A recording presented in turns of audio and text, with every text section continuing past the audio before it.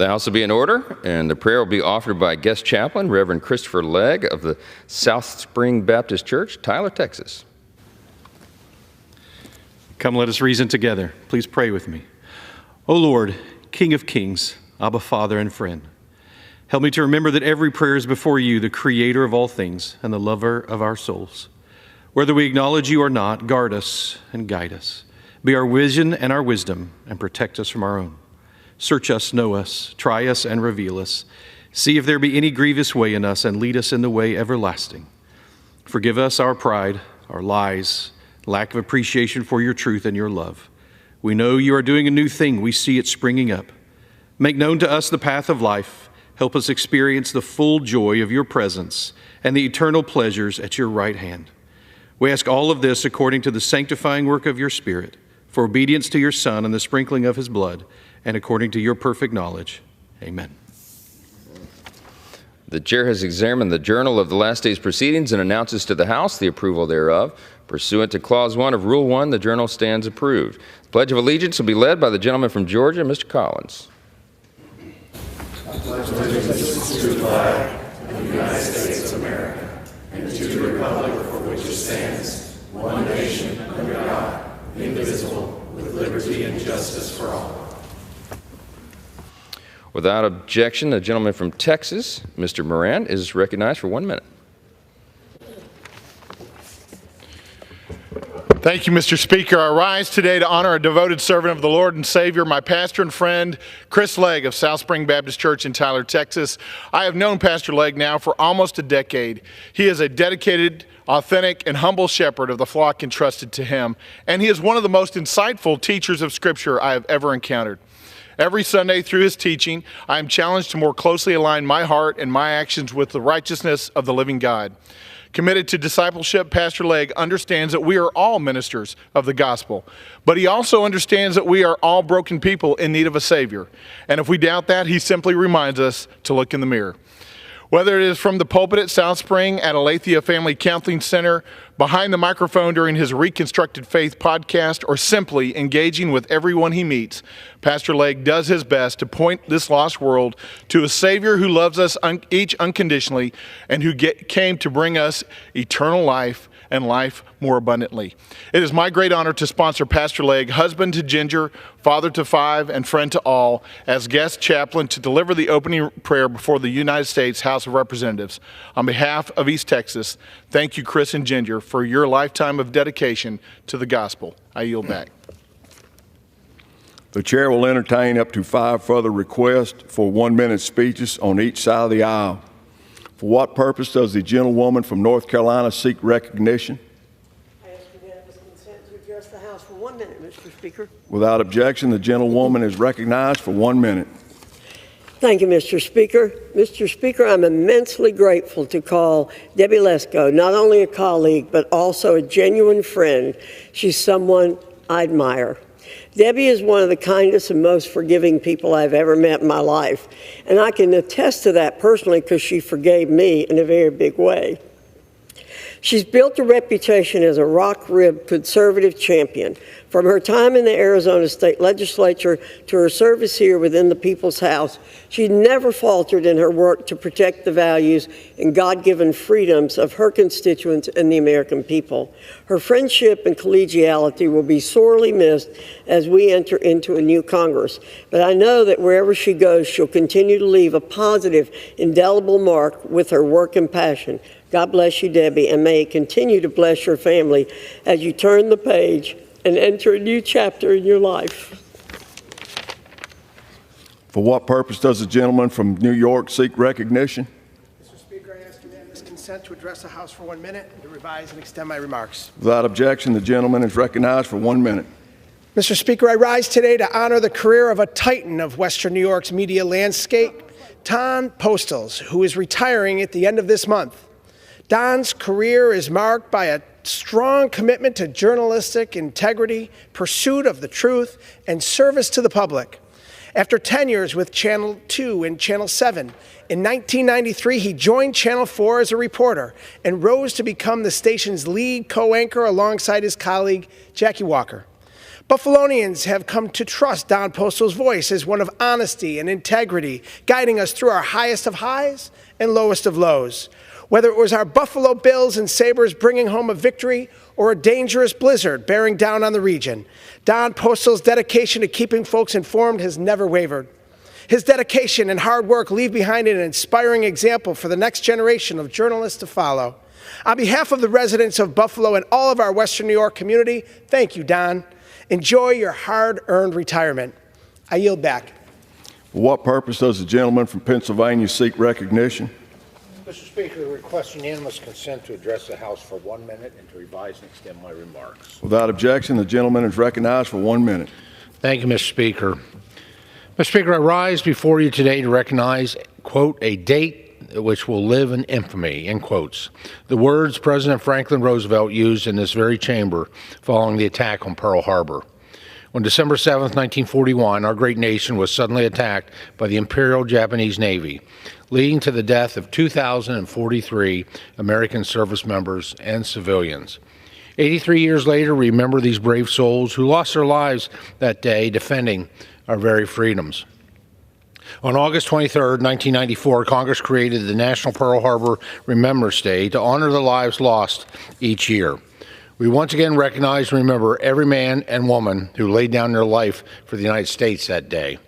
We are forever indebted to their sacrifices. In the time of war, our great nation was able to preserve. Let this day be a reminder to us that our freedom should never be taken for granted. God bless those who lost their lives that day, and God bless America. Thank you, Mr. Speaker, and I yield back the balance of my time. For what purpose does the gentlewoman from Pennsylvania seek recognition? Mr. Speaker, I ask unanimous consent to address the House for 1 minute and to revise and extend my remarks. Without objection, the gentlewoman is recognized for 1 minute. Thank you, Mr. Speaker. Mr. Speaker, government is at its best when it helps those in need. That's the story of Collegeville resident Joe Idle. Joe was born with a rare heart condition that meant only half of his heart worked properly. For years, he endured surgery after surgery. And still at 37, Joe suffered heart and liver failure. A transplant was his only hope. The family's nationwide search began, and in 2020 at Vanderbilt University Hospital, Joe became the first person with Down syndrome to receive a combined heart-liver transplant. What made this possible? Medicare. Medicare saves lives. It saved Joe, and without it, thousands of Americans would not have the chance at the life they deserve. Through it all, Joe's courageous and contagious spirit never wavered. His story is not the story of sorrow, but of joy and enduring strength, and of the power of community. From his parents, Craig and Peg, to doctors, nurses, family, friends, and coworkers, Joe had love and support. May the Idle story be the story for many others in acute need. Now Joe is competing again with joy in the Special Olympics, a remarkable feat for a remarkable young man. I yield back. For what purpose does the gentleman from Georgia seek recognition? Mr. Speaker, I ask unanimous consent to address the House for 1 minute. Without objection, the gentleman is recognized for 1 minute. Thank you, Mr. Speaker.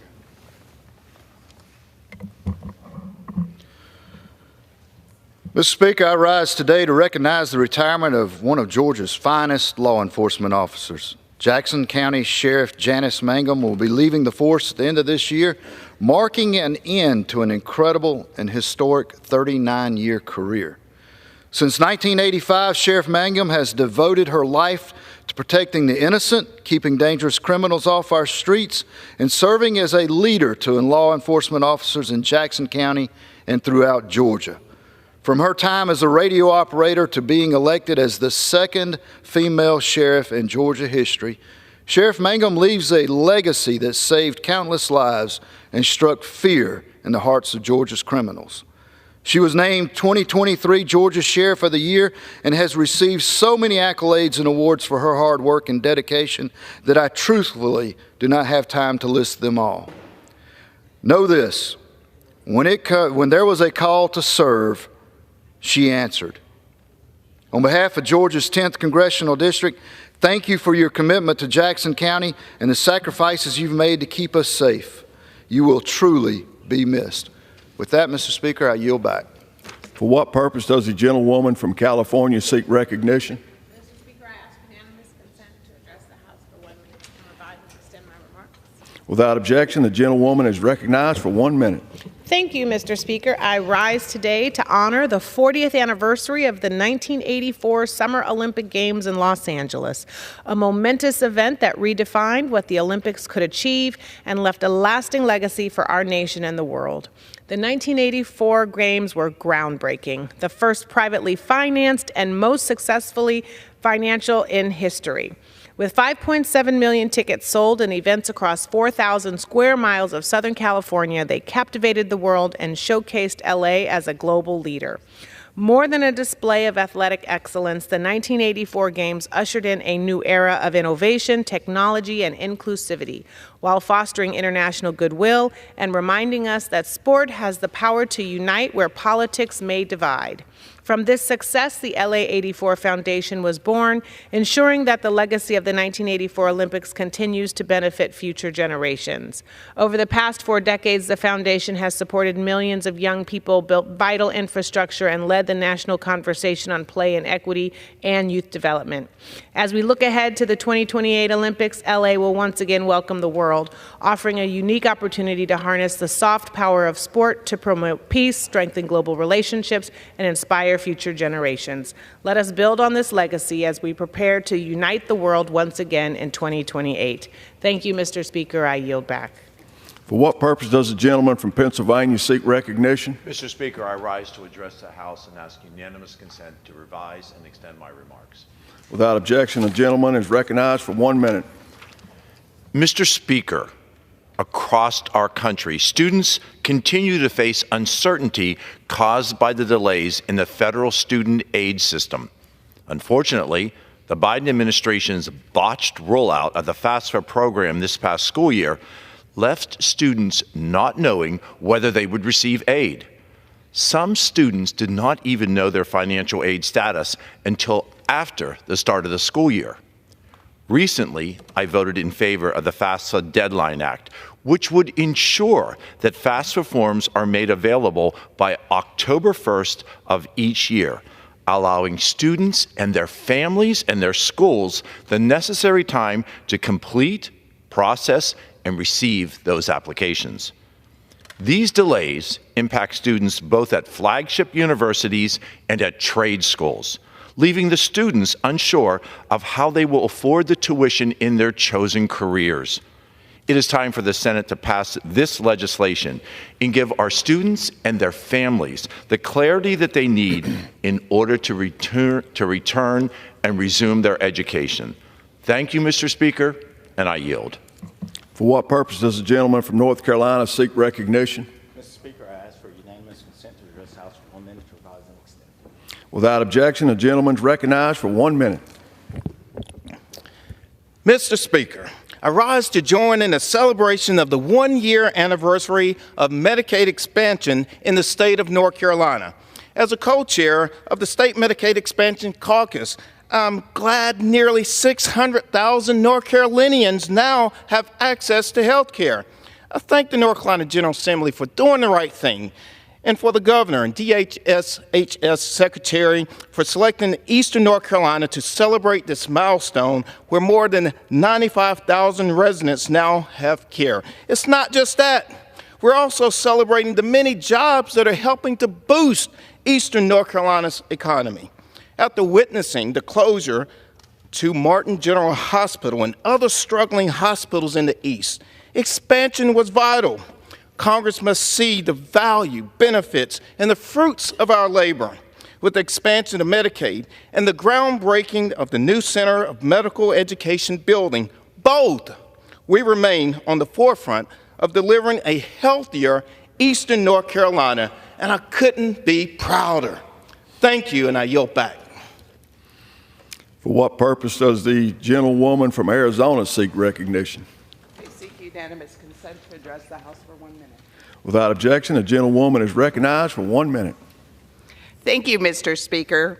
I rise today to recognize a community leader whose service and dedication to myself and the state of Arizona are unmatched. Lisa Gray, my friend. When I got elected in Congress in 2018, Lisa was my first district director, and assisted me in opening the office and did a great job. Through her time in my office, Lisa was committed to providing the best service to our constituents and playing an active role in our community. Still to this day, Lisa is an active member of our community and currently serves as the general manager of the Sun City Homeowners Association. Lisa is a leader, an advocate who fights for what she believes in. When I look back on my time in elected office, Lisa was such an important part of this journey, and I thank her for her service and commitment to our community and our country. Thank you, Lisa. I appreciate you. Mr. Speaker, I yield back. For what purpose does the gentlewoman from Illinois seek recognition? Mr. Speaker, I ask unanimous consent to address the House for 1 minute and to revise and extend my remarks. Without objection, the gentlewoman is recognized for 1 minute. Thank you. I rise today to congratulate the East St. Louis Flyers football team for winning the 2024 Illinois State Championship.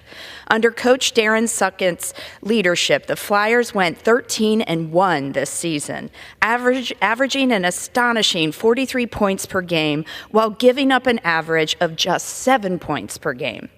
On November 28th, the team finished their season with a 48-28 victory over Geneva, marking East St. Louis' 11th state championship and Coach Sunkett's 5th state title with the Flyers.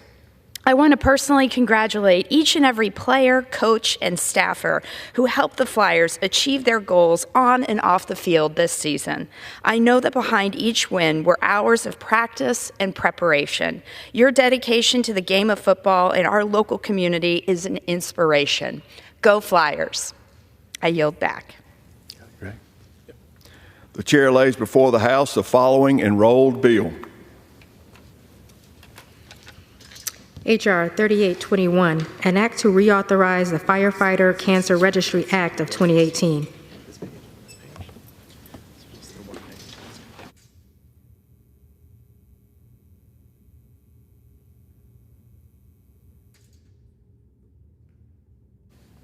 For what purpose does the gentleman from North Carolina seek recognition?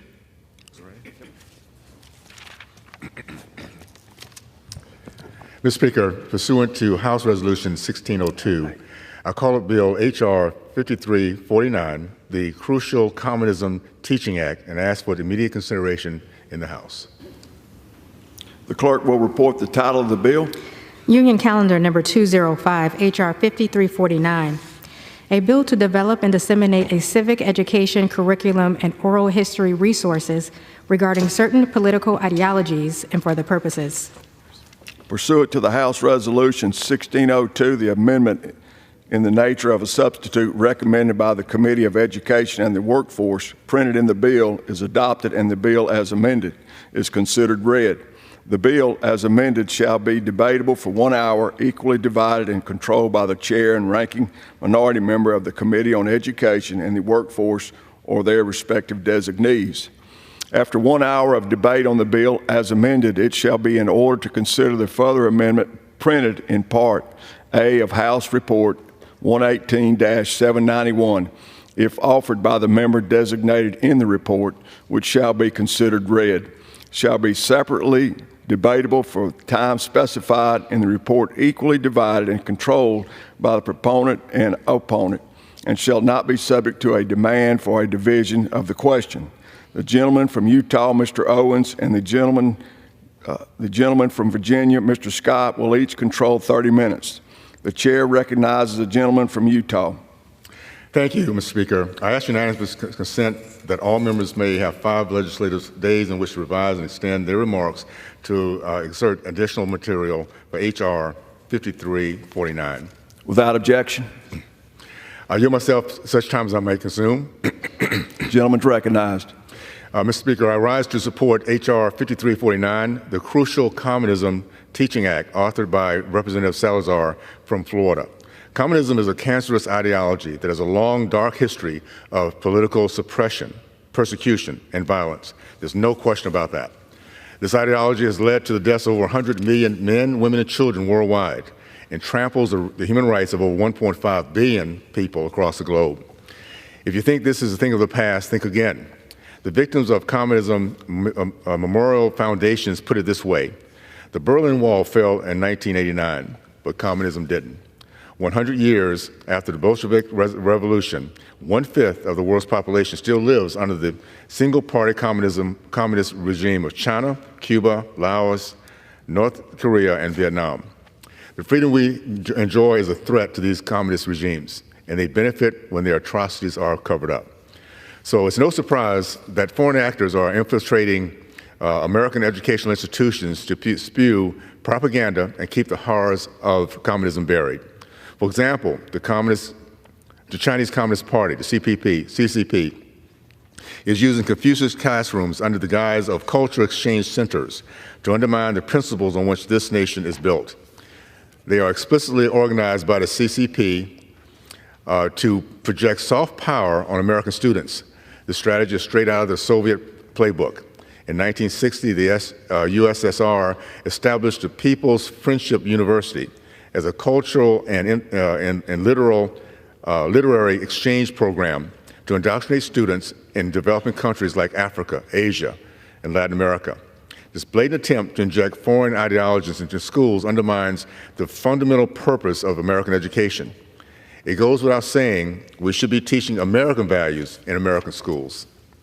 Make no mistake, every dollar that flows into American classrooms from the CCP comes with strings attached. And the most important string is the requirement that instructors censor themselves to appease Beijing. This censorship stifles academic freedom, which is a cornerstone of the American educational system.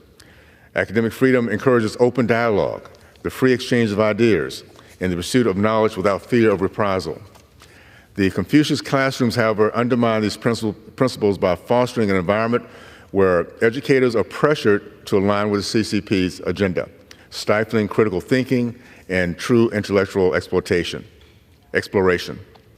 Yet over 500 K-12 schools across the United States have allowed the CCP to establish itself in their halls under the guise of Confucius classrooms, which has been especially concentrated close to U.S. military bases. To make matters worse, currently 28% of Gen Z hold a favorable opinion of the term communism. 18% of Gen Z think communism is a fairer system than capitalism and deserves consideration in America. These disturbing statistics make it clear that we are in a war of ideas. President Reagan's quote is even more present. Freedom is never more than a generation away from extinction. We celebrate accountability, free markets, human rights, and good governance, while communists seeks to subvert these ideas. We must protect and nurture our own democratic values for them to continue to thrive. This is a serious problem that must be confronted, and the crucial Communist Teaching Act is the answer.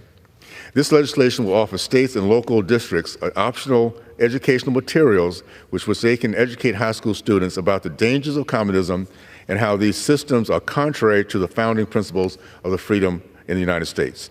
This is all about preserving those founding principles, safeguarding the freedoms that have always defended or been defined in this great republic throughout its history, and educating the nation's future leaders about the true nature of this caustic ideology that is communism. With that, I urge a yes vote for the crucial Communism Teaching Act and reserve the remainder of my time. Gentleman reserves. Gentleman for Virginia is recognized. Thank you, Mr. Speaker. Mr. Speaker, I yield myself such time as they may consume. Gentleman's recognized. Thank you. Mr. Speaker, I rise on H.R. 5349, the so-called crucial Communist Teaching Act, Communism Teaching Act. Let me start by acknowledging that there is value in educating our students about the dangers of totalitarianism and the atrocities committed under communist regimes. But the truth is we're debating a bill that skirts around key historical lessons and only risks further politicizing education. Rather than bringing forward substantive legislation to address challenges that our children face in the classroom, Republicans want us to focus on this narrowly tailored bill that leaves out important issues that we should be discussing about communism. We should be taking action to address the actual challenges that our children are facing, like increasing legislation to increase achievement, academic achievement, increase investments in early childhood education, closing achievement gaps in our schools, tackle the mental health crisis among our youth, increasing graduation rates, making college more affordable. These are the challenges that people are actually facing. But this bill, in fact, the entire session has been silent on those issues. Furthermore, the bill fails to provide a complete and comprehensive approach to teaching students about the full history of communism. If we truly want to educate students about the dangers of extremism, we should be teaching them about all forms, not just communism, but how about fascism and other ideologies which have sought to strip people of their rights and freedoms. And even with communism, the bill neglects to mention the long history of using the label communism to inflame, scare, and pit Americans against each other. The bill remains silent when it comes to specifics, such as the discussion about the history of the House Un-American Activities Committee. Many fear that this approach will not only oversimplify this complex issue, but also distort our students' understanding of history. What is more troubling is that while we're debating this bill, Republicans are ignoring the actual efforts to invest in education and ensure that all children have the opportunity to succeed. We should be passing legislation that prioritizes their future, not creating distractions on divisive partisan messaging.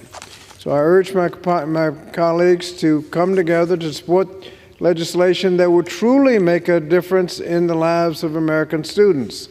This legislation only directs an organization to create a limited curriculum on communism that public schools can adopt or not at the discretion of the local school system.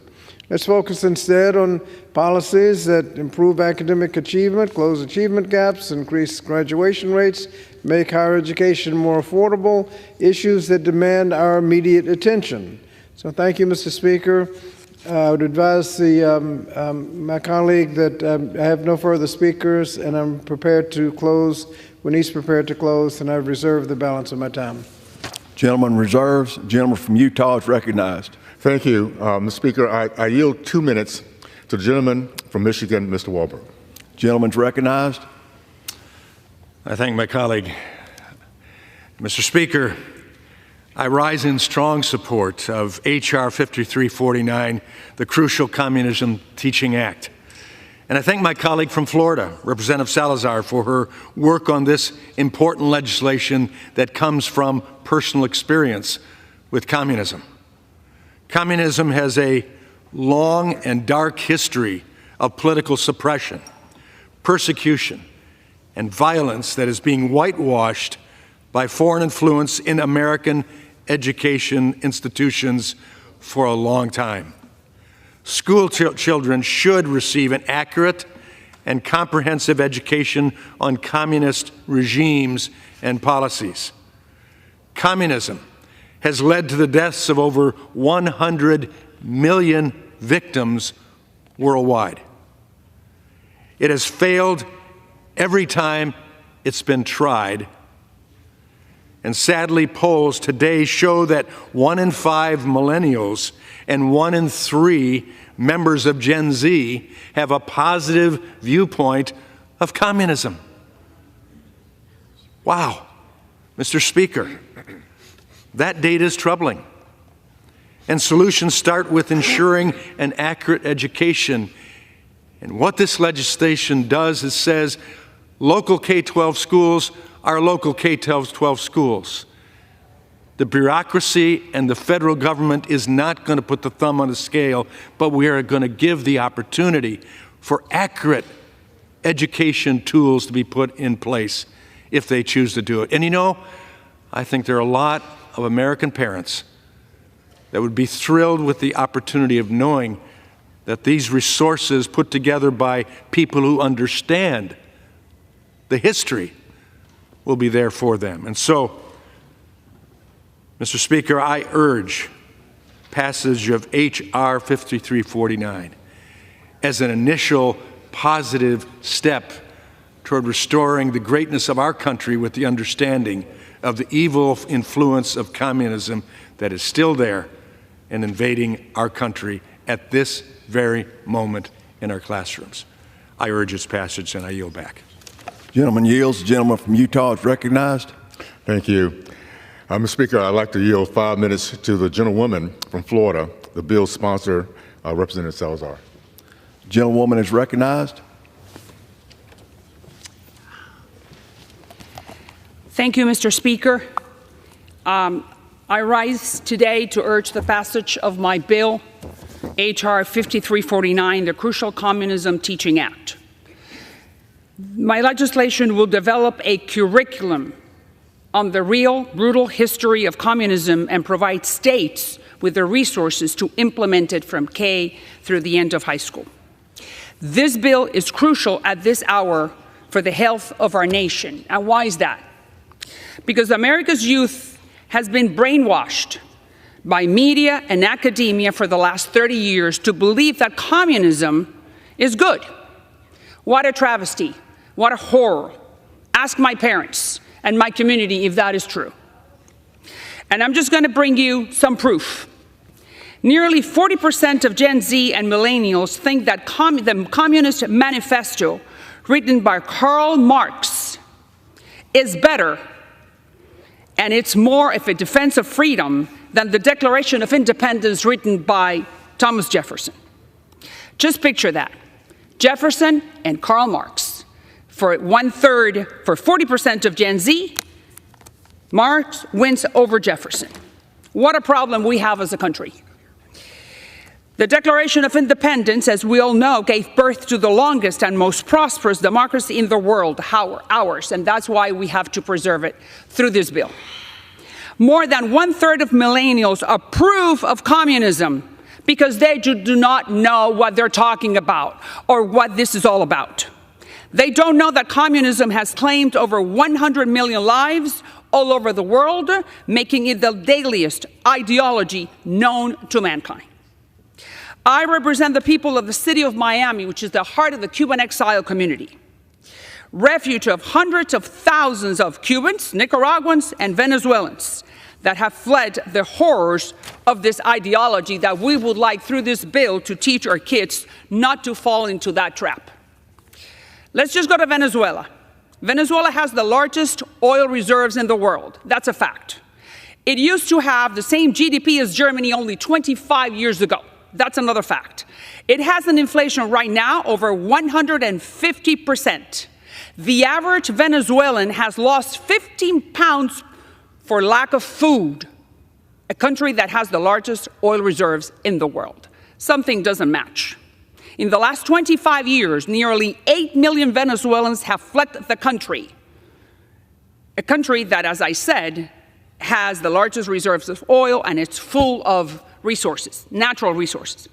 Now let's go to Nicaragua. It was the breadbasket of Central America 25 years ago. Under communist Daniel Ortega, 28,000 properties have been expropriated, and Nicaraguans now are poorer than they were in the 70s. A couple of years ago, the last presidential contenders, 7 of them were put in jail because elections for communists is a problem. Therefore, you have to stifle them, and you put your political opponents in jail. That's the easiest part because there is no accountability. Now let's go to Cuba, where my parents come from. My parents fled in the 60s. 70% of Cubans today eat only once a day. The average Cuban makes $1 a day as income. In 1960, Cuba had a per capita income close to Italy or Argentina. Hunger, being hungry, is a very powerful motivator. Thousands and thousands of Cubans, I've known some of them, throw themselves into the ocean in the Florida Straits to get to Miami, facing the sharks, facing drowning, just to escape that communist inferno, and they expose their children to that. Just picture what that means. What do you got to be living in wherever you are in Cuba in order to throw yourself into the ocean and face the sharks in the dark? Today, the average Cuban has 1 hour of electricity. They have no food, no water, no medicine, no clothes, and they are desperate to come to the United States. An island that is 90 miles away from the United States, the most powerful economy in the world, and an island that could be Taiwan, Singapore, or Taiwan, or Hong Kong, but because of communism. In China, now let's leave this hemisphere, let's go to China. In China, up to 55 million people starved to death under Mao Zedong in the Great Leap Forward. Mao is one of the most evil communist leaders we all know, but you know that nearly half of our American kids do not even know who Mao Zedong is. In Cambodia, the Khmer Rouge murdered 1 million people. Expired. In the USSR, 10 million people were sent to freeze to death. I'd like to leave 1 minute. Thank you. Gentleman yields. Reserve. Communists are in the business of power. It only takes one generation to believe their false promises, and we lose everything. So, we cannot misinform our children. Knowledge is powerful. Churchill said, study history, study history. The further backward you can look, the further forward you're likely to see. Communism only leads to destruction and misery. I urge support from my colleagues on both sides of the aisle. This bill has nothing to do with politics, Democrats. It has nothing to do with political parties. It has to do to preserve the institution and what we have created as a nation. So let's teach our children about the truth. Let's do not fall into the trap, and let's start from kindergarten teaching them, and then they will be able to make a knowledgeable decision when they go to the polling booths. So I urge support from my colleagues on both sides of the aisle. Let's pass H.R. 5349, and I yield back the balance of my time, which I don't think I have any. Thank you. Yield back. Gentlewoman yields. Gentleman from Utah reserves. What was it? Prepared to close. I'm prepared to close. Gentleman reserves. Gentleman from Virginia is recognized. Thank you, Mr. Speaker. I yield myself the balance of the time. Gentleman's recognized. Mr. Speaker, let's be clear. If this wasn't about politics, it would have also included fascism as well as communism. But while the majority pushes forward this bill that narrowly focuses on teaching some aspects of communism, we're ignoring the broader issues that affect students every day. We should be working together to improve academic achievement, close learning gaps, improve graduation rates, make college more affordable, and other important education issues. So instead of pursuing this distraction, let's focus on the real challenges that students face in the classroom today. Let's pass substantive legislation that supports our educators with the resources to provide a safe learning environment and empowers our students to succeed and prepares them for the future. So I urge my colleagues to prioritize the actual needs of the students, and I yield back the balance of my time. Gentleman yields. Gentleman from Utah is recognized. Thank you, Mr. Speaker. I yield myself to balance my time. Gentleman's recognized. First of all, I want to thank my colleague from Florida. We can do a lot of good things in our country, including closing the border, taking care of inflation. If we do not teach our young people the danger of communism, we'll rot from within. So I want to thank you so much for that, for sure. Communism's long, dark history of political suppression, persecution, and violence is an established fact.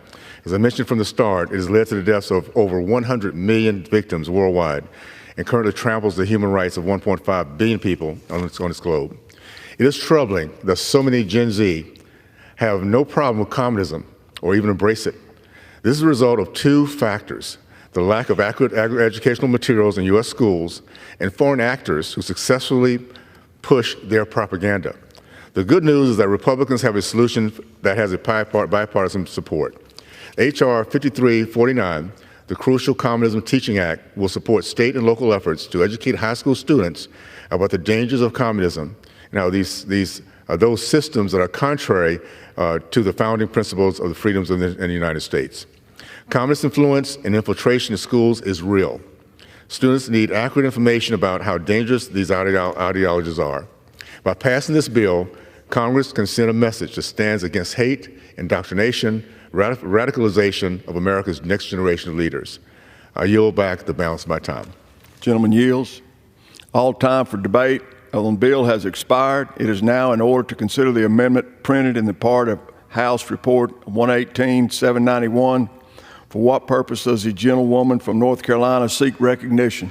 Mr. Speaker, I have an amendment at the desk. Does the gentlewoman rise as the designee of the gentleman from New Jersey?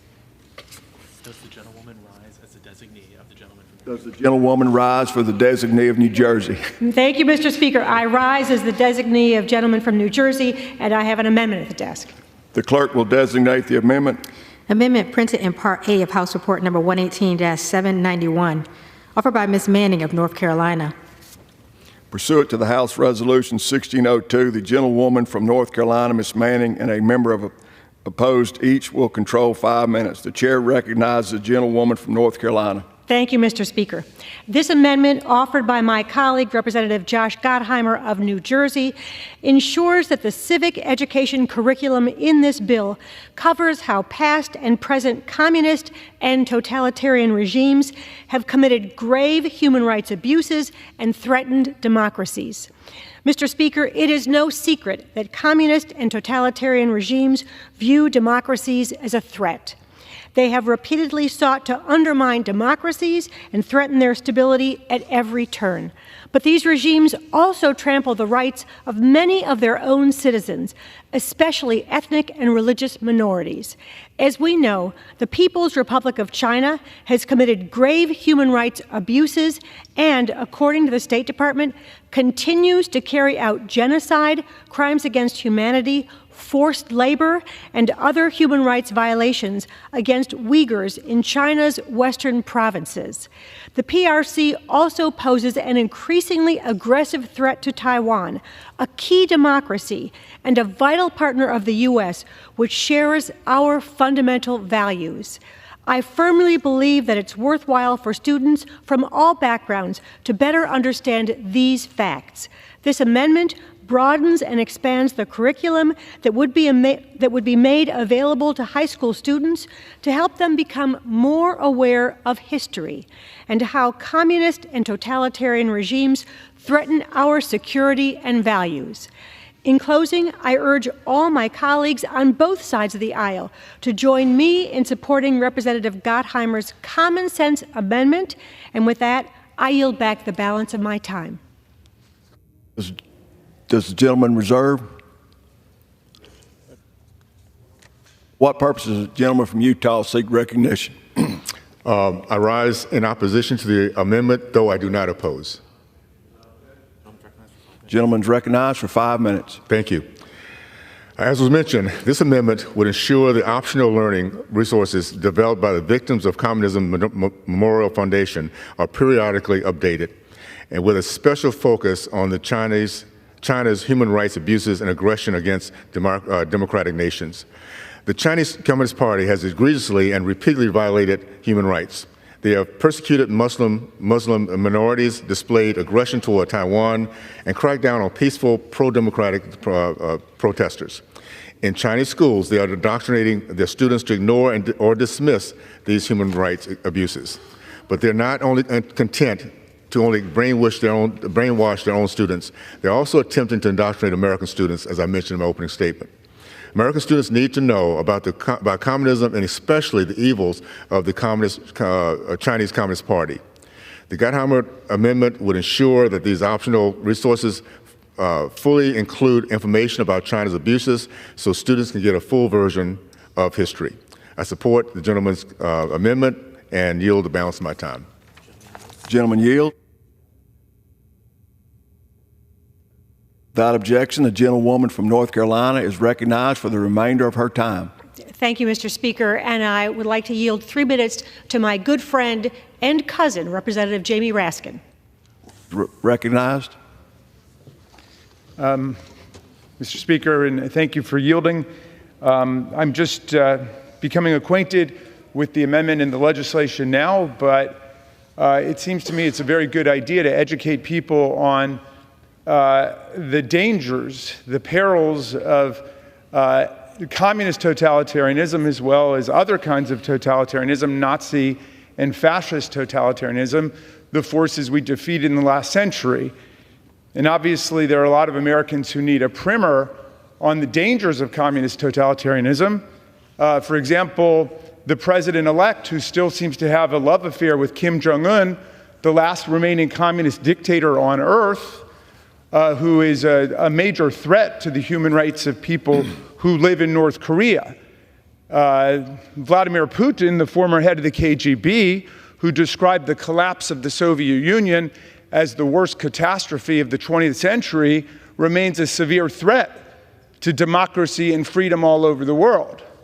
So, along with the distinguished chairman of the committee, I'm sorry that there's not an explicit recognition of Nazism and fascism here, but there's no problem with educating people about the dangers of communist totalitarianism, because there's so many people, including the president-elect, who seem not to remember the dangers of communist totalitarianism and what people like Vladimir Putin did under Soviet communism and the threat that continues to be posed. So I think the amendment makes good sense to identify the Chinese government's violent mistreatment of the Uyghurs, of people in Tibet, and continuing human rights violations that are taking place, which means we shouldn't be making alliances with communist and totalitarian oligarchs all over the world. We should be criticizing them and challenging them for the violation of human rights of people who live under their empire. America should not be aligned with the oligarchs and the fascists and the Stalinist communists all over the world. We should be aligned with the democratic movements, people who are struggling for freedom and human rights. So, I'm sorry that this was written in such a partial way, but it at least gets at part of the problem, and I hope it will be a real education to the incoming administration as well as to young people about the dangers of people like Vladimir Putin and Kim Jong-un, communists who have undermined human rights and freedom in our time. And with that, I'm happy to yield back to the very distinguished gentlelady from North Carolina. Gentleman yields. Members are reminded to refrain from engaging in personalities toward the president-elect. Gentlewoman from North Carolina is recognized. I yield back. Gentlewoman yields back. Pursuant to the rule, the previous question is ordered on the bill and on the amendment by the gentlewoman from North Carolina. The question is on the amendment by the gentlewoman from North Carolina. Those in favor say aye. Those opposed say no. The ayes have it. The amendment is agreed to.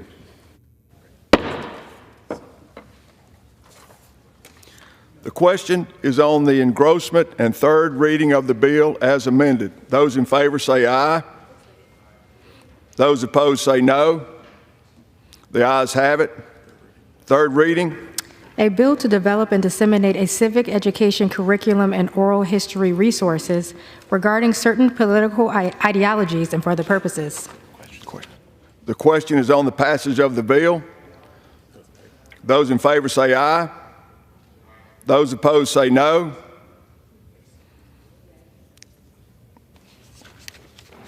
The bill is passed. Reconsider. The ayes have it.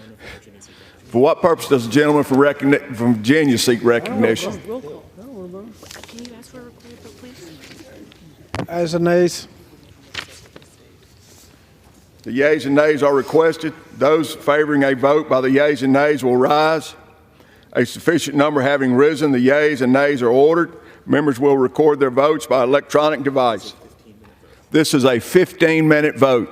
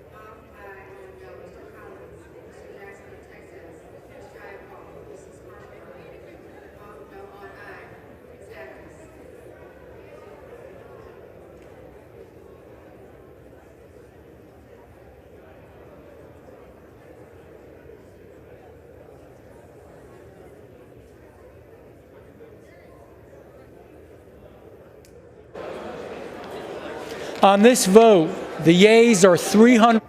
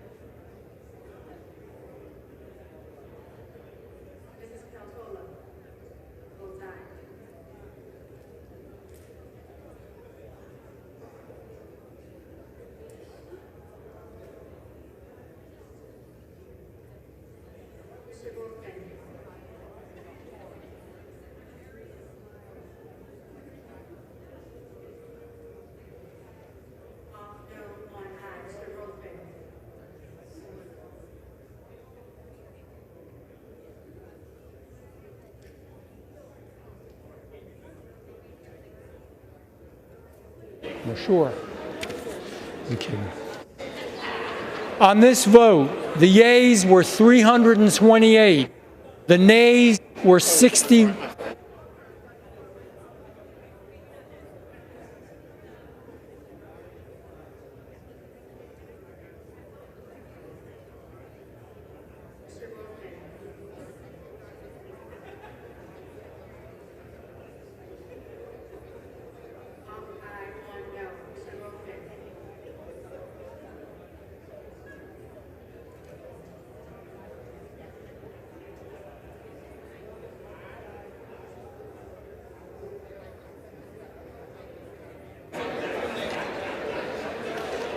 On this vote, the yeas are 327. The nays are 62. The bill is passed. Without objection, a motion to reconsider is laid on the table. For what purpose does the gentlewoman from Indiana seek recognition? Mr. Speaker, I ask unanimous consent that when the House adjourns today, it adjourn to meet on Monday, December 9th, 2024, when it shall convene at noon for morning hour debate and 2 p.m. for legislative business. Without objection.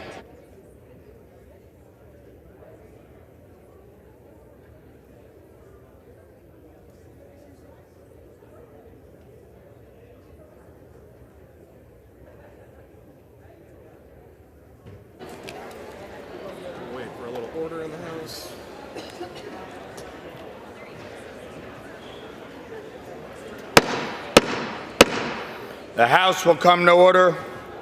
The Chair will now entertain requests for 1-minute speeches.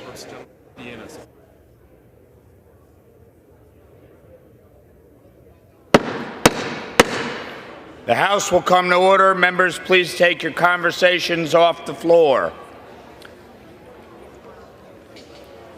For what purpose does the gentleman from Indiana seek recognition? Mr. Speaker, I request permission to address the House for 1 minute and revise and correct my comments. Without objection, the gentleman is recognized for 1 minute. Mr. Speaker. The House will come to order. Please take your conversations off the floor. The gentleman is recognized. Mr. Speaker, I rise to honor John W. Hall. John Hall is a 99-year-old and a U.S. Army veteran who was fought in both World War II and the Korean War. Hall became a prisoner of war in December of 1944 following the Battle of the Bulge. John Hall and his fellow POWs faced extremely harsh conditions in the disease-ridden POW camps with little or no food each day. He and his fellow POWs were liberated in April 2, 1945. John Hall earned a Bronze Star for his service in Korea, where he was wounded in combat. To this day, Hall exemplifies humility and insists that he is not a hero. But he is precisely that, Our country owes him our utmost gratitude for his courage and selfless sacrifice to defend our country and our precious freedom. We thank him for his service. I yield back. The gentleman yields back. For what purpose does the gentlewoman from North Carolina seek recognition? Speaker, I seek unanimous consent to address the House for 1 minute and to revise and extend my remarks. Without objection, the gentlewoman is recognized for 1 minute. Mr. Speaker, I rise today to honor the memory of my dear friend and a true pillar of the Greensboro community, Yvonne Johnson. Few individuals have so completely embodied the spirit of their city as Yvonne did for Greensboro. A proud native, she graduated from Dudley High School and received degrees from both Bennett College and North Carolina A&T State University. It was during her college years that she became deeply involved in the civil rights movement, marching with Dr. Martin Luther King Jr. and participating in the historic Woolworth's sit-ins. Her relentless dedication to justice paved the way for nearly 30 years of service on the Greensboro City Council, where she made history as the first black person elected to serve. Later, she shattered another barrier as the city's first black mayor. Yvonne was a trailblazer, a role model, and a real leader. I will miss her, but feel privileged to have known and worked with her. Surely her memory will be a blessing for all who knew her, for she made Greensboro a better place for all of us. I yield back. Gentlelady yields. For what purpose does the gentleman from Ohio seek recognition? Mr. Speaker, I rise today to honor Tommy Pappas. Gentlemen will suspend. Seek unanimous consent to address the House for 1 minute and to revise and extend his remarks. That's right, Mr. Speaker. The gentleman is recognized. Mr. Speaker, I rise today to honor Tommy Pappas, or as he's lovingly known to the people of Columbus as Tommy, of Tommy's Diner in Franklinton. Tommy made a simple meal really feel just like a celebration. And since 1989, his warm hospitality, larger-than-life presence, as you can see from this picture, made Tommy's Diner a neighborhood institution. Today, we honor Tommy's hard work and service to the city of Columbus and all of Central Ohio. Our thoughts are with his wife, Kathy, his sons, Michael and Louie, and the entire Pappas family. With that, Mr. Speaker, I yield back. Gentleman yields. For what purpose does the gentlewoman from the Virgin Islands seek recognition?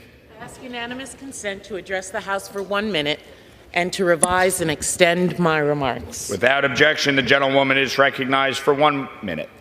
Thank you, Mr. Speaker.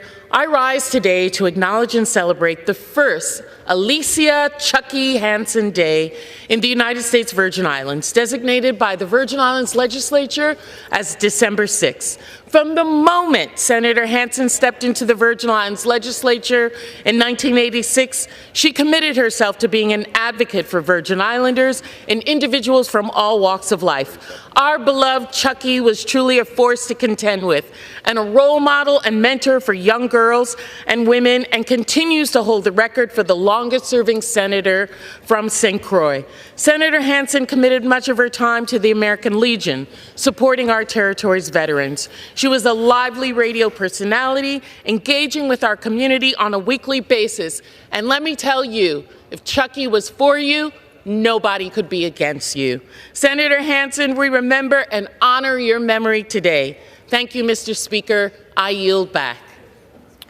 Generally yields back. For what purpose does the gentleman from Alabama seek recognition?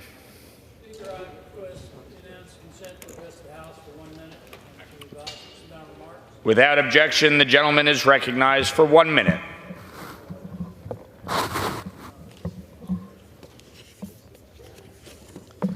Thank you, Mr. Speaker. Tomorrow, December 7th, marks the 83rd anniversary of the attack on Pearl Harbor. Dozens of Alabamians were killed on this tragic day, including 32 on the USS Arizona and Julius Ellsbury, who was believed to be the first black Alabamian to die in World War II. I rise today to honor the memory of all these brave Alabamians and Americans, but I would like to specifically focus on Chief Carpenter John Arnold Austin from Warrior, Alabama. On the morning of December 7th, John was aboard the USS Oklahoma, which was the first ship to be attacked by the Japanese on Battleship Row. John and many of his shipmates found themselves trapped, but he found an escape route and is credited with saving 15 sailors that day. Unfortunately, he perished in the process. Chief Carpenter Austin was awarded the Navy Cross posthumously. His citation reads, "He gallantly gave his life in service of his country." The USS Austin, a destroyer escort, was later named in his honor. As we honor those lost, let us remember and reflect on their sacrifices and the high cost required to preserve freedom. I yield back. The gentleman yields. For what purpose does the gentlelady from Texas seek recognition? Mr. Speaker, I ask unanimous consent to address the House for 1 minute and revise and extend my remarks. Without objection, the gentlelady is recognized for 1 minute. Mr. Speaker, today marks 159 years since the ratification of the 13th Amendment on December 6, 1865, which abolished slavery and freed nearly 4 million enslaved persons, including some of my ancestors. When you look at these formerly enslaved, you see the hopes and dreams that were so written and promised in our United States Constitution. However, the path to freedom has been unevenly realized across this nation, and true freedom remains a work in progress. In fact, it still exists as the legacy of slavery and injustice endures because the 13th Amendment was incomplete. It allows for slavery to exist if a person is convicted of a crime, and this disproportionately affects Black Americans. In 2023, Black Americans were incarcerated at rates 5 times higher than white Americans. And as of 2022, white households held 6 times the wealth of Black households. If we are truly to live up to our creed as stated of life, liberty, and the pursuit of happiness, we must end these disparities as soon as possible. As we honor the progress achieved, let us recommit to building a future of justice and equality for all. Thank you. I yield back. Gentlelady's time has expired. For what purpose does the gentleman from Missouri seek recognition? Mr. Speaker, I seek unanimous consent to address the House for 1 minute and to revise and extend my remarks. Without objection, the gentleman is recognized for 1 minute. Mr. Speaker, Mr. Speaker, I rise today to honor Bill Barnett, a remarkable public servant as he celebrates his 80th birthday. For over 2 decades as a Christian County Western District Commissioner, Bill's leadership has transformed our community, paving roads, building bridges, and modernizing services that have improved countless lives. Beyond infrastructure, Bill's faith has guided his life.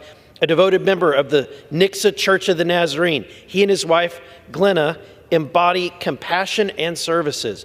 Bill also supports boards and causes, from senior centers to environmental initiatives, while running a small business and cherishing his role as a family man. Bill's faith, integrity, and dedication inspire us all. Happy 80th birthday, Bill. Your legacy is a blessing to us all. Gentleman yields. For what purpose does the gentlelady from Ohio seek recognition? Mr. Speaker, I ask unanimous consent to address the House for 1 minute and to revise and extend my remarks. Without objection, the gentlelady is recognized for 1 minute. Mr. Speaker, at this holiday season and other auspicious occasions, I rise to celebrate a cherished, inspiring tradition that bridges history, culture, and community, the enduring role of the town crier. In Northwest Ohio, Sylvania's town crier, Michael Lieber, embodies this vibrant legacy with distinction and flair. For nearly 3 decades, Mr. Lieber has been a living emblem of civic pride, dressed in 19th century regalia, ringing his handbell and calling out proclamations with unmatched zeal. His booming voice proclaiming, "Oh yay, oh yay, oh yay," has carried the spirit of Sylvania not just across Ohio, but across the globe, from Melbourne, Australia, to the airwaves of Good Morning America. Town criers, once vital in relaying news to illiterate publics, now serve as keepers of history and creators of joy. They infuse modern events with old world charm. Mr. Lieber's dedication highlights the best of American ingenuity and community service, connecting us to our past while celebrating the present. Let us commend Town Crier Lieber and his fellow criers for preserving this unique, joyful tradition and inspiring us to honor our shared history. Their contributions remind us all that civic pride is a timeless virtue. Thank you, Mr. Speaker, and Mr. Lieber, I yield back. Gentlelady's time has expired. For what purpose does the gentleman from California seek recognition?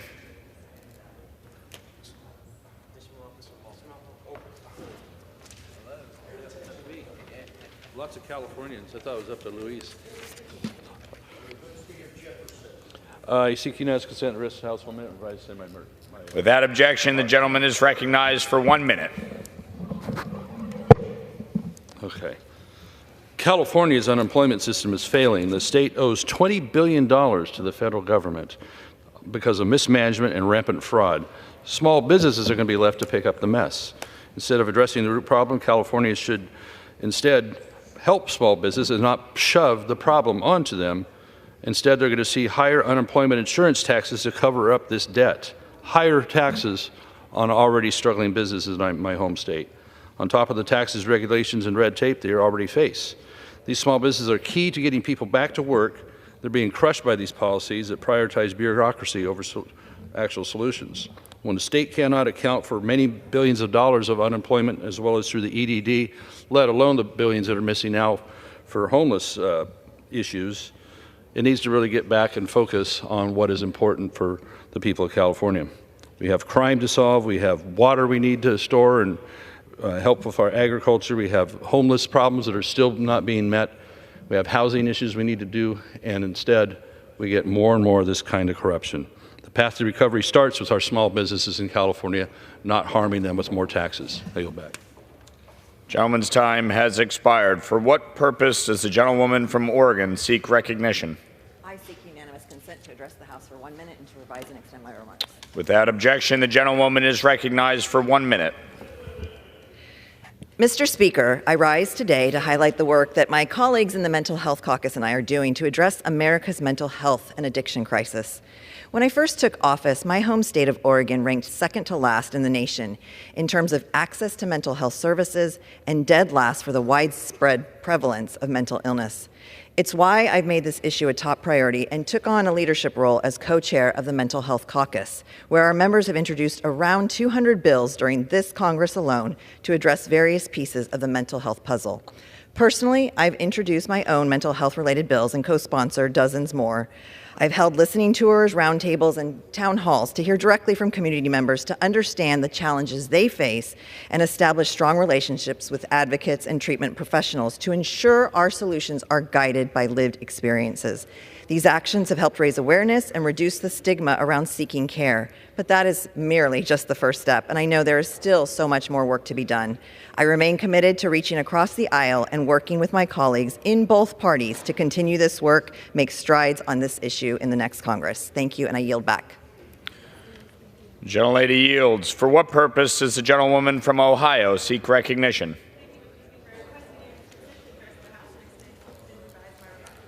Without objection, the gentlewoman is recognized for 1 minute. Thank you, Mr. Speaker. Today I rise to recognize Kendra Santiago as Ohio's 13th Congressional District Champion of the Week. Last month, while on the job, pizza delivery driver Kendra Santiago saved a man's life in Fairlawn, Ohio. While she was taking his order over the phone, Kendra became concerned about his speech patterns. And as a former nurse's aide who was also pursuing a career as an EMT, Kendra volunteered to make the delivery. When she arrived at the man's house in Fairlawn, his wife told Kendra that he was no longer breathing. Kendra sprung into action and helped stabilize the man until paramedics arrived. Kendra visited the man several times in the hospital during his recovery, extending her care and concern to her neighbor. She says she hopes that this will inspire others in our community to learn how to identify the common signs of a stroke, seizures, and other potential health risks. Ohio's 13th Congressional District is home to many champions just like Kendra, who work hard every day and don't hesitate to lend a helping hand to a neighbor in need. Kendra's selfless act is a shining example of why our district is known as the birthplace of champions. Thank you again, Kendra, and I wish you all of the best of luck in your future endeavors, especially your endeavors becoming an EMT, and I hope that you continue to inspire your community, our community, just as you have inspired me and the entire country. Thank you, Mr. Speaker, and I yield back. Gentlewoman yields. For what purpose does the gentlewoman from Ohio seek recognition?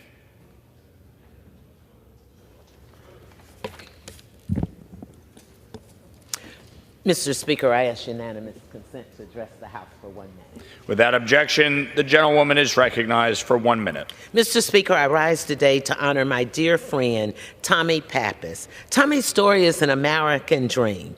Born in a small village in Greece, he taught himself to cook as a child. And for the last 35 years in Columbus, he owned and opened Tommy's Diner. Tommy's wasn't just a restaurant. It was a community hub. From neighbors, governors, mayors, to construction workers and judges, everyone was welcome. If your photo made it to Tommy's wall, you had made it. But Tommy didn't just celebrate the famous. He remembered every customer's name and treated everyone the same. Tommy's was one of my favorite places for breakfast. I held interviews there, and I even held my presidential inauguration ticket lottery there. Tommy's Diners was featured on the Food Network shows Diners, Dive-Ins, and Drive-Ins. His legacy will live on, Mr. Speaker. Rest in peace, Tommy, and I was lucky to call you my friend. Thank you, and I yield back. The gentlelady yields. For what purpose does the gentleman from California seek recognition? Mr. Speaker, to address the body for 1 minute without objection. Without objection, the gentleman is recognized for 1 minute. Mr. Speaker, today I rise to recognize the remarkable career of my very good friend, Anaheim City Council member Steve Fossel. Steve has spent his entire life giving back to the city of Anaheim. He was first elected to the City Council in 2016 and now serves as a member of the Board of Directors of the Metropolitan Water District of Southern California. Steve also is a strong advocate of history, and he is a founding member of the Museo in Anaheim and the Cultural Center in Anaheim. And as board secretary, he's been able to teach history to young people in Anaheim, tourists, and anybody else who wants to listen to the great story and history of the city of Anaheim. And today, as Steve leaves the Anaheim City Council, Steve, I want to recognize you for your hard work and dedication to our community. Thank you for giving back. I know you're not done, and I know we're going to hang out at more events in the years to come. Thank you very much, and Mr. Speaker, I yield. The gentleman yields. For what purpose does the gentlewoman from Michigan seek recognition? To revise and extend my remarks. Without objection, the gentlewoman is recognized for 1 minute. Thank you, Mr. Speaker. I rise today to recognize the Millington High School varsity football team for winning the Division 7 state championships last weekend. The Millington Cardinals took home their first ever state championship in football. 24-0 shutout, and capping off their undefeated season as champions. And I might add, they were the only undefeated team in the state this year. Congratulations. So congratulations to Coach Germain and the talented group of young men for their incredible accomplishment on the field. You have made Michigan's 9th district proud, and I hope you cherish this memory for the rest of your lives. Congratulations again to the Millington High School student body, and go Cardinals. And thank you, Mr. Speaker. I yield back. The gentlewoman yields. For what purpose does the gentlewoman from Oregon seek recognition?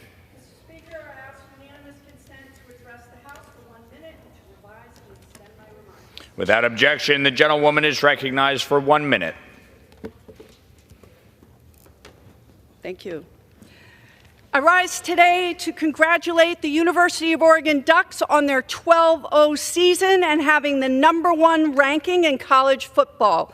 And congratulations to Dan Lanning, who's led this football team to the only undefeated record in college football. I also want to shout out quarterback Dylan Gabriel, who's thrown over 3,200 yards and is the Big Ten's Offensive Player of the Year. The offensive and defensive lines that continue to win games in the trenches. Brian Betcher, who leads our team in tackles. Tez Johnson, who leads our team in receptions. Jordan James, who's rushed over 1,000 yards this season. We Oregonians are proud of our Ducks, and we want to wish our team luck against Penn State tomorrow. We'll be cheering you on to a title, and go Ducks. I yield. The gentlewoman yields. For what purpose does the gentlewoman from Massachusetts seek recognition? Mr. Speaker, I ask unanimous consent to address the House and for 1 minute and to revise and extend my remarks. Without objection, the gentlewoman is recognized for 1 minute. Mr. Speaker, I rise today to honor an activist, an advocate, a legislator, a trailblazer, and now an ancestor, the Honorable State Representative Gloria Fox. Rep. Fox retired as the longest-serving woman in the Massachusetts State House. But even before making electoral history, she had already cemented her reputation as one of the fiercest advocates in the city of Boston. And that activism was born from an uncompromising love of community, the pursuit of justice, and her constant presence in her district, from community meetings to ribbon cuttings to Sunday brunch after services. Whenever she was greeted with a "good to see you, Rep," she would exclaim, "good to be seen." She was a truth teller, justice seeker, inspiring orator, and although no one wanted to follow her on the microphone in a speaking program, we would follow her anywhere. As I reflect on the incredible legacy of Representative Gloria Fox, I keep returning to her ability to make every constituent feel seen. Actually, anyone who ever met her feels seen because her impact far exceeded the geographical bounds of her district. But she had ability to make everyone feel seen and to see greatness in everyone. From our foster youth, to our elders, to people living with HIV and AIDS, to those that are incarcerated, she made everyone feel seen and centered in her policies and in the budgetary investments that she fought for. Rest in power. Thank you, Gloria Fox, for making us all feel seen. I know I will most certainly miss seeing you. Gentlelady's time has expired. For what purpose does the gentleman from California seek recognition?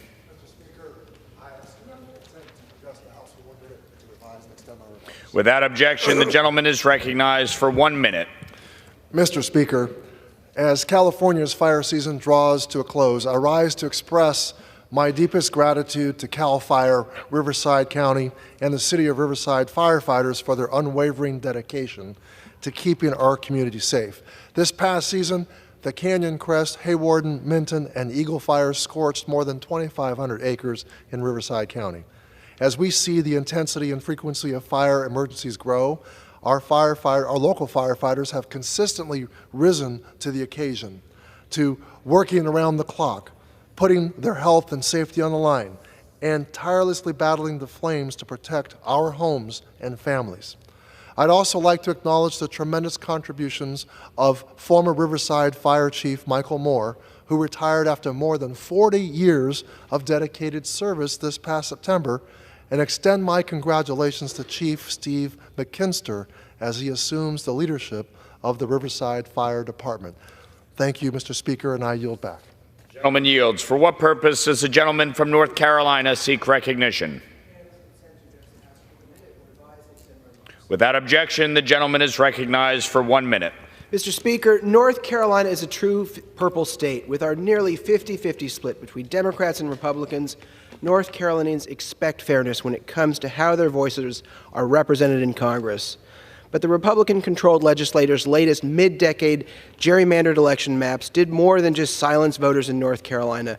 They reshaped the balance of power in Washington, costing Democrats control of the U.S. House of Representatives. The congressional map we used to have with a 7-7 Democrat-Republican split reflected the true political makeup of our state. It was fair. It gave voters on both sides confidence that their voices mattered. But that wasn't good enough for legislative Republicans. In Raleigh, they threw fairness out the window, forcing through a mid-decade map that handed Republicans an unfair 10-4 advantage in this next Congress. That's 71% of the seats going to Republicans in our 50-50 state. And it doesn't take a mathematician to see what's wrong with that. And now with Adam Gray's victory in California's 13th district, giving Republicans a bare 3-seat majority in the House, it's clear that gerrymandering tipped the scales in their favor and cost Democrats control of the U.S. House of Representatives. If not for Republican gerrymandering, Hakeem Jeffries would be our next Speaker of the House with a 218 to 217 victory. That's why I'm fighting for my bill, the Fair Maps Act, which establishes independent, nonpartisan redistricting commissions in every state, which I know you support, Mr. Speaker. Well, I'm not going back because of gerrymandering. I'm not giving up or going out quietly. The people of North Carolina time has deserve better. Thank you, and I yield back. For what purpose does the gentleman from New Jersey seek recognition? Speaker, I request unanimous consent to address the House for 1 minute. Without objection, the gentleman is recognized for 1 minute. Thank you. I rise today to honor and congratulate the Bayonne chapter of Unico National on their 75th anniversary. Since their inception in 1949, these dedicated men and women who volunteer in service to their community have lived up to their values of unity, integrity, charity, and opportunity. Rooted in their Italian-American heritage, the entire Bayonne chapter of Unico has left a remarkable impact on New Jersey throughout their history, supporting underserved families, investing in impactful local organizations, and working tirelessly to bring our neighborhoods together. It was my honor to join them this year for their celebration, honoring the 2024 Man of the Year, my friend Brian Delabella. It's a privilege to represent Bayonne in Congress, and on behalf of all of New Jersey's 8th Congressional District, I'd like to congratulate the Bayonne chapter of Unico on 75 great years. Thank you, and I yield back. The gentleman yields. For what purpose does the gentleman from Georgia seek recognition? I ask unanimous consent to address the House for 1 minute to revise and extend my report. Without objection, the gentleman is recognized for 1 minute. Mr. Speaker, I rise today to celebrate the football teams of two incredible institutions in our state, Georgia Tech and the University of Georgia. Last week, these two university football teams played one of the most exciting games many of us have ever witnessed. This incredible game was neck and neck and went into 8 overtimes, which is the second most overtimes in a college football game ever, only eclipsed by the 2021 Illinois-Penn State game, which had 9 overtimes. More importantly, the respect that the players, these gridiron warriors, staff, coaches, and fans showed each other after such a heated exchange was truly admirable. Our in-state rivalry remains the gold standard of rivalries in college football, and after the last whistle blew, both teams showed the deserved respect to each other. Seeing Coach Kirby Smart and Brent Key embrace each other after the game reminds us all of what sportsmanship truly looks like. This was truly the game of the year, a game of clean, old-fashioned hate that ended with the utmost respect. Congratulations to Georgia on their win and to Georgia Tech for their incredible resolve. We are so proud of both of these teams. Thank you, Mr. Speaker, and I yield back. The gentleman's time has expired. The chair lays before the House a communication. The Honorable, the Speaker, House of Representatives, sir. Please see the attached letter of resignation from the U.S. House of Representatives effective December 8, 2024. Signed sincerely, Adam Schiff, Member of Congress. Under the Speaker's announced policy of January 9, 2023, the gentleman from Arizona, Mr. Schweikert, is recognized for 60 minutes as the designee of the Majority Leader. Thank you, Mr. Speaker Pro Tem. All right, shall we have at it? There's a couple things first. I committed a sin last week. How many of us have always learned when you do one of these floor speeches like I did a couple of weeks ago, and I never, ever, ever read the comments except over Thanksgiving. And so I got to find a way to say thank you. You have a few hundred people who watch some idiot here try to sound like an economist and walk through what they see happening in the debt deficits and growth opportunity and the demographics. And remarkable. A lot of folks, really smart ideas and those things. Then you have about the half of them that are probably Russian trolls. They really do need to work on their English because they pop off saying, no English person would speak that way. The other thing that's also frustrating is you get the folks you can tell who are intellectually trapped about 2 decades out of date. My favorite one is, well, you can save Social Security by just raising the cap. I did entire floor speeches earlier in the year showing the economics and the numbers that take people over 400, 500,000, remove the cap. It was only covering 36, 38% of all shortfall. And now you have chewed up your C-corn. You have functionally no additional places to go to cover those other margins. So please, I appreciate everyone who's willing to comment. I appreciate the ideas, but here's an idea I'd like to share for anyone on this campus here and the members of Congress. If you go to our Schweikert website, our official website, there's a place there you can sign up for what we call the daily debt. And every day we send you a text message. And that text message, we reach over, we built this whole system to reach into the Treasury statements and tell you, hey, here's what we borrowed today. Here's what we borrowed this month. Here's what we borrowed per second. So like yesterday, we were, I think, at $74,500 a second over the last 12 months. Get that. Sign up for it. You're going to get a text message from us every working day. Those people who do not understand the gravity of the growth of the debt. We now have, I think, a few thousand people that get the daily debt text message from our office. And I think it's starting to change the culture around here to deal with reality. And I can give you an example. So just before we went on Thanksgiving, a couple weeks ago, I held up this board saying, hey, we're going to hit $36 trillion of borrowing in the next day or so. I stand here with the same board from functionally two and a half weeks ago. It's no longer 36 trillion. As of yesterday, it's 36 trillion 170 billion. Meaning in those 2.5 weeks since we were last here, we've added another $170 billion of borrowing. At that current rate, we're clicking off functionally $1 trillion. What would that be? Every 105 days?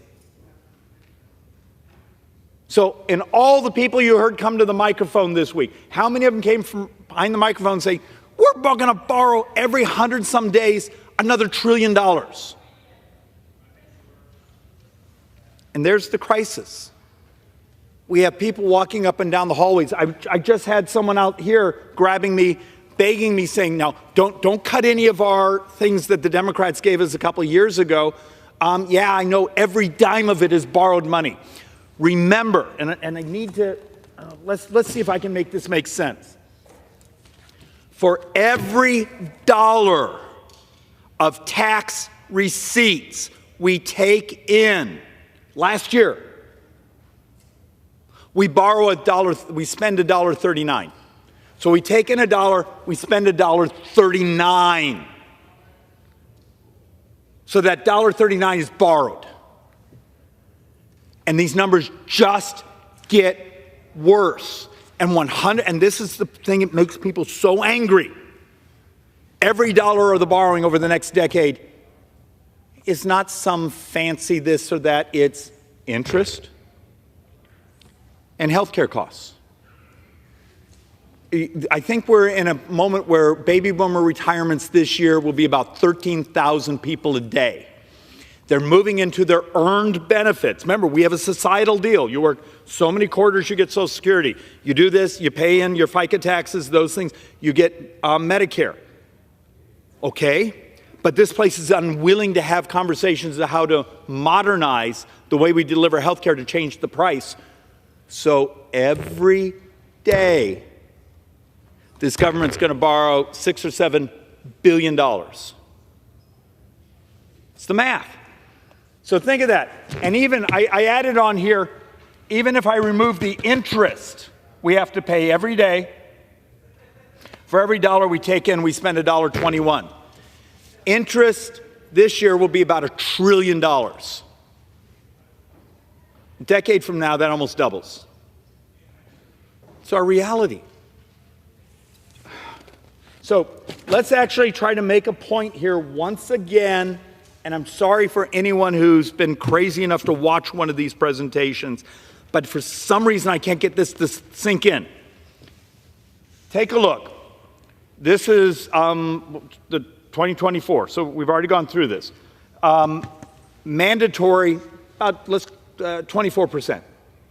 What we get to vote on, about 26% of spending. What that means is, you see here in the blue, non-defense and defense, every dime a member of Congress here votes on is borrowed. Every dime in defense is borrowed. Every dime in discretionary is borrowed. And the borrowing, remember the previous slide I showed you, for every dollar we take in, we spend $1.39. You know what that means? A chunk of what is mandatory. Now, what is mandatory, David? It's those earned benefits. It's borrowed money. And I need to explain this real quick, because back to the comments on last week's speech, Social Security does not add to the debt. Paying back the borrowed money from the Social Security Trust Fund does add to the debt. So let's walk through this once again. Here's Social Security. They built up a trust fund of trillions of dollars.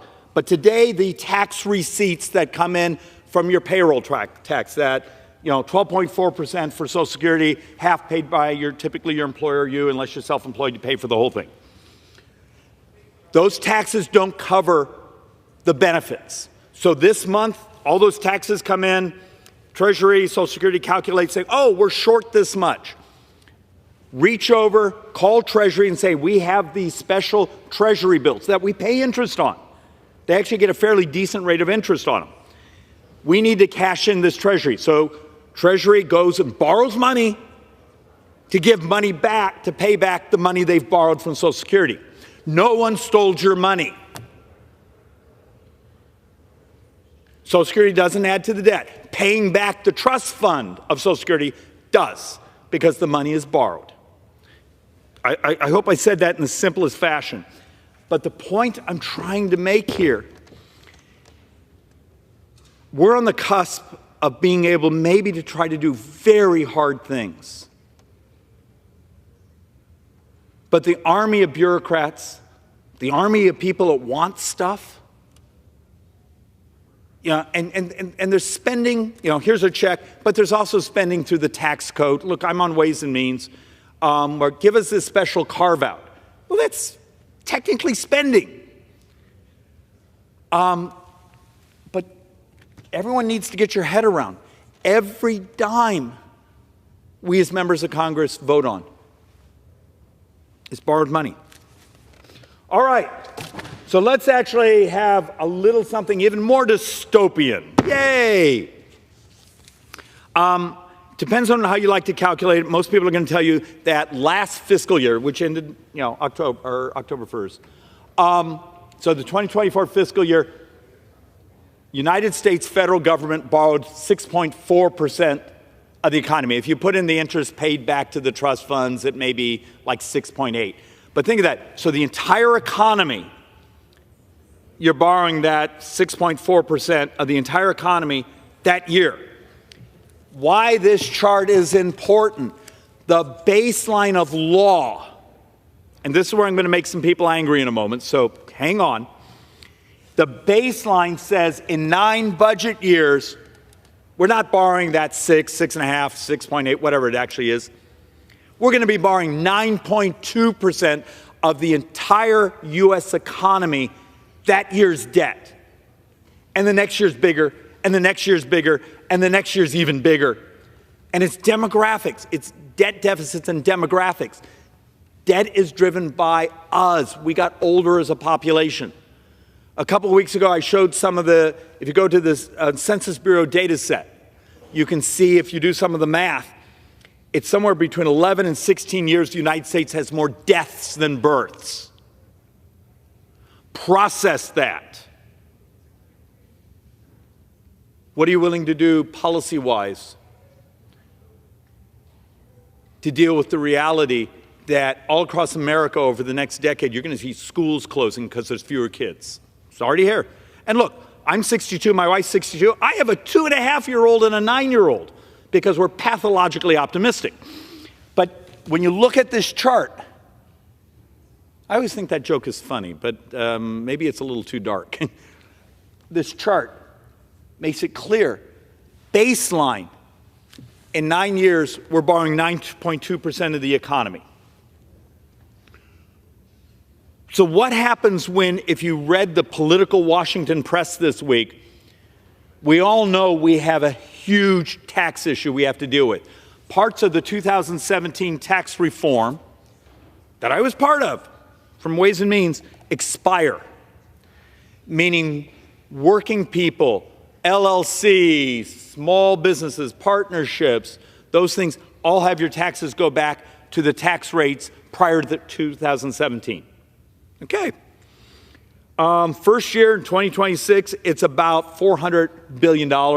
Over the 10 years, as we often talk about things here, it's what? Let's use $4.6 trillion. Okay.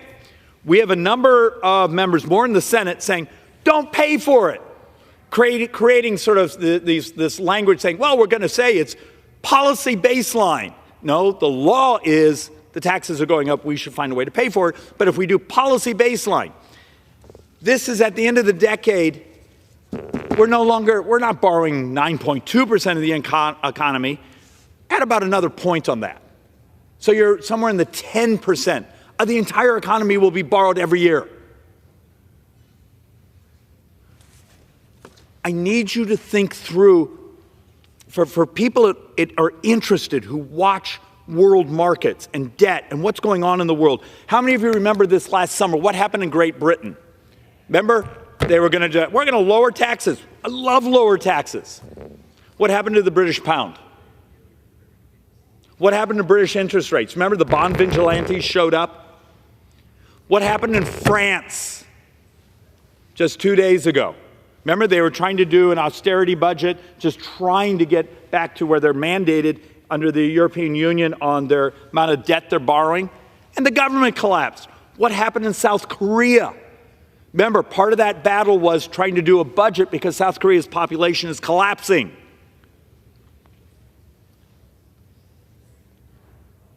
Maybe we should actually have some introspection here of what's going on with us and the world. And do you think the people that we sell our debt to are going to keep looking the other way and just keep buying it? Are they going to want premiums? Or are we going to have taken so much capital out of the economy that there's almost no growth? Because you actually have both models out there.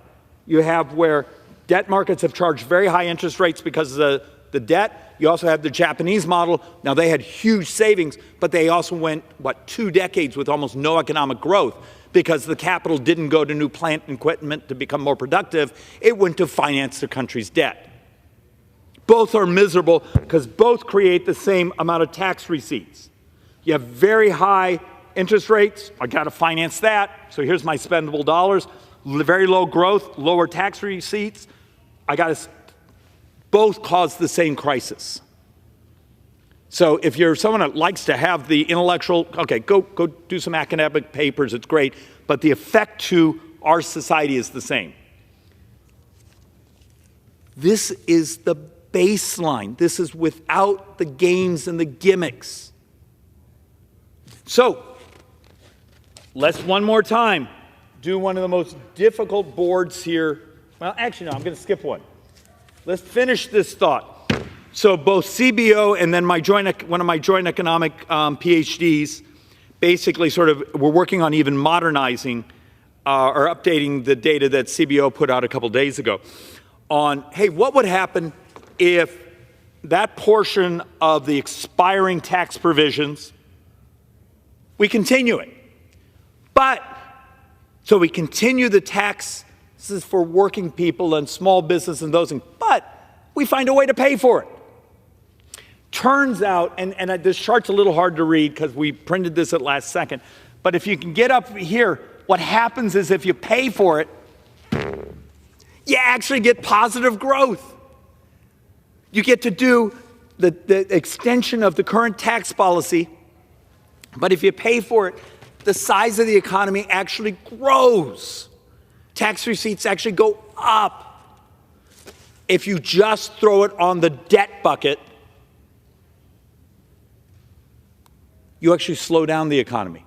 You have stripped so much more capital. Remember, I just told you, what, 4.6 trillion over the 10 years? You've just sucked that much out of available capital for you to be able to get a loan to buy that plant equipment, to become a more productive business, to invest in your workers so that you can pay them more. This is the battle that you're going to see around here for the next few months of, do we look the other way, say, oh, let's just do it's easy, stick it on our kids, stick it on your retirement. Yeah, we'll pay all sorts of interest. Yes, the bond markets will punish us. Maybe at some point we'll have the fun of a failed bond auction because the bond market will realize we have no sense here of how fragile we're making the U.S. economy by the piling on of U.S. debt. But the economists said, Congress, Senate, if you're listening, try to do the moral work of let's extend those tax cuts. They're based in, these are for hardworking people, small businesses. Extend them. Do the hard work and find a way to pay for it. And that's how you get the morality of the benefit of additional economic growth and also communicate to those debt markets that the United States is actually serious about starting to provide some stability. Remember, and it's actually been 6-7 weeks since I last actually did this chart, but at that time, the United States was number 14 on the credit stack, meaning Greece could sell a 10-year bond cheaper than the United States. You want us to still have the exorbitant privilege of the US dollar being the dollar that denominates the world for trade, those things? Do you think we get to continue to hold that extraordinary privilege when we're crushing the debt markets with more debt, flooding the world with more of our bonds? This isn't a game. And I know it's hard to go home and talk to your voters and say, hey,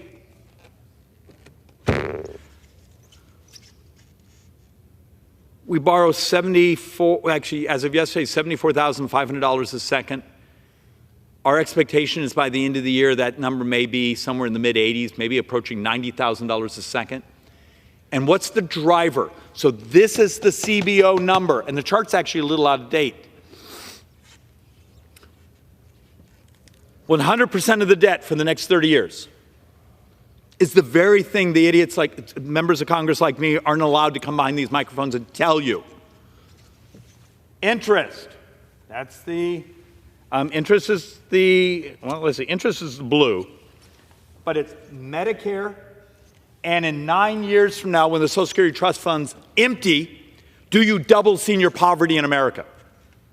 Or do you find some way to backfill that? Do you reach into the general fund and say we're going to supplement it? Or do we actually have any people here? Except the problem is you're not allowed to actually talk about Social Security because the Democrats over there are going to run attack ads on you, making it absolutely toxic to have the morality of how do you fix Social Security. Because it's math. The trust fund will go empty. So, $124 trillion deficit. But guess what has $9 trillion of, we'll call it positive, because it grew, the spending grew slower than the economy. It's actually what we call defense, non-defense discretionary. So so ultimately it becomes what? $115 trillion of debt 30 years from now. It's 100% interest Medicare, interest Social Security. It's our demographics. And if someone around here goes, well, they stole my money. No, they didn't steal your money. The average couple on Social Security, it's a crap rate of return, but you get all the money you put into Social Security in like $72,000 spiff. It's Medicare that average couple puts in, oh, forgive me, I don't have my chart, but it was like $280,000 over their work life, and they get like $600,000-700,000 back. It's that That's the primary driver of U.S. debt. And my argument is, don't talk about going and cutting benefits, talk about modernizing it. Do you not think the technology around us, the ability to make people healthier, when we've actually done whole presentations that obesity over the next 10 years is over $9 trillion additional healthcare spending, wouldn't the morality of making people healthier, helping them be healthier, be incredibly moral and really good for federal debt? And that's part of the argument. I come here over and over and over, and I'm going to show some charts on that. Modernize, modernize, modernize. So the binary the binary folks around here that say, tax more, cut more. I have a whole presentation I've done here multiple times. All the taxes that the Democrats want to do, we've scored them. It's about 1.5% of GDP when you do the economic effects. Almost every cut proposal that's been done on our side is about 1% of GDP. So you got 2.5%. I just showed you in 9 years we're over 9.2% of the economy. 2.5. Last year we borrowed what? 6.4, 6.8, depends on what you want to score. Does anyone see a problem? All the discussions that come behind these microphones, we're going to tax more. It's just a fraction of the problem. We're going to cut our way. It's a fraction of the problem. Until you modernize, have that modern revolution in how we deliver services, what we think of as government, how we do it, you can't change the spending enough. Problem is that requires thinking, reading, and also requires our staff, and for any staff that are watching this, read things that you normally wouldn't.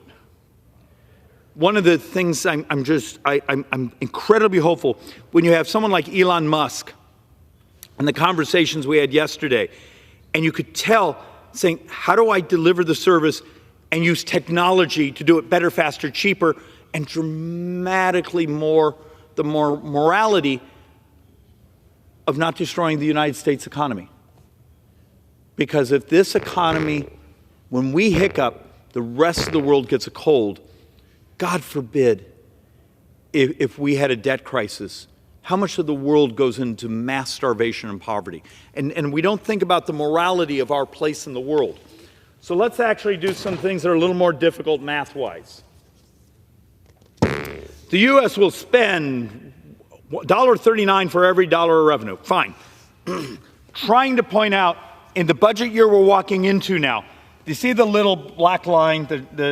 Okay, that's the break-even. So that's where our tax receipts. Do you notice a problem?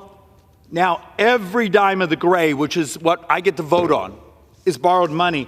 But now it's actually going into things that are mandatory. The blue is interest, which you got to pay. So think of this, all here is mandatory. Last year and this coming year, and it gets bigger and bigger and bigger and bigger and bigger into the future. Every dime of tax receipts,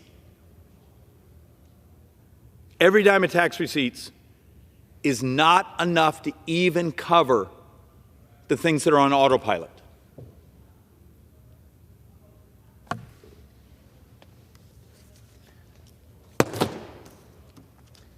And yet, I will get some of the folks around here that will go, well, you guys did tax reform in 2017. Do you remember what was happening? Do you remember how many U.S. businesses were abandoning the United States? Do you remember what growth rates were, what productivity investments were?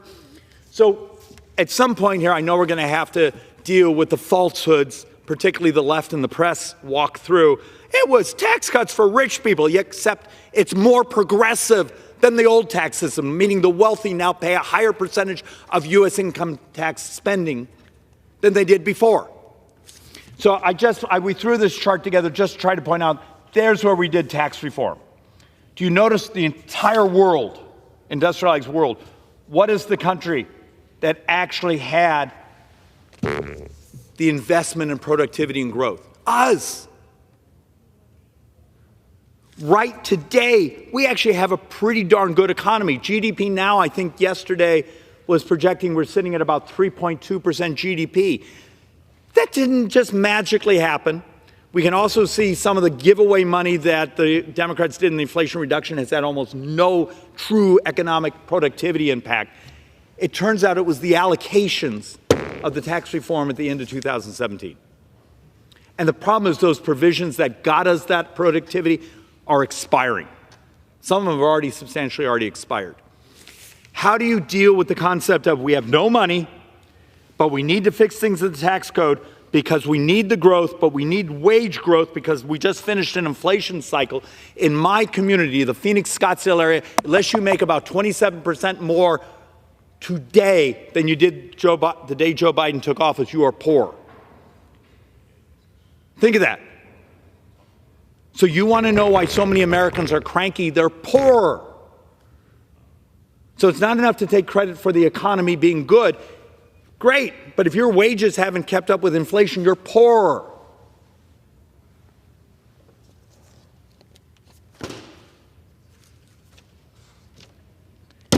And this is just a point, because there was a Democrat member earlier today behind one of these microphones, giveaways to rich people.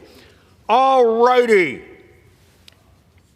Look, I would love to be one of the top 1%. Yay. But they represent about 22% of all income, which is stunning.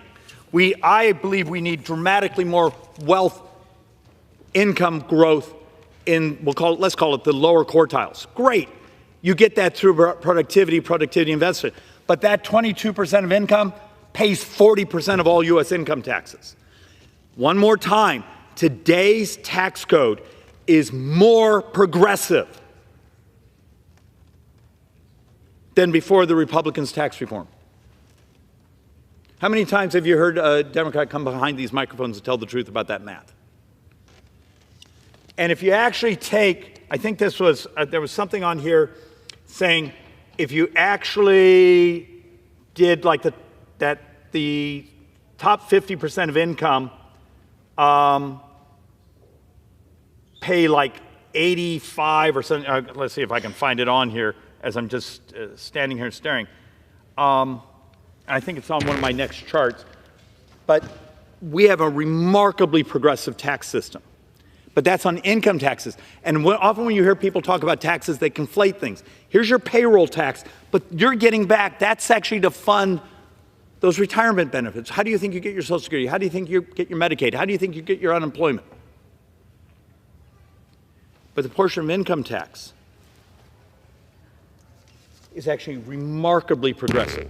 The top 1% share of income taxes has increased over time. So this is sort of, let's see if I can make this work. So last year, in let's call it 21, 45% of all income taxes were paid by that top 1%. Now look, we may have the reality of having to deal with all these tax brackets, but it's so hard to make public policy when you have people polluting the minds of the American public with things that are fake. Look, I think there was a senator from New York that used to say, you're welcome to your own opinion, but you're not welcome to your own facts. The facts are the facts are the facts. And if you're going to do hard things and hard math, can we at least agree? And this one came from Tax Foundation. That's a nonpartisan group. So, look, so let's actually walk through ideas. Okay, so we're going to have to fix the expirations on the tax code. We have an incoming president that has ambitions of how do we help, particularly the working middle class. You have people like me who are terrified of the speed and the growth of debt for my own retirement, let alone my kids.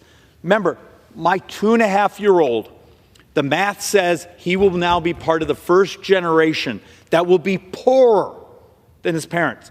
The math says today, when he is 23 years old, 24 years old, U.S. taxes will have to, all U.S. taxes, from tariffs down to income taxes, everything will have to have doubled just to maintain baseline spending. It's demographics. We got old as a society. We're getting older as a society, and starting in 1990, the number of children we had started falling. It's math.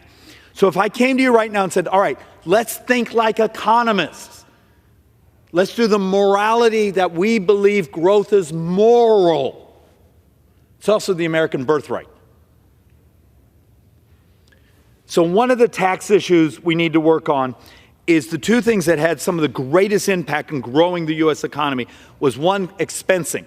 You're the company, you're going to buy a new piece of equipment so you can make things better, faster, cheaper. And how do you pay people more money? Inflation, well, that doesn't get you anything. So productivity. You pay your workers more because they're more productive, and investments in plant and equipment mean you're more productive. We showed in all sorts of charts that ability to buy that piece of equipment and expense it. And that's not a tax cut, it's a timing effect. You could depreciate it over 7 years or take it right now. If you do the long run, the Treasury still gets the same money. They actually get more by expensing because your investment cycle in becoming more productive is faster. Great. Well, there's a second half of that, and that was expensing for research and development. You're going to spend money trying to come up with the new pharmaceutical or the new piece of technology or a new, better, faster way to do something. It's expensive because often they fail. But that's how you stay ahead of the world and you keep the United States as an innovation leader. Well, we're doing some math right now saying what happens if you were to come back, reinstate that expensing for research and development, but now we're being told we don't really have enough people with the advanced STEM degrees to actually do some of that hard science. So what would happen if you said, we're going to do this as tax policy, but we need the other policy of, we need to go to a talent-based immigration system. As President Trump said, we're insane. We educate people, and then we send them home.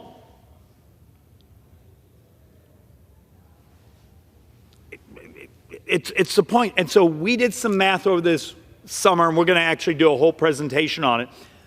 And this makes people mad, but it's math.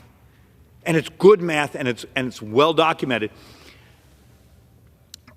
When you have inbound populations into the United States, I'm not going to categorize whether they came in as asylum seekers, or they crossed the border illegally, or they were on some sort of visa, whatever it is. But those with less than high school, they actually, our model, and the literature says, they cost maybe $360,000 to society because of the benefits we give. But over here, the green, this is what happens if you bring people in who have advanced degrees.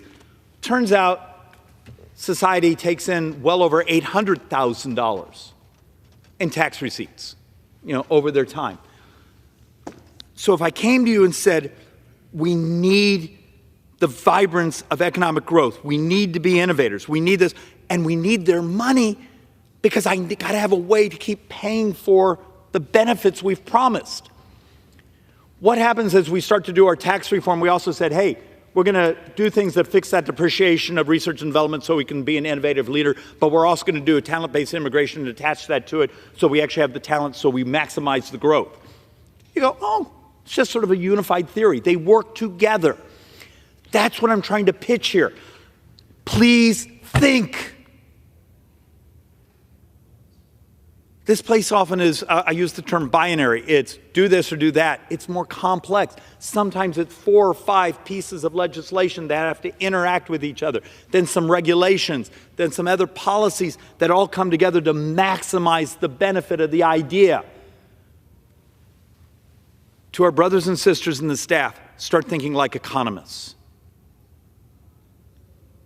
The hole we have dug for this nation is remarkably massive.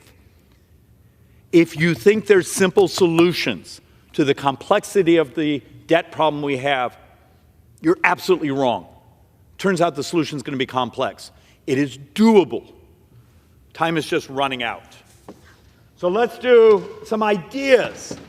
Hey, Schweikert, you get behind the microphone. So I'm just going to race through some of these ideas. Some of them I've done before. But there's one I want to do backwards. So let's see, I skipped it last week. So let's see. Okay, the last 6 years, we've had 390,000 Americans die of fentanyl. 390,000 of our brothers and sisters died. Some were accidental. Some were addicts. I don't think society was ever prepared for a synthetic drug that almost instantly rewires the brain. So do this thought experiment with me.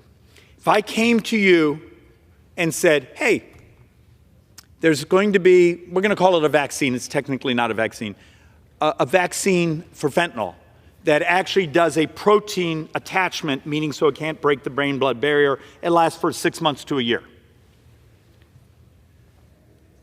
Just that, we think we gain over $11 billion.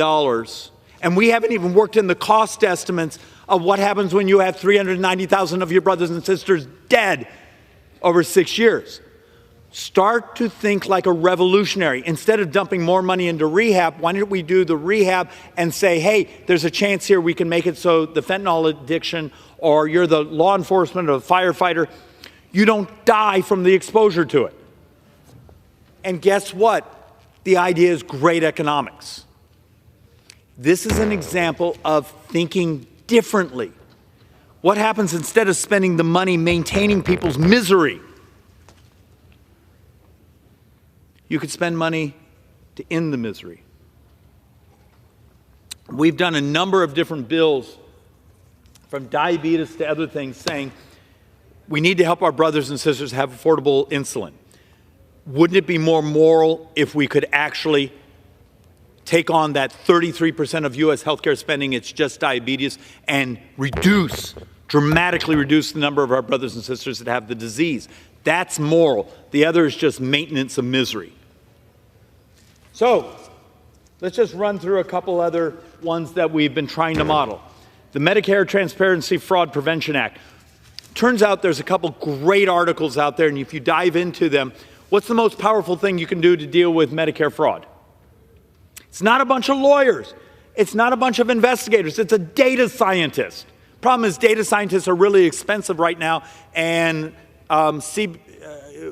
CMS is having trouble working out their pay schedule to hire them. But the person that sits down and builds the model and says, okay, this doesn't make sense, go look at that. This doesn't make sense. We believe there's $60 billion annually.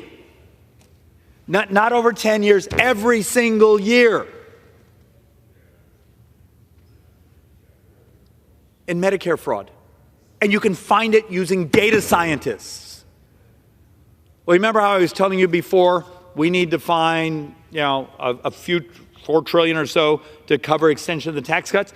That's $400 billion a year. I just found just $60 billion doing the right thing. There are ideas here. The use of technology that, hey, here's my doctor's notes, here's my insurance contract. Do you have a bunch of billers fight with each other over months and months and months and months, trying to collect between the insurance company and the insurance company saying you didn't document things right? Well, there's this concept of clean claims where the AI says, here's the doctor's notes, it matches the contract, automatically pay it. We think that saves $31 billion every year. Well, heaven, I'm getting close to $100 billion just in those two things using technology.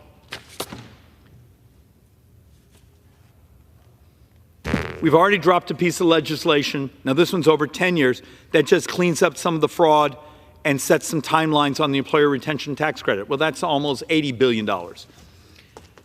These are just a handful of ideas that we've actually had scored. How do I get the brothers and sisters around here, the members who are elected, their staff, the press, the public?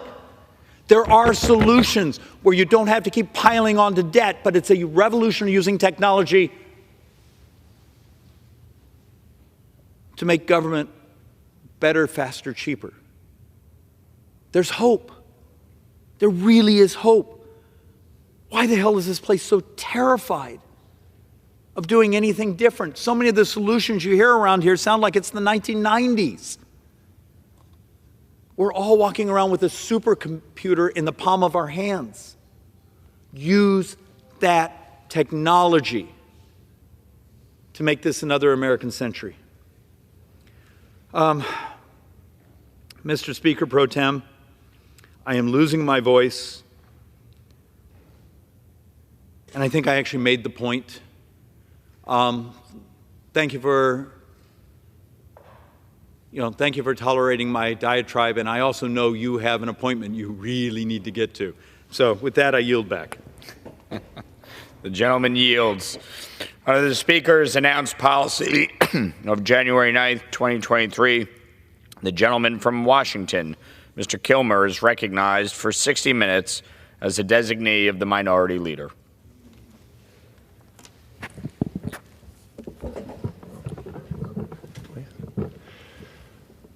Thank you, Mr. Speaker. Over most of the past decade, each time I boarded the plane to head to D.C., I would write a note to my kids, Sophie and Avon, to explain to them why I was leaving and what I'd be working on while I was gone.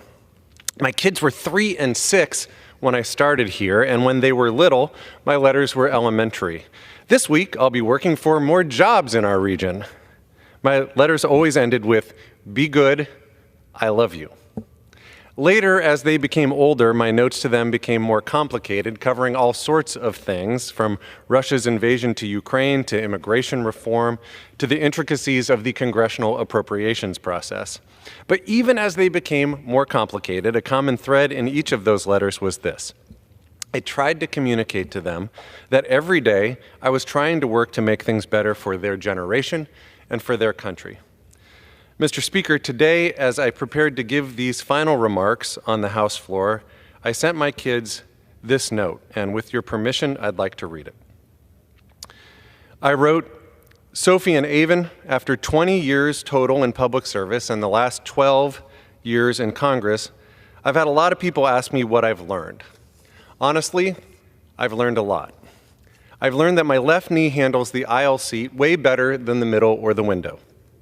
I've learned where the best cups of coffee, the best tacos, and the best burgers and the best bathrooms are in Washington's 6th Congressional District.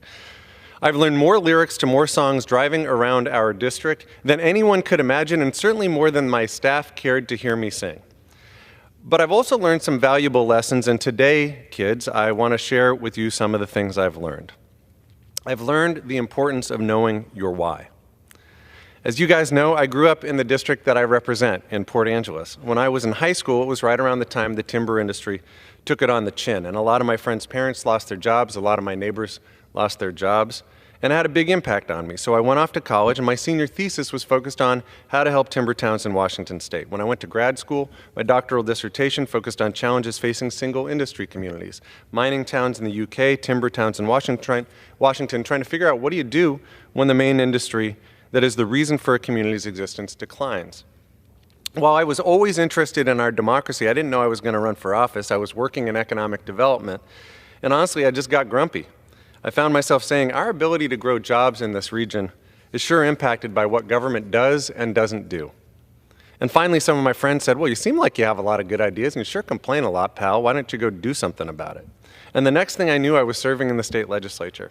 Then, about 12 and a half years ago, my predecessor, Norm Dix, who has been and continues to be an extraordinary friend and mentor to me, called me and said, in an hour, I'm going to announce that I'm not running again, and you should figure out whether this is something you want to do. The chance to create more economic opportunity for more people in more places was the main reason I came here. That is my why. I came to Congress because I wanted to grow jobs and help the area where I grew up. It has been the honor of my life getting to represent my hometown and our entire region, whether it's been helping folks get access to broadband or securing funding for ports, fighting for our community hospitals, delivering funds to address flooding, securing investments to restore Puget Sound, or helping ensure the federal government lives up to its trust and treaty obligations. I've been honored to work for our region. And I'd like to hope that the work I've done has provided more opportunity for folks who deserve it.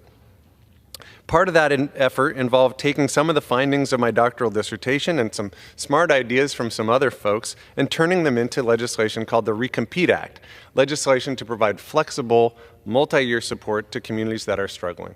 And I'm really proud that we got this bill included in the CHIPS and Science Act, and I'm proud that it's become the most popular program in the history of the Economic Development Administration, getting 565 applications from 49 states. And out of the 565 applications, there were 6 that got large-scale implementation grants, and one of the 6 was for the region where I grew up. How cool is that? So what are the takeaways? Well, first, apparently, I am really slow. I mean, it took me more than 20 years to do something with my doctoral dissertation. But most importantly, I never forgot my why. And Sophie and Avon, whatever you do in your life, I hope you find your why.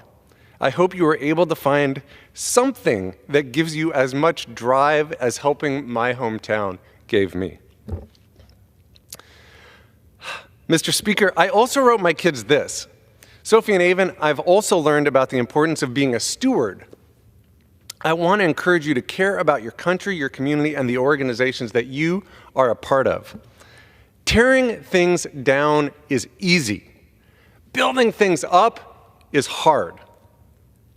In a commencement speech delivered in 1968 at Cornell University, former Secretary John Gardner spoke about the importance of stewardship. He spoke of the importance of people being what he called loving critics of the institutions and communities in which they work. And he spoke of 2 concerns. Sometimes, he said, institutions and communities suffer from what he called uncritical lovers, folks who went about their business smothering their institutions with love without thinking about how to improve them. Functional organizations, successful communities want to get better. Gardner also said that institutions and communities suffered from unloving critics, people who treat an institution like the piñata at the party. I see that a lot in my job. The most popular thing a politician can do is bash Congress. And if it's done in a way that's focused on demolition rather than on improvement, that's a problem too. So, why do I mention this? Well, John Gardner sounded that alarm 56 years ago, and the alarm is ringing louder now. According to recent polling, faith in our institutions is at a historically low point. And I'm not just talking about Congress, which according to recent polling is less popular than head lice, colonoscopies, and the rock band Nickelback. But according to recent polling, a majority of Americans no longer view institutions of higher education as forces for good. Fewer and fewer Americans have faith in public schools. Less than 1 in 5 have faith in newspapers and the news media in general. Faith in business is at the lowest point it's been since Gallup began polling that question. Heck, even organized religion has taken a hit. You know you're in trouble when we are losing faith in faith. So what does it mean for us? It means all of us, all of us, need to be better stewards. Each of us needs to be a loving critic of our community, of the organizations and institutions about which we care. For me, it's meant trying to make Congress better. That's why I became chair of the Select Committee on the Modernization of Congress, which was nicknamed the Fix Congress Committee. We showed that Congress can do things better when folks check their partisan agendas at the door and just focus on working together. The Democrats and Republicans on that committee were loving critics of Congress. We did things differently, to sit not by party, not on a dais, but around a round table, sitting next to someone from a different party. We had one staff, not separate Republican and Democratic staffs. We broke bread together and planned the work of the committee together. And it helped. Our committee, in the midst of presidential elections, pandemics, insurrections, and other chaos, managed to pass 202 recommendations to make Congress function better for the American people. And at this point, over half of them have been implemented. Another quarter are on the way toward implementation. Now, someone can look at our record and say, well, hey, bang up job, pal. Clearly, Congress is fixed.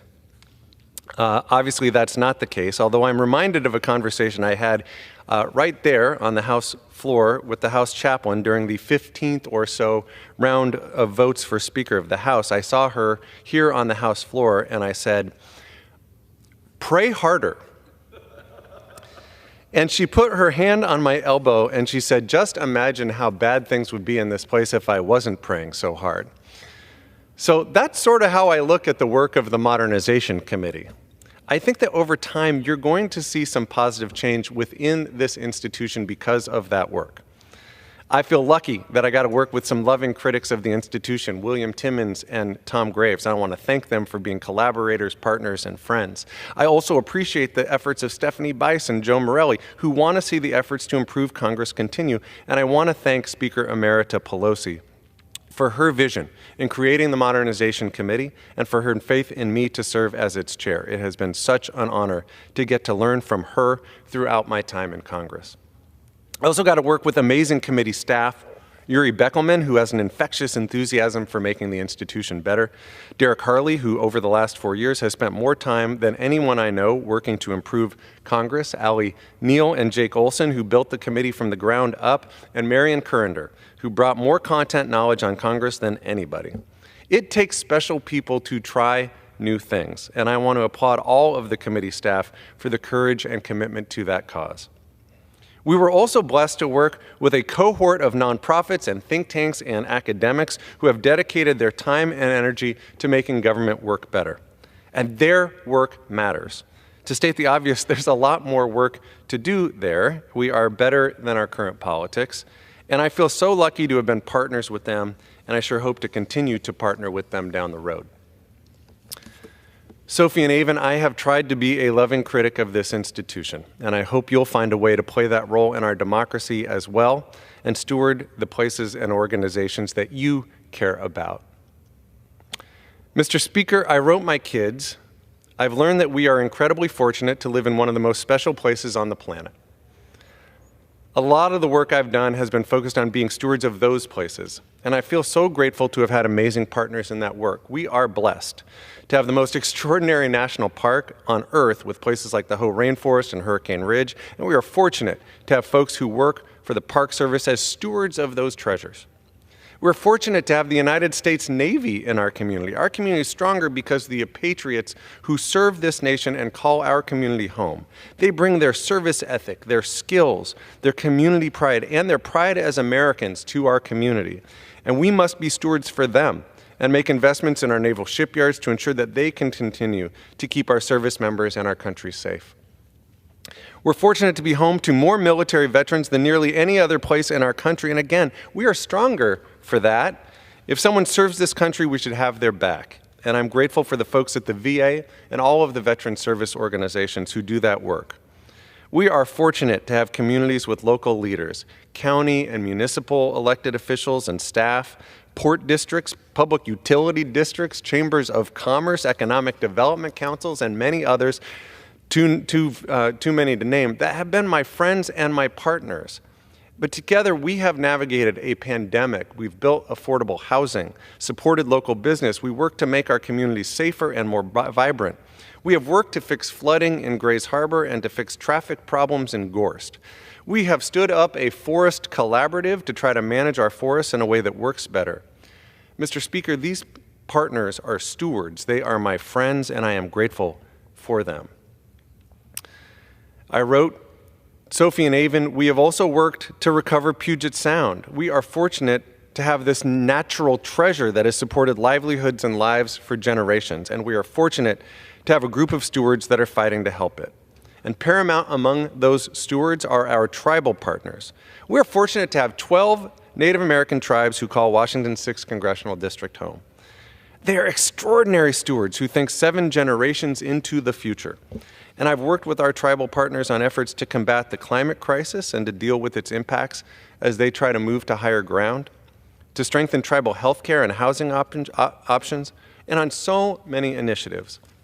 The tribal leaders in our region have been my friends and my partners. They have taught me so much. And personally, I feel fortunate to consider them my friends. Sophie and Avon, one of the lessons I've learned is that the boat moves best when everyone has their oars in the water, rowing in the same direction. You get farther with partners. And I'm so grateful to every constituent who has been a partner in the work of our office. Sophie and Avon, there are other things I've learned. I've learned that we've got work to do to protect this amazing democratic republic. And when I say we, I mean all of us. President Kennedy said, in a democracy, every citizen, regardless of his interest in politics, holds office. Every one of us is in a position of responsibility, and in the final analysis, the kind of government we get depends upon how we fulfill those responsibilities. To me, that's a reminder that we are not observers in this democracy. We are participants in it. So how's that going? An NBC News poll found that 70% of Americans agreed with this statement: America is so divided, it is now incapable of solving big problems, and the problem is getting worse. There was a battleground poll last year that found that on a scale of 0 to 100, with 0 being no conflict and 100 being civil war, Americans put us at a 70. The median was a 70. That's the highest on record. That means, on average, Americans believe we are more than 2/3 of the way to civil war. I visited a YMCA in our district thinking they wanted to talk to me about gymnasiums struggling from the pandemic, and instead they wanted to talk to me about conflicts breaking out at the Y due to politics. But I don't think we just need to accept that. None of us should throw up our hands and say, well, I guess that's just life in 2024, and we just won't solve any big problems, and we'll just hate each other and worry about getting punched out on the elliptical at the gym. We need to figure out how to engage folks we disagree with. To that end, I introduced a bill called the Building Civic Bridges Act to support local efforts to bridge divides, to train AmeriCorps members in the skills related to bridge building, and to support colleges and universities that are doing work in this space. And I hope Congress will eventually pass it. We're even trying to do some of the bridge building in Congress. I'm a co-chair of a group called the Bipartisan Working Group, which is about a dozen Democrats and a dozen Republicans that meet regularly over breakfast to just try to find some common ground. And I don't want to mislead y'all into thinking that we're sitting around the table and holding hands and singing Kumbaya or closing our eyes and doing trust falls into each other's arms. We stopped doing that after we dropped a guy. But I do find myself thinking that the work we're doing in the Bipartisan Working Group, the challenging work of trying to solve problems together, is something we need to see more of, not just in Congress, but in our country too. I'm grateful to my colleagues who are part of that group, and particularly Scott Peters and my friends Andy Barr, Jack Bergman, and John Rutherford, who have been great partners from the Republican Conference. There are also civil society organizations, academics, and individuals trying to bring folks together to foster understanding and dialogue and collaboration across our diverse communities, to build bridges. And I'm really grateful to them, and I'm hopeful that their work will help us live up to our national motto, E pluribus unum, out of many one. In fact, just yesterday, former President Obama said, if you want to create lasting change, you have to find ways to practice addition rather than subtraction. Sophie and Avon, I hope you will do the hard work of trying to bridge divides. We all have choices about whether we exacerbate polarization or bring people together. We do better when we listen to people, when we choose to go into conversations understanding that we may be wrong and others may be right, when we respect people even when we disagree with them, when we show empathy, when we are trying to bridge those divides. Sophie and Avon, we're going to rely on your generation to help us heal. Sophie and Avon, I've learned the value of having an amazing team. You've been there when I've been asked by people, what are you proudest of during your time in Congress? And you've always heard me give the exact same response. I say, I am proudest of my team. And a lot of the success that I've shared with you wouldn't have been possible without the tremendous team I've had. From the beginning, I had an office led by Jonathan Smith in D.C. and by Meadow Johnson in the district, and they and the rest of the team got us off to a great start. They had vision and hustle that set the tone for us. Over time, Joe Dacca became my district director, and whether we were visiting the Naval Shipyard or rooting for the Huskies or listening to 80s tunes circumnavigating the Olympic Peninsula, Joe was an amazing partner. Rachel Kelly was a top-notch chief while I chaired the New Dems and the Modernization Committee. She was a tremendous leader for our team, especially during the tumult of the pandemic. It was such a pleasure for me to watch the growth of Andrea Roper, who started as an intern on my campaign, became scheduler in my district office, and went on to become our district director and deputy chief of staff. She is a terrific professional, and I am proud of her. Heather Painter and our policy team have been tenacious about getting pucks into the net for our constituents. Heather is so talented. In fact, I won the lottery. I won the lottery with talented Legg directors. In addition to Heather, we had Katie Allen, who was a wizard on environmental issues and knew so much about salmon recovery and managing healthy forests. We had Aaron Wasserman, who laid the foundation for our work with the Puget Sound Naval Shipyard. And my first LD, Kevin Warnke, who always engaged with a strategic mind and with kindness.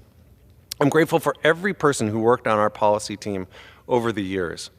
I've had such excellent team members who'd helped us communicate with our constituents, Stephen, Tim, Jason, Martha, and Ian, who led the way. We had amazing schedulers in DC and in the district who made sure we always made time for our constituents, including Jolie and Tori, who are here today. I'm grateful to each of them. Sherry Williams has dedicated her life to helping our constituents and has had a talented group of caseworkers, including our longtime team member, Chantel Munoz. They've done so much good for so many people. I could spend my entire time telling stories of the wins they've gotten for the people we represent.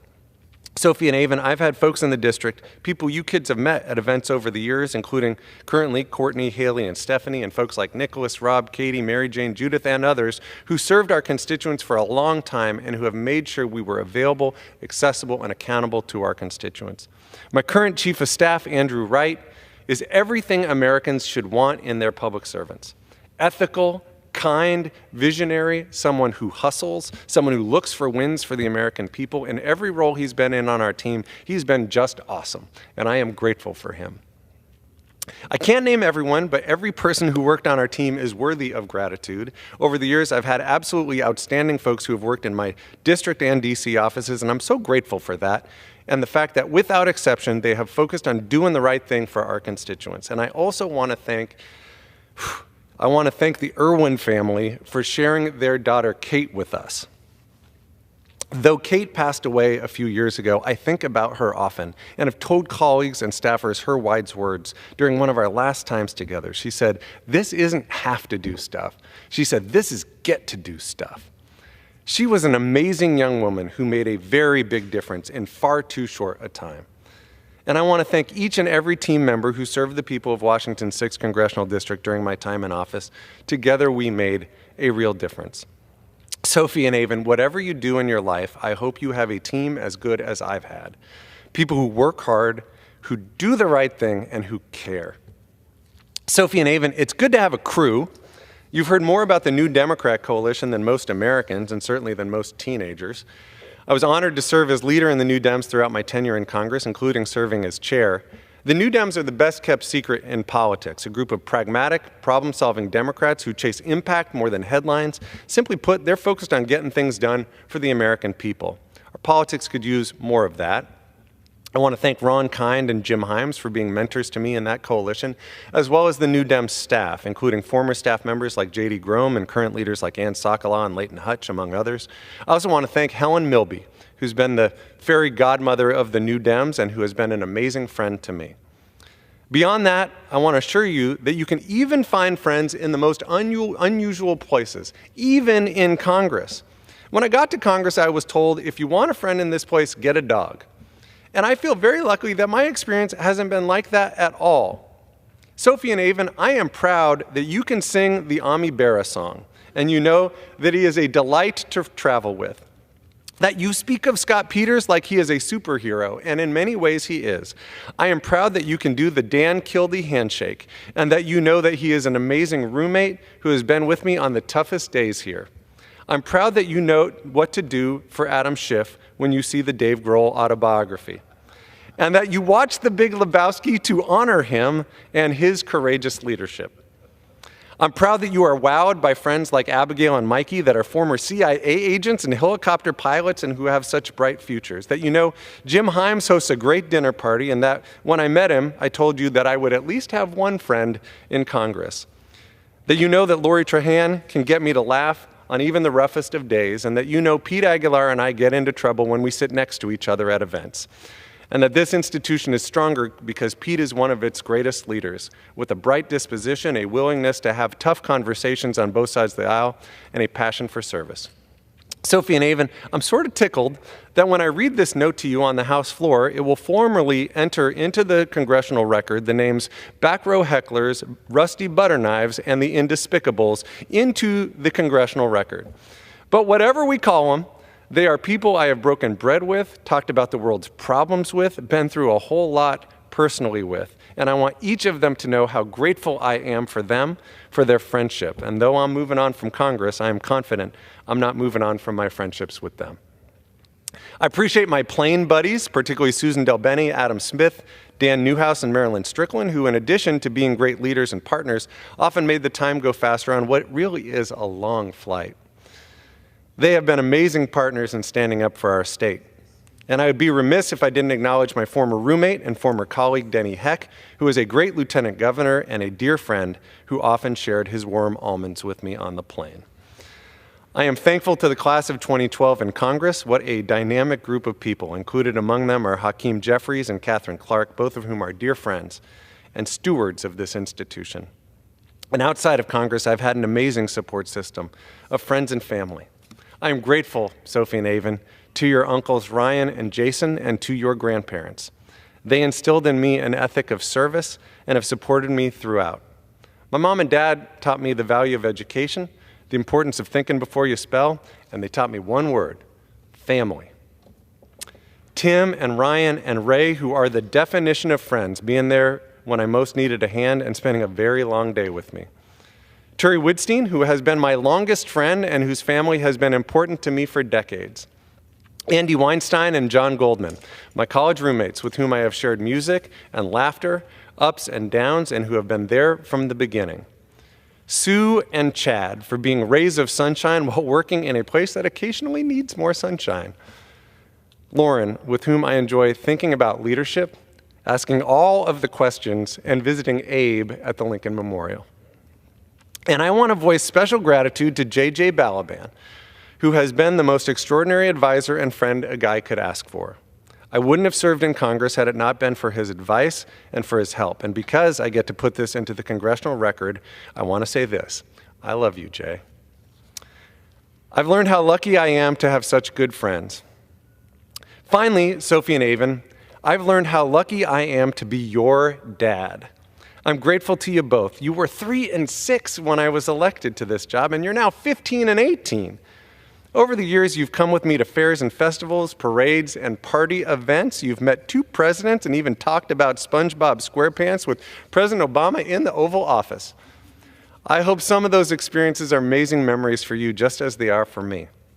Having said that, as nourishing as this job has been in some respects, I know it has come with profound costs for our family. Every theatrical performance and musical recital I missed. Every family dinner I wasn't there for. The impact to our family. And I want to thank your mom for supporting me personally and professionally. I want to thank her for supporting our family during some tough times, particularly when I was in Washington, D.C. And though our marriage didn't last, my gratitude to her does. Sophie and Avon, I am conscious that I didn't always deliver in the way I wanted, and I hope you'll forgive me for that. And I hope you know that I was really trying my best to make the world better for you and for your generation. I want you to know how proud of you I am. You are informed, you are inquisitive, you can walk into a room of adults and make conversation about the events of the world. You have learned to use your voices in powerful ways. You can study politics or be involved in JROTC, and people see you as leaders. You become terrific citizens in a way that makes me proud. That would make your Oma proud. I remember sitting right over there in January of 2013 when I was sworn into this body. It even didn't last long, but Sophie sat by my side when I got sworn in. And when the ceremony was over, Sophie, you looked at me and you said, "Why was that supposed to be special?" I hope after 12 years of service in Congress, you see that this was special, that the capacity to work to try to solve problems for our region is indeed a special honor. And I hope, despite personal setbacks and frustrations with our politics, you come away with hope. As I wrap up 2 decades in public service, I am so grateful for the people of the 6th Congressional District for giving me the honor of representing them. And as I conclude this role on their behalf, I am hopeful. Rabbi Jonathan Sacks once wrote, "Optimism and hope are not the same. Optimism is the belief that things will get better, and hope is the belief that if we work hard enough, together we can make things better." He wrote, "It needs no courage to be an optimist, but it does take a great deal of courage to hope." Sophie and Avon, the task ahead for each of us, myself included, though soon from outside this building, is to be a part of that, to work together to make things better, to have hope. Sophie and Avon, have hope. Be good. I love you. And with that, Mr. Speaker, I yield as much time as he may consume to my friend, the gentleman from Michigan, Dan Kildee.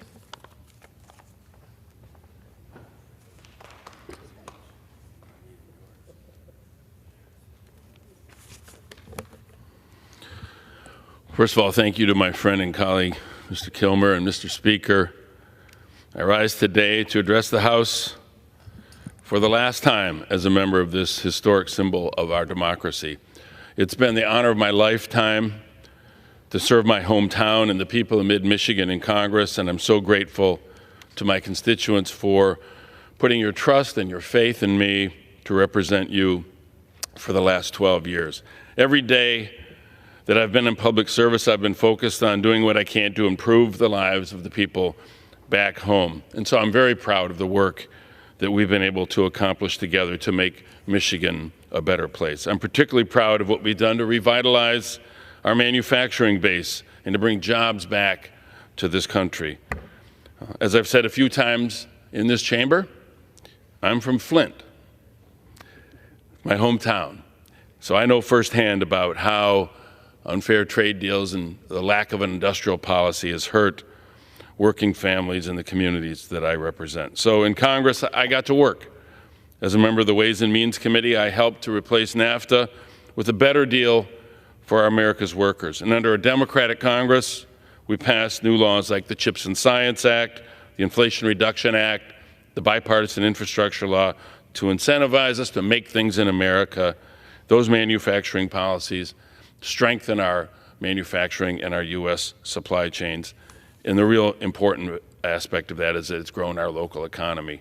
These laws have worked. Already in mid-Michigan, we've seen major companies expand and invest, like SK Siltron in Bay City, Hemlock Semiconductor in Saginaw, Nanograph right in my home Genesee County. These companies are hiring hundreds of workers to produce American-made semiconductors, advanced manufacturing chips, electric battery materials to help ensure that America leads the way in manufacturing in the 21st century.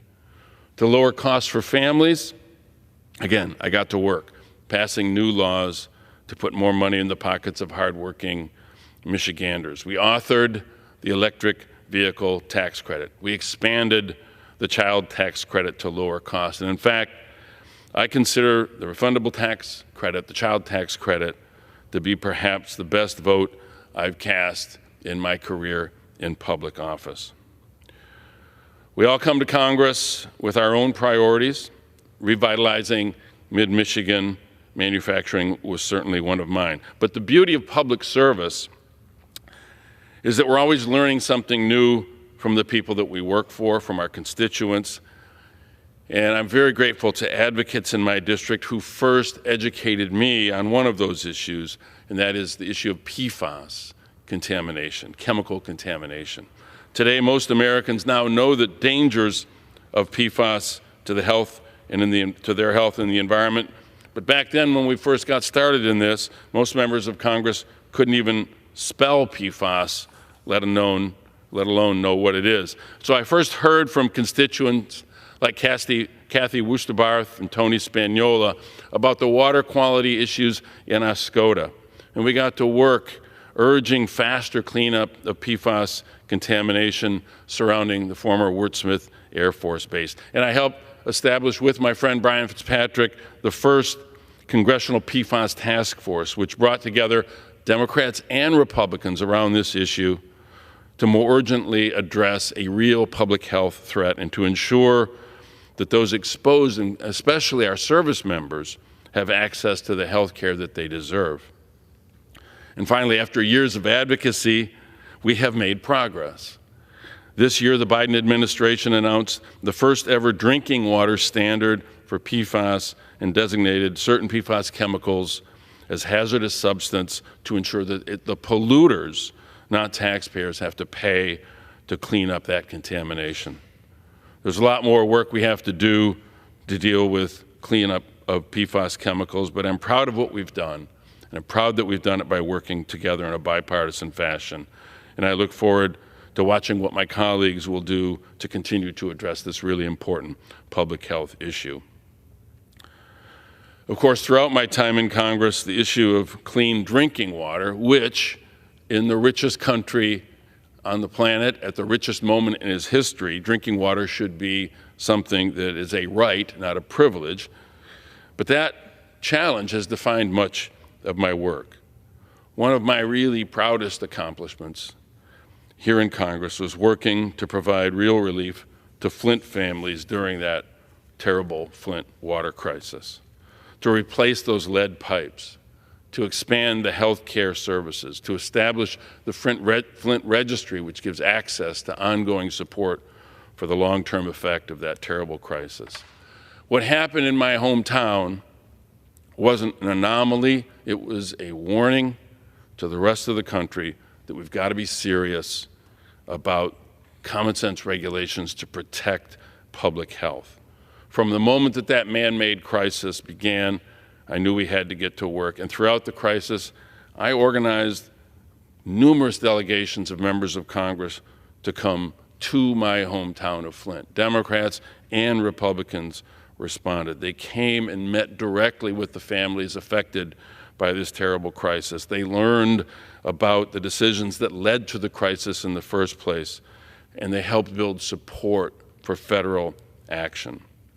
I brought President Obama to Flint to hold a town hall with the families affected.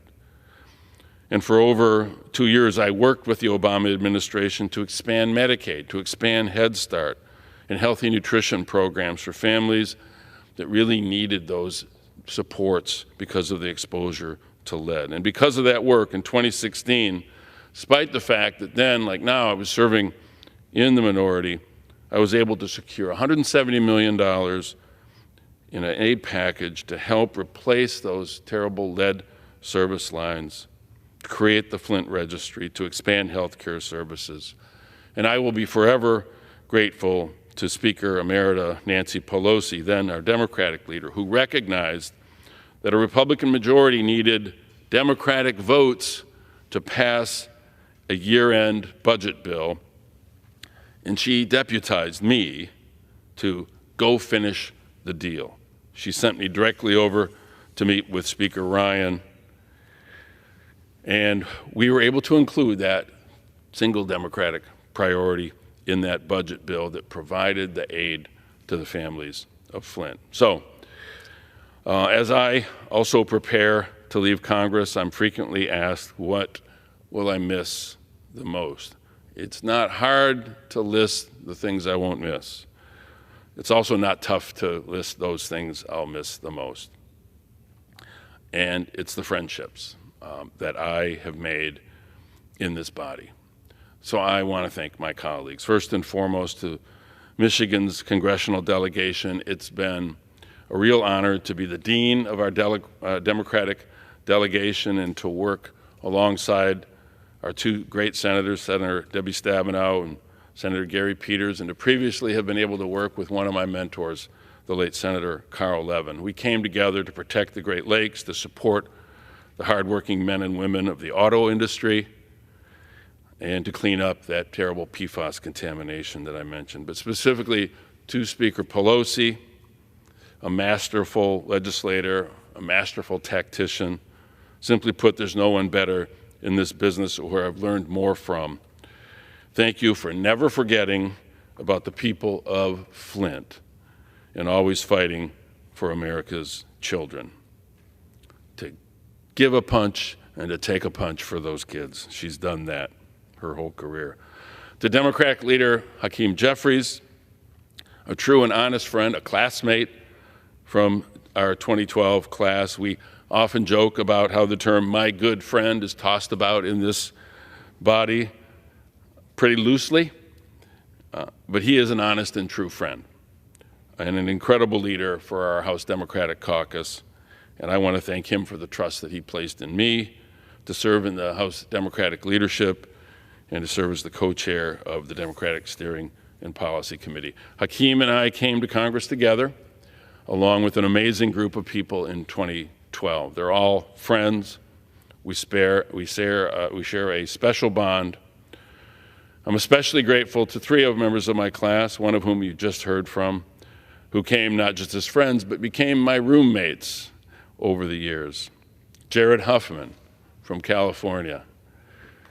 Of course, Derek Kilmer, my buddy from Washington State, and Ami Bera, also from California, who have not only been roommates, but in that role have helped me get through some of the good times, but also were there as a listening ear to help me get through some of the tough, really tough personal challenges that I faced during my time here in Congress. These are friendships that will last forever. There are other groups, the baseball team, the guys in the corner, and Congressman Kilmer mentioned them, the Indespicables. We'll explain that off the record. But two of them are right here, Derek Kilmer, of course, and Adam Schiff, a group that we've been able to bond over and strategize with and sometimes just listen to one another. Those friendships will go on. And even though Adam's moving over to the Senate, I suspect he will still remember our names. Thank you. To my chairman, Richie Neal, the chairman of the oldest and what I think to be the most powerful committee in Congress, the Ways and Means Committee. Serving on that committee, especially under the leadership of Richie Neal, has been some of the most meaningful work of my career to pass fair trade deals, to cut the cost of insulin, to protect Social Security and Medicare, and to cut taxes for working families, and especially expanding that child tax credit. It's been one of the greatest honors of my lifetime, of course, to work with the people here, but one of them was a special friend, a person that I was very fortunate to get to know, first as a person I admired from a distance, but then became a colleague and a true friend. And I'm talking, of course, about the late John Lewis.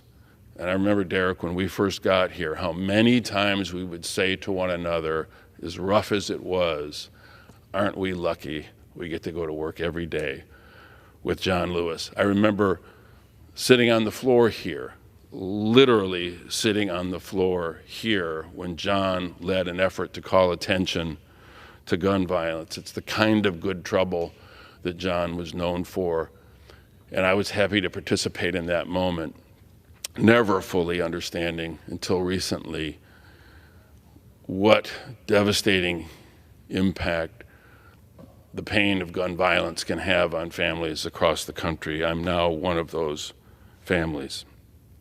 I didn't know it then.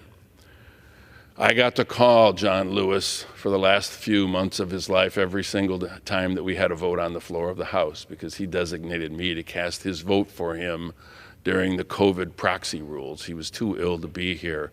He gave me this incredible gift to vote for myself in the 5th District of Michigan then, and then to come to that podium and announce to this Congress that I was about to cast the vote on behalf of the gentleman from the 5th District of Georgia, John Lewis, the person most known for the precious right to vote, gave me a gift I'll carry with me for the rest of my life, and that was the opportunity to carry his vote to the floor of this House. I want to thank my extended family, really, my staff, to the dozens of team members, the past and present members of my crew. Thanks for your hard work, for your dedication. I have really had the most talented and selfless team, dedicated DC and district staff I could ever have hoped for. They poured themselves into this work, their hearts and their souls into this work. I've often told my staff that while I carry that voting card and I wear this pin on my lapel, that they serve in Congress, and they have done that extraordinarily well. I want to especially thank my longtime Chief of Staff, Mitchell Rivard, who's been with me since not just I got here in my campaign, but who came to worked for me even when I launched my campaign in 2011. He's been with me ever since. On the good days and on the not so good days, like being sworn in for the first time, but then he and I were both here in the Capitol on that terrible day, January 6th. He's become like family. He's done an outstanding job leading my team, and I'm excited about the great things that every one of my team will accomplish as they move forward. Mitchell and my district director, Jacob Bennett, were with me from the day I came to Congress until the day we packed up the office to go home, and the country is really fortunate that they'll both continue to serve in this institution. And I have a couple of other my team members who are with me on and off for the most of my time here, Jordan Dickinson and Gada Elkeek, who both I've known since they were probably too young to vote and have been an important part of this experience for me. I've said many times that while I've been elected to lots of different public roles, I've never felt like I've changed jobs. I just got different business cards and a different toolbox to do my work, because my job responsibilities have been the same: serving, working for, and representing those people that I work for. I was elected to office, to public office, first when I was 18 years old, and now 5 decades later, it's hard to believe, 5 decades later, I continue to love public service and believe that this important work is that, important and honorable service. But for me, it is time to go home. And as I reflect on my time in Congress, I'm thinking about the future. I'm excited to see that Mid-Michigan has elected to represent it, a soon-to-be new member of Congress, Kristen McDonald-Rivet. I know Kristen, she'll be a great common-sense, pragmatic leader for our area, and I'm especially proud that I helped to elect the first woman ever to represent this district in Congress. While I'm stepping back from public office at the end of my term, I'm most definitely not retiring. I'm looking forward to a new chapter, continuing to serve Flint and that region, but just outside of elective office. I have a lot of friends to thank for helping me to get here, and it's impossible for me to list all of them, but I do want to mention one of them. Larry Rosenthal would have turned 62 today. He's been my friend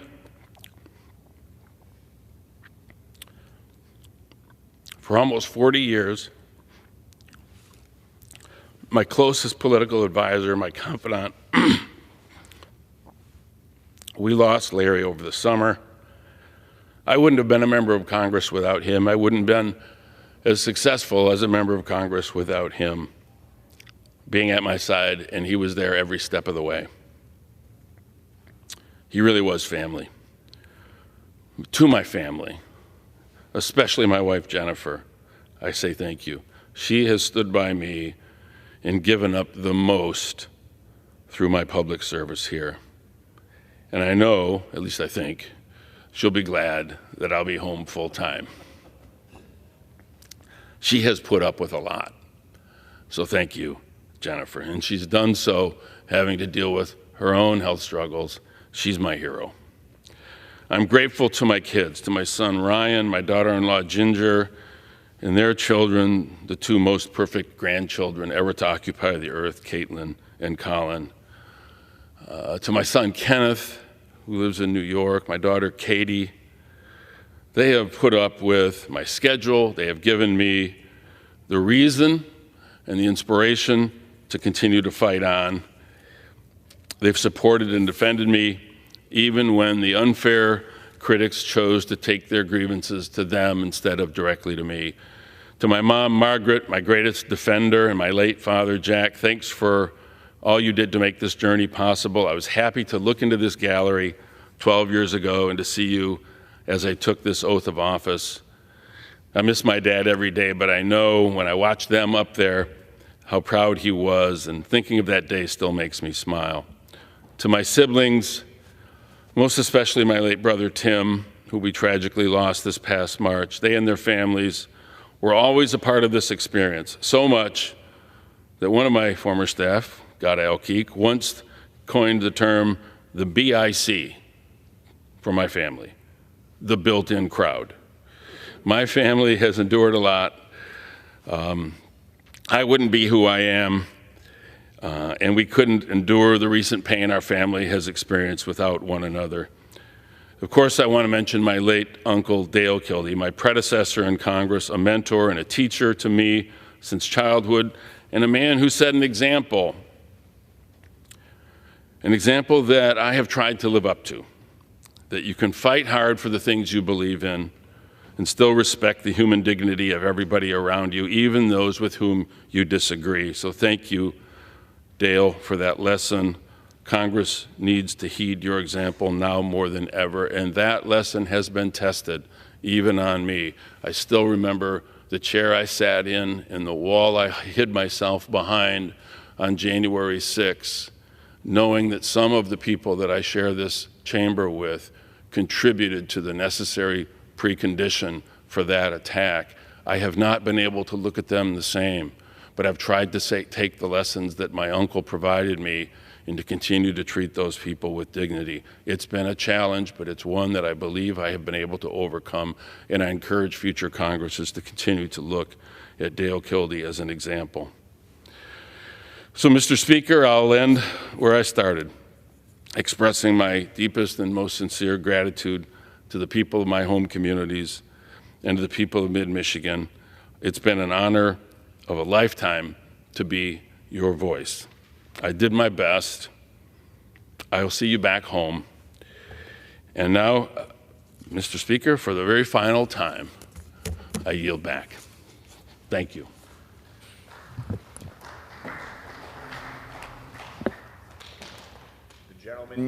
The gentleman yields back. The gentleman will be missed. Under the Speaker's announced policy of January 9th, 2023, the Chair recognizes the gentleman from California, Mr. Kiley, for 30 minutes. Mr. Speaker, I'm very happy to report that the newly formed Department of Government Efficiency has homed in on perhaps the single greatest example of government waste in United States history, and that is California's high-speed rail boondoggle. Here are the facts that the DOJ X handle cited, all of which are true. The high-speed rail project was originally projected in 2008 to cost $33 billion. It is now projected to cost up to $127.9 billion. Its estimated completion date was 2020. Of course, we are past 2020 now. As of 2024, 0 passengers have been transported. Indeed, the majority of the system has not even been fully designed. And yet, it has received $6.8 billion in federal funds, and they're requesting an additional $8 billion in federal funds. In short, the cost has quadrupled, and nothing has been built.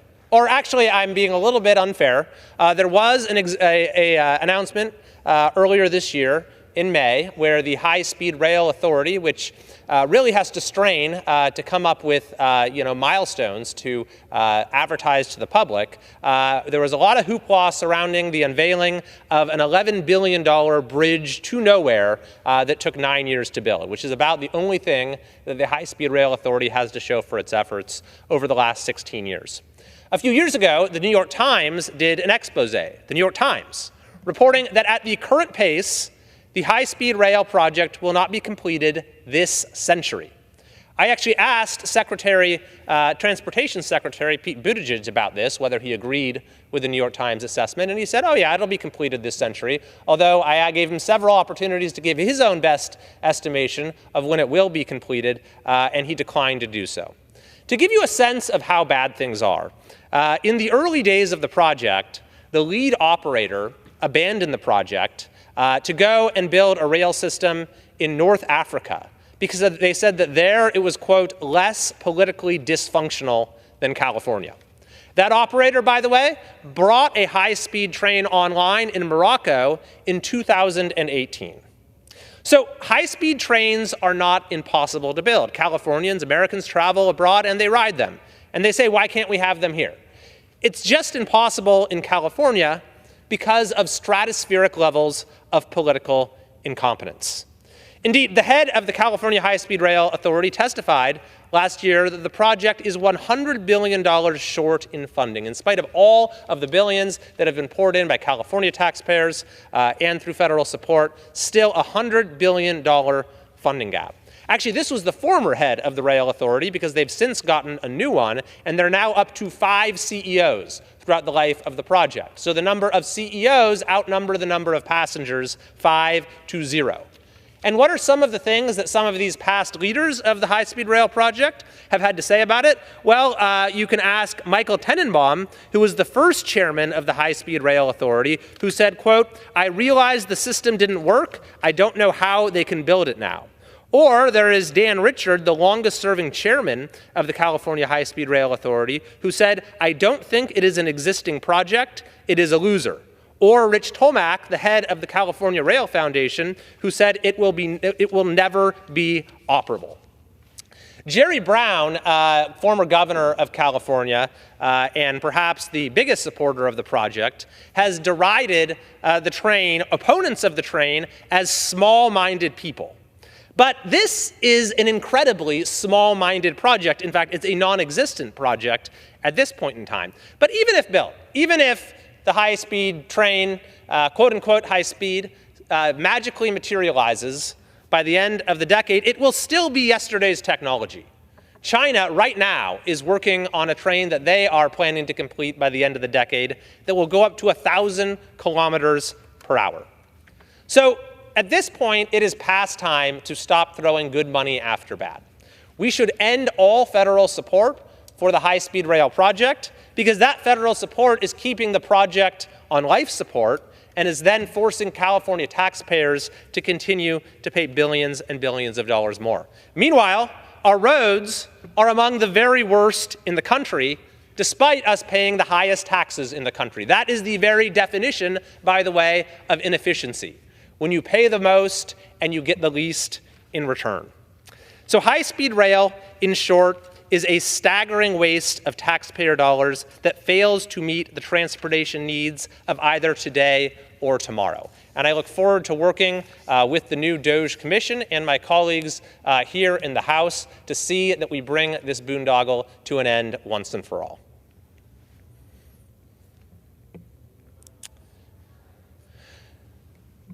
Mr. Speaker, this last week, California Governor Gavin Newsom called a special emergency session of the legislature for the purpose of, quote, Trump-proofing California, or protecting California values.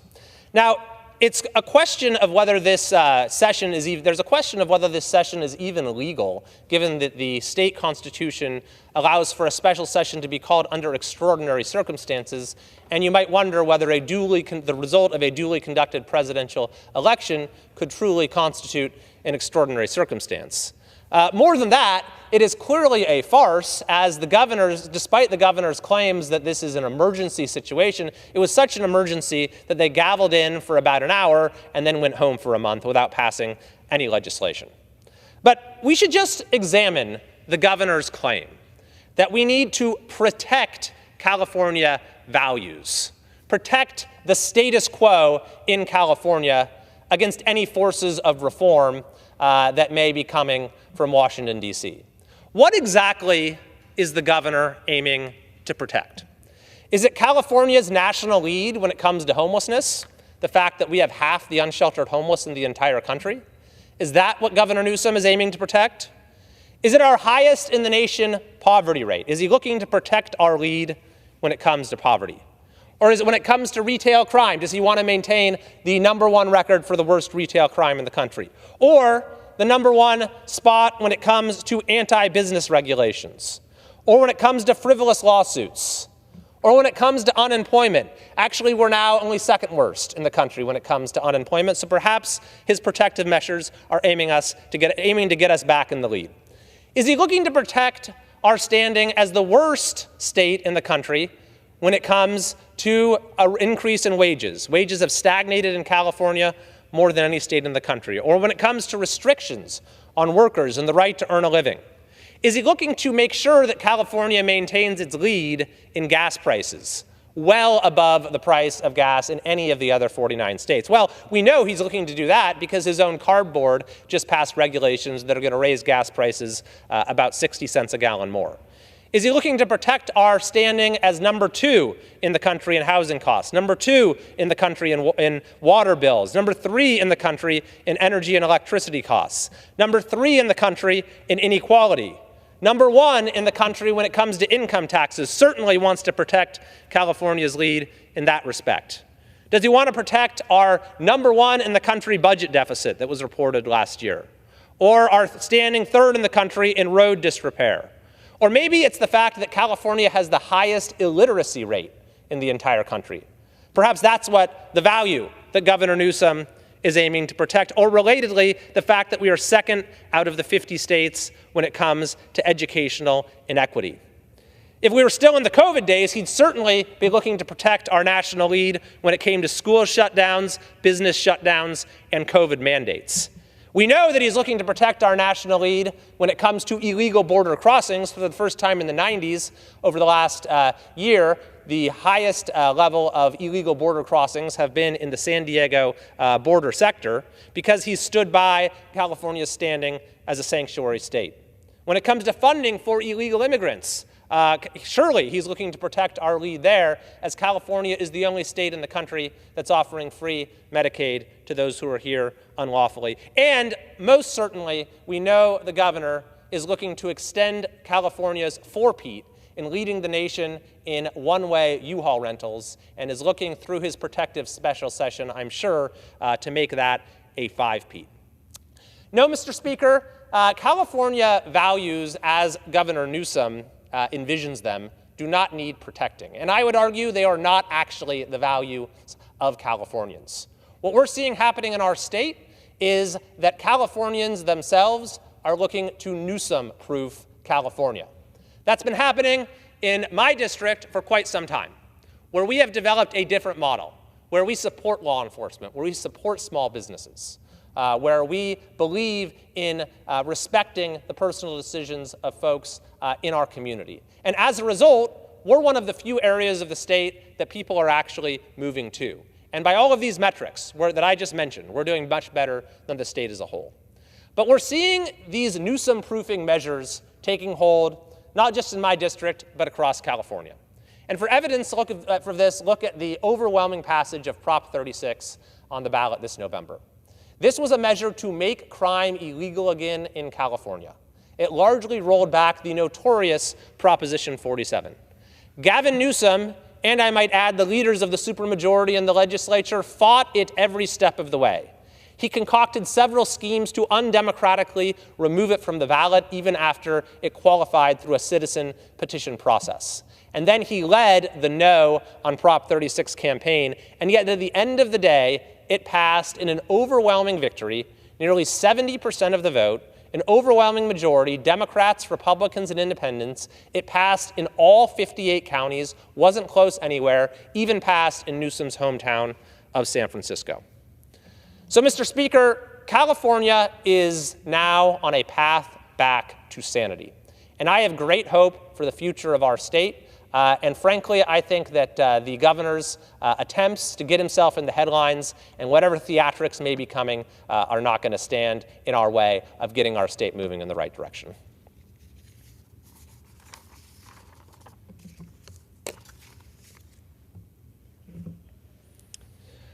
Mr. Speaker, I wish to recognize retiring Placer County Water Agency board member Michael R. Lee for his more than 40 years of dedicated public service. Mr. Lee began his career in government in 1972 at just 27 years of age. He served as a Placer County board supervisor for 16 years before moving into his role as director of the Placer County Water Agency, where he served for 27 years. Not only did Mr. Lee work as a government official, but he also owned and operated his own businesses, including the Villa Market and the Loomis Travel Agency. He demonstrated his unwavering commitment to the community by serving in a variety of local, regional, and national organizations, boards, and commissions, including the Loomis Chamber of Commerce, South Placer Heritage Foundation, Sierra Planning Council, and the National Association of Counties, to name a few.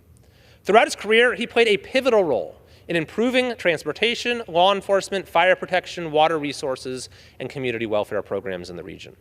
Mr. Lee achieved a wide diversity of accomplishments to improve the quality of life and experiences for the residents, businesses, and visitors of Placer County. One particularly noteworthy accomplishment was his leadership in the development of the 12 Bridges project and expansion of the corresponding PCWA canal system for this new community. His efforts with this project significantly contributed to the vibrancy and transformation of the city of Lincoln. It is because of the devoted efforts of people like Mike Lee that Placer County is such a great place to live, work, and to raise a family.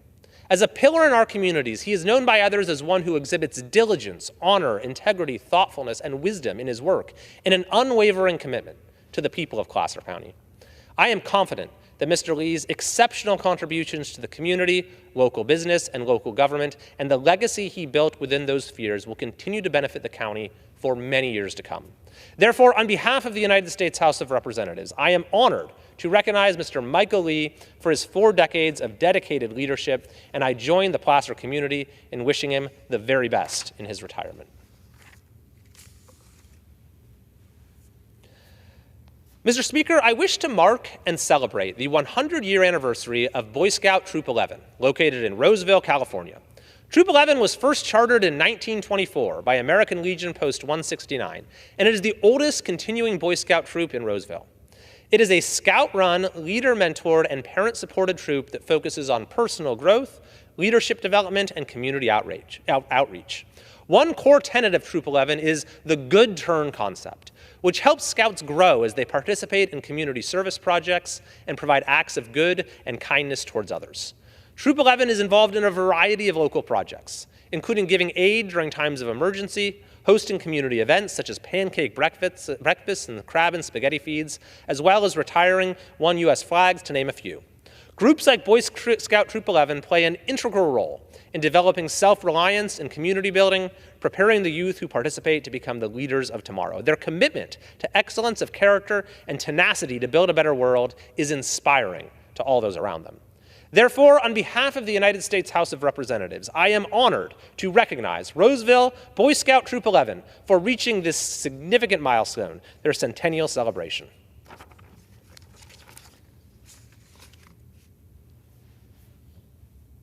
Mr. Speaker, I wish to recognize the retiring Folsom City Manager, Elaine Anderson, for her years of dedication to serving the Folsom community.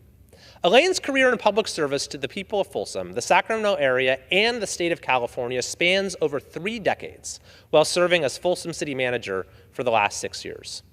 Prior to her service to the city of Folsom, Elaine Anderson enjoyed an eminent career in numerous roles working for the city of Sacramento and the state of California, as well as in public affairs specializing in legislative projects for the private sector. She began her nearly 20 years of service in the city of Folsom as a special projects manager, and would go on to dutifully serve in a wide array of roles as acting director for various departments, deputy city manager, and assistant city manager, all of which contributed to the prosperity of the Folsom community. Elaine's commitment to public service was fostered in her studies as she received her Bachelor of Arts degree in political science from the University of California, Berkeley. Elaine's experience and knowledge, combined with her love for the city of Folsom, enabled her to excel in her tenure as Folsom City Manager. She demonstrated exceptional leadership, managing a staff of over 400 workers across multiple departments and an annual budget exceeding $250 million.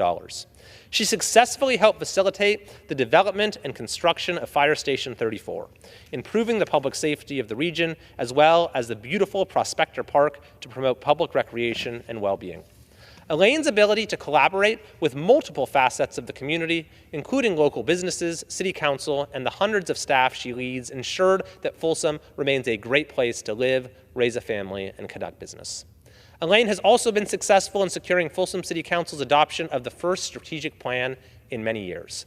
This plan established guidelines for the city to ensure a continued commitment to financial stability and sustainability, public safety and infrastructure, economic and community development, and organizational effectiveness to best prepare for the future while seizing current opportunities. Elaine Anderson has truly embodied what it means to be a public servant. I am certain her life's work of service to her community will leave a long-standing legacy, as her impact will benefit the region for for years to come. Therefore, on behalf of the United States House of Representatives, it is an honor and a privilege to acknowledge Folsom City Manager Elaine Anderson for her career of exemplary leadership and public service. I join the Folsom community in wishing her the very best in her retirement. Mr. Speaker, I yield back. The gentleman yields. Under the Speaker's announced policy of January 9th, 2023, the chair recognizes the gentleman from Texas, Mr. Green, for 30 minutes. Thank you, Mr. Speaker. Mr. Speaker, and still I rise, and I'm always proud to have this preeminent privilege of standing here and addressing those who are within the chamber, as well as people who may be without. And I rise today still a liberated, unbought, unbossed, unafraid Democrat. I rise today to deliver a special message as it relates to slavery and the Holocaust. But before I get to the message, a bit of housekeeping. I have had persons to tell me that it appears that I'm looking down and that my eyes are closed when I'm speaking. I have no control over the camera angle. I'm looking straight ahead now, and I'll be looking straight ahead most of the time.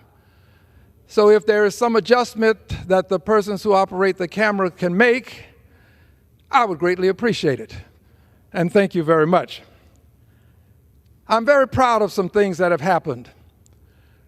Just this week on Wednesday, this House passed S-91. That would be a Senate bill. And I'm proud to know that the House passed this bill because this bill was a special piece of legislation. This bill, Senate Bill 91, passed by voice vote at about 6:30 p.m. on Wednesday. And this bill, S-91, was to award a Congressional Gold Medal collectively to 60 diplomats in recognition of their bravery and heroism during the Holocaust. I'm proud that this piece of legislation passed the House.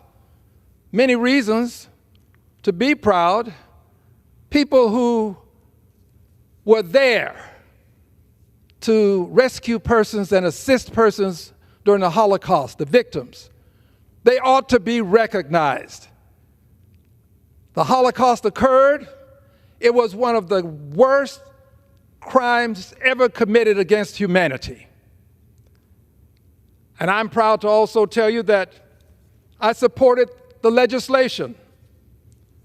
I have my signature on that legislation, and that means something to me because I want people to know that when it comes to stepping up and standing out and standing for the people who have suffered in this country and around the globe, I'd like to let people know that I'm among those who are always going to be there as best as I can. I can't take on every challenge, but I want to take on as many as I can, and this is one that I'm proud to say that I am a co-sponsor of. In fact, I became a co-sponsor on March 17th of 2023. The legislation itself was filed on January the 26th of 2023. So some few months later, I became a co-sponsor of this legislation. This legislation, when it was filed, had 13 original persons on it, an original sponsor and then original co-sponsors. And it proceeded through the House, and it was in the House as H.R. 537, H.R. 5337. And on June the 11th, 205 members were on this legislation. I was one of them, proud to say it again. And as one of them, on June 11th, this piece of legislation was passed in the House. It passed the House and then went to the Senate, with 295 members having signed on to it. There in the Senate, it passed on December the 4th, passed the Senate by a vote. Excuse me, that's the House. S91 passed the House on December 4th, again by voice vote, and I was a member of the persons that signed on to it. I was one of the persons signed on. Now, I mentioned this bill, and I'm proud to be associated with it, but I'm also proud to be associated with another piece of legislation, H.R. 1244, 1244. This piece of legislation would posthumously award a historic Congressional Gold Medal collectively to Africans and their descendants enslaved within our country from August 20th of 1619 to December 6th of 1865. I'm proud to be the original sponsor of this legislation. This legislation has 125 members on it, just as the legislation to recognize the heroes of the Holocaust had 290 plus members. This legislation has to have 290 members or more for it to pass the House. We have 125. This legislation was filed on February the 28th of 2023, about a month after the legislation was filed to honor the heroes associated with the Holocaust. Proud to be on both pieces of legislation. The legislation that we have filed to honor the persons who were enslaved, whose lives were sacrificed, has been in the House now for about the same length of time as the legislation to honor the heroes of the Holocaust. So let's just take a moment and read some of what this legislation that would honor those persons who were enslaved posthumously with the Congressional Gold Medal. I might add that the heroes of the Holocaust received this posthumous honor as we are trying to acquire the same for the persons who were enslaved. Here's how it reads. This is the dear colleague that we sent out to our colleagues here in Congress. Support the historic Congressional Gold Medal for America's economic foundational mothers and children, the enslaved. It reads, on July 18th, 1956, Congress, the House, and Senate awarded a Congressional Gold Medal to Confederate soldiers. And I might also add to soldiers who associated themselves with the Union. However, to this day, Congress has never awarded a Congressional Gold Medal to the over 10 million enslaved men, women, and children who toiled for over 240 years to build the economic and infrastructural foundation of the wealthiest nation ever to exist on our planet. These foundational mothers and fathers of our country labored arduously, constructing our cities, roads, bridges, and wells. They laboriously planted as well as harvested the food that fed our nation.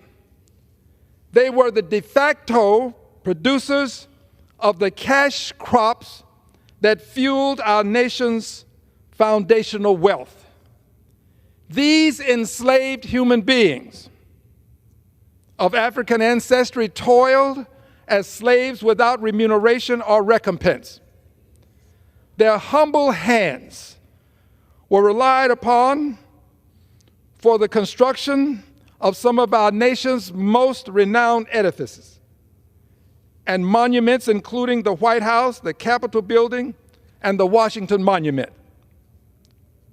In truth, their sacrificed lives provided the genesis of our nation's economic preeminence. These sacrificed human beings, men, women, and children, were the greatest contributors to the American foundational economy. Why would I say they were the greatest contributors? Because for more than 240 years, been estimated to be about 246, but for more than 240 years, they sacrificed their lives.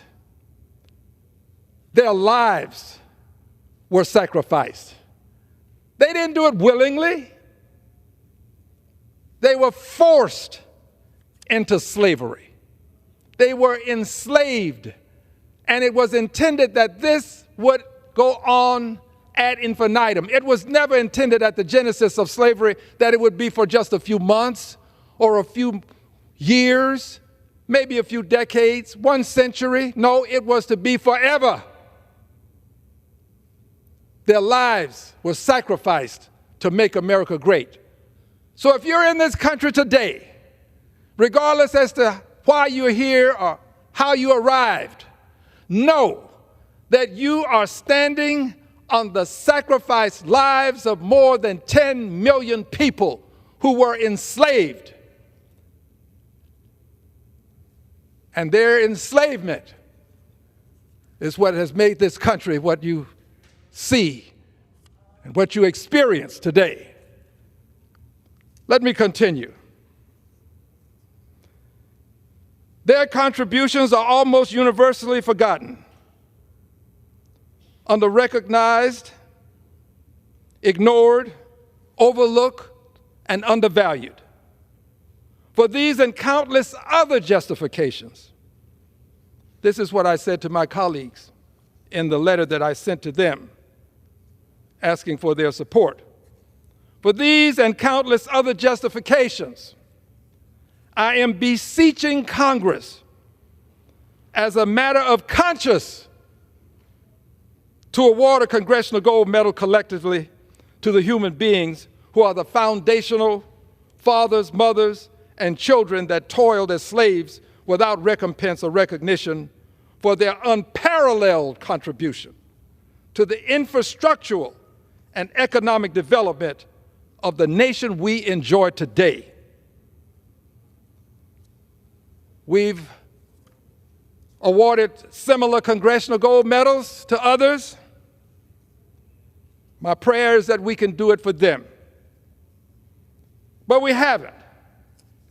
But that doesn't mean that what we did on Wednesday should not have occurred. I supported it.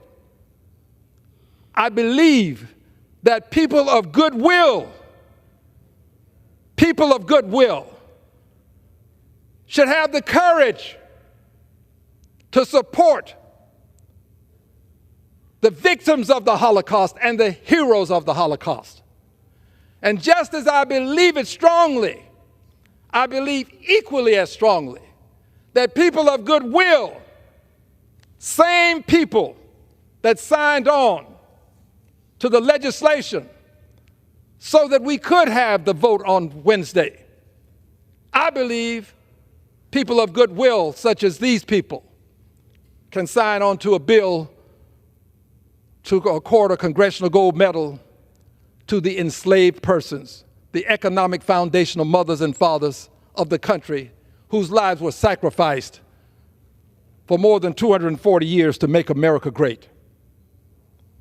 Yes, I thank all who have signed on. I have to be candid. I regret that we didn't get 290 signatures so that we could pass this legislation in this Congress. I regret it. It's a painful thing to say We didn't get those 290 signatures. We made the appeals. And it's a painful thing to say we didn't get 290 people to honor them, just as we honor the victims of the Holocaust, just as we honor the persons who were heroes of the Holocaust. Some 60 of them have been honored as of Wednesday. I believe that we can do a similar thing for the persons of African ancestry who suffered here in this country. And I want you to know that notwithstanding the fact that it didn't pass, hasn't passed in this Congress, I don't think it will. I'd love to think that we could push it through now. I don't think we will. But I plan to file it in the next Congress. If it's God's will, I plan to do it and ask my colleagues to sign on to it again. And maybe we'll get the 290.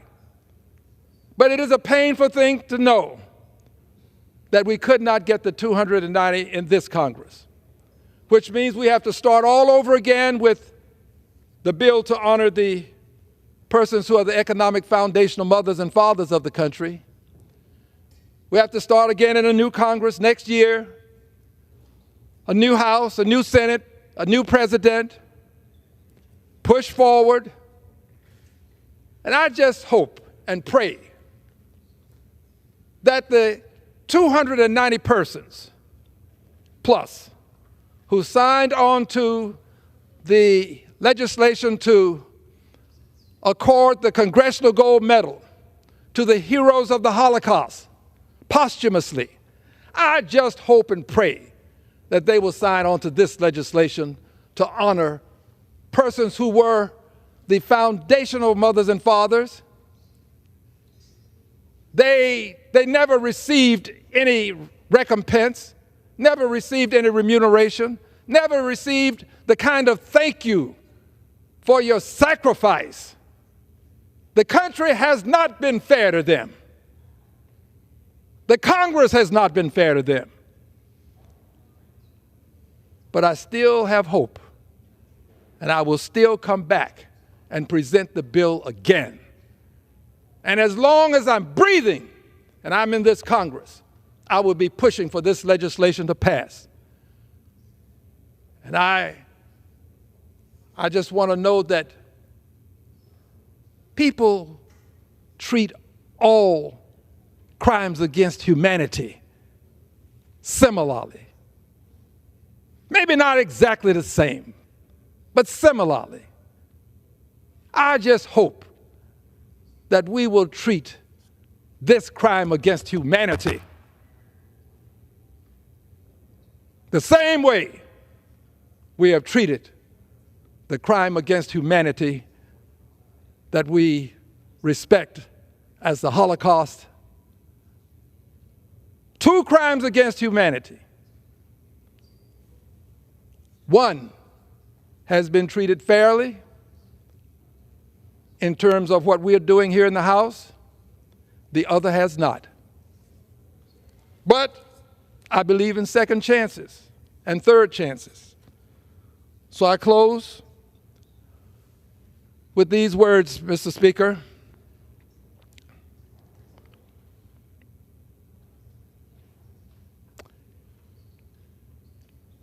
I think it's difficult for people in this country to embrace what happened to the enslaved because it happened here. It is easy to look through the window of life,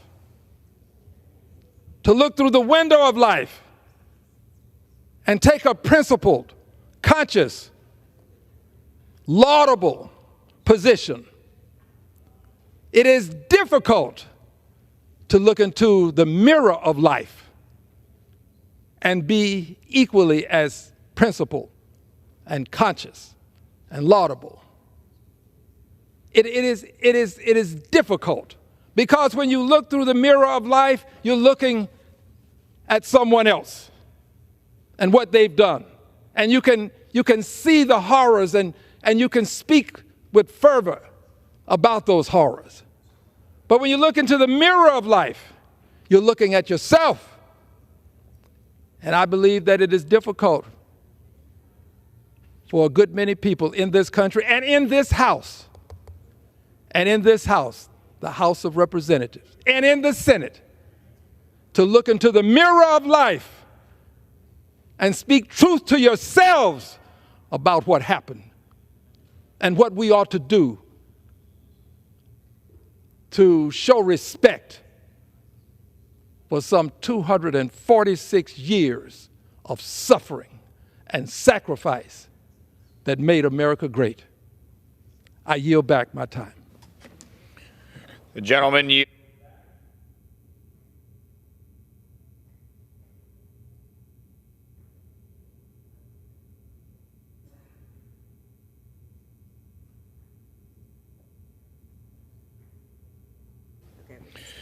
Under the Speaker's announced policy of January 9th, 2023, the Chair recognizes the gentleman from Wisconsin, Mr. Grothman, for 30 minutes.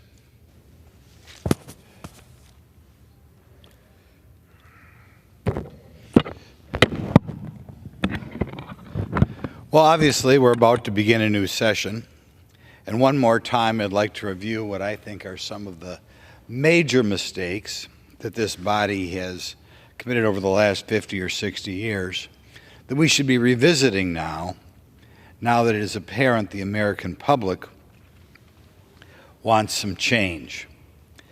It is a goal of this body, and really even a constitutional mandate, that we treat everybody equally, and that we don't prefer one group of people, ethnic group of people, over another group of people, people with one lifestyle over another lifestyle.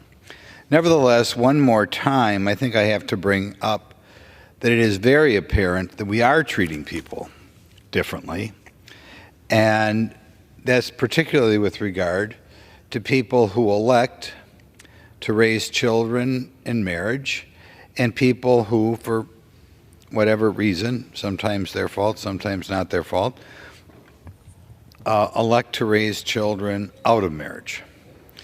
If you look at almost every single government program, they are conditioned or based upon percent of poverty. And if you are below a certain income level, you are eligible for that program. And if you are above a certain level, you are not eligible for benefits under that plan. Since in a household with a man and woman both there, both parents of a child, it is overwhelmingly likely that one of them is working full-time, maybe making $40,000 or $50,000 or $60,000 or more, that couple will almost never be considered to be in poverty. If you have another situation in which the mother and father are in different households, if one of these people is not working or working minimally, making maybe $15,000, $16,000 a year or less, and the other person is working full-time, that is considered to be not in poverty. As the result, financially, there is an incentive to make a household in which the mother and father are not both there the norm. Now, many of the programs, I think almost all the programs that began with the so-called war on poverty in the 1960s gave grants or money to people who were not both a man and woman in the household. Some of these programs at the time was known as food stamps. Some was health care, what's known as Medicaid, or different states have different words for it. In Wisconsin, we call it Badger Care. We have low-income housing, which is, again, available only to people with low income. And as a matter of fact, in a lot of these low-income housing projects, one of the goals they have, or they hire managers to make sure that there is not a man in the household or a father in the household, because then you shouldn't be able to take advantage of the program. There used to be cash grants called AFDC, which were eliminated during the Gingrich/Clinton years, and they again gave cash basically to situations in which you do not have a mother and father at home. It's since been replaced by TANF grants. If someone does decide to work 14 or 15 or even 20 hours a week, there are grants for daycare that are not eligible for situations in which you have both parents at home. If you want to go to college, there are grants called Pell Grants available, but not available to people in which you have both the mother and father at home. This should concern us all, and it's not difficult to come up with hypotheticals. Another program which kind of discourages full-time work is called the Earned Income Tax Credit Program, where a family can wind up with $5,000 or $6,000 that you won't get if you're making, say, more than $40,000 a year or are married to somebody with a normal income. We have to revisit this problem. These programs have changed America such that in 1965, before these programs kicked in, only about 5% of children born in America were born to a family without a mother and father at home. That number is now over 40%. Other programs have become more popular. Something I think we ought to remember, it's not the cost that bothers me as much, it's what it's doing to America. At the turn of the century, we had about 17 million people on food share, what people call food stamps. That number is now 42,000. So in other words, we've over doubled the number of people on food assistance, and America is very generous. I tour my food banks all the time. They do a fantastic job. Man, I love those food banks. So America does realize we have to cover people, but in order to get on food stamps, you know, you need a lower income, and I think we ought to be spending more time wondering why. And right now, you know, unemployment is almost non-existent, but despite the fact we have almost non-existent unemployment, we've skyrocketed up from 17 million to 42 million people on food stamps. So it's important, I want to dig into these programs, because some of these programs give people on the programs benefits that people not on the programs would not use.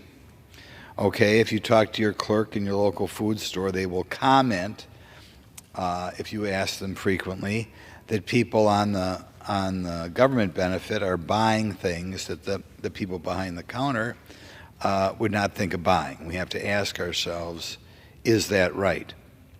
There is a housing program called Section 42, which in my opinion does more to benefit property tax developers than it does to benefit the people living in the housing. But there is a program in which, because the government pays for 70% of the cost of the housing that is built for so-called low income is frequently nicer or more lavish. If you look at the kitchen counters, if you look at where they build the properties, more lavish than the average American finds. I had a staffer a little while ago who got married, and when she and her husband were looking for housing, they were disappointed to find that the nicest housing was all low income, and they would not be able to afford such nice housing. I talked to a property developer, and he found it difficult to buy new land for new apartment projects because he'd always get outbid by the developers who were having 70% of their projects paid for by the government. So I've got two problems there. One is the general marriage penalty associated with the programs, and the other, and that whoever put the program in there or supports the program appear to me to be more concerned about making money for property developers than even the people who need the low-income housing. I should point out that some low-income housing is going to be necessity. We have people on Social Security whose incomes are so low that they can't even afford an apartment, and I can understand the reason for this housing. But overall, the point is that we right now are operating a policy in this country, have been operating the policy for 50 years, that says we don't want both mom and dad in the home with the children. George Gilder has written a lot about this problem. Robert Rector has written a lot about this problem.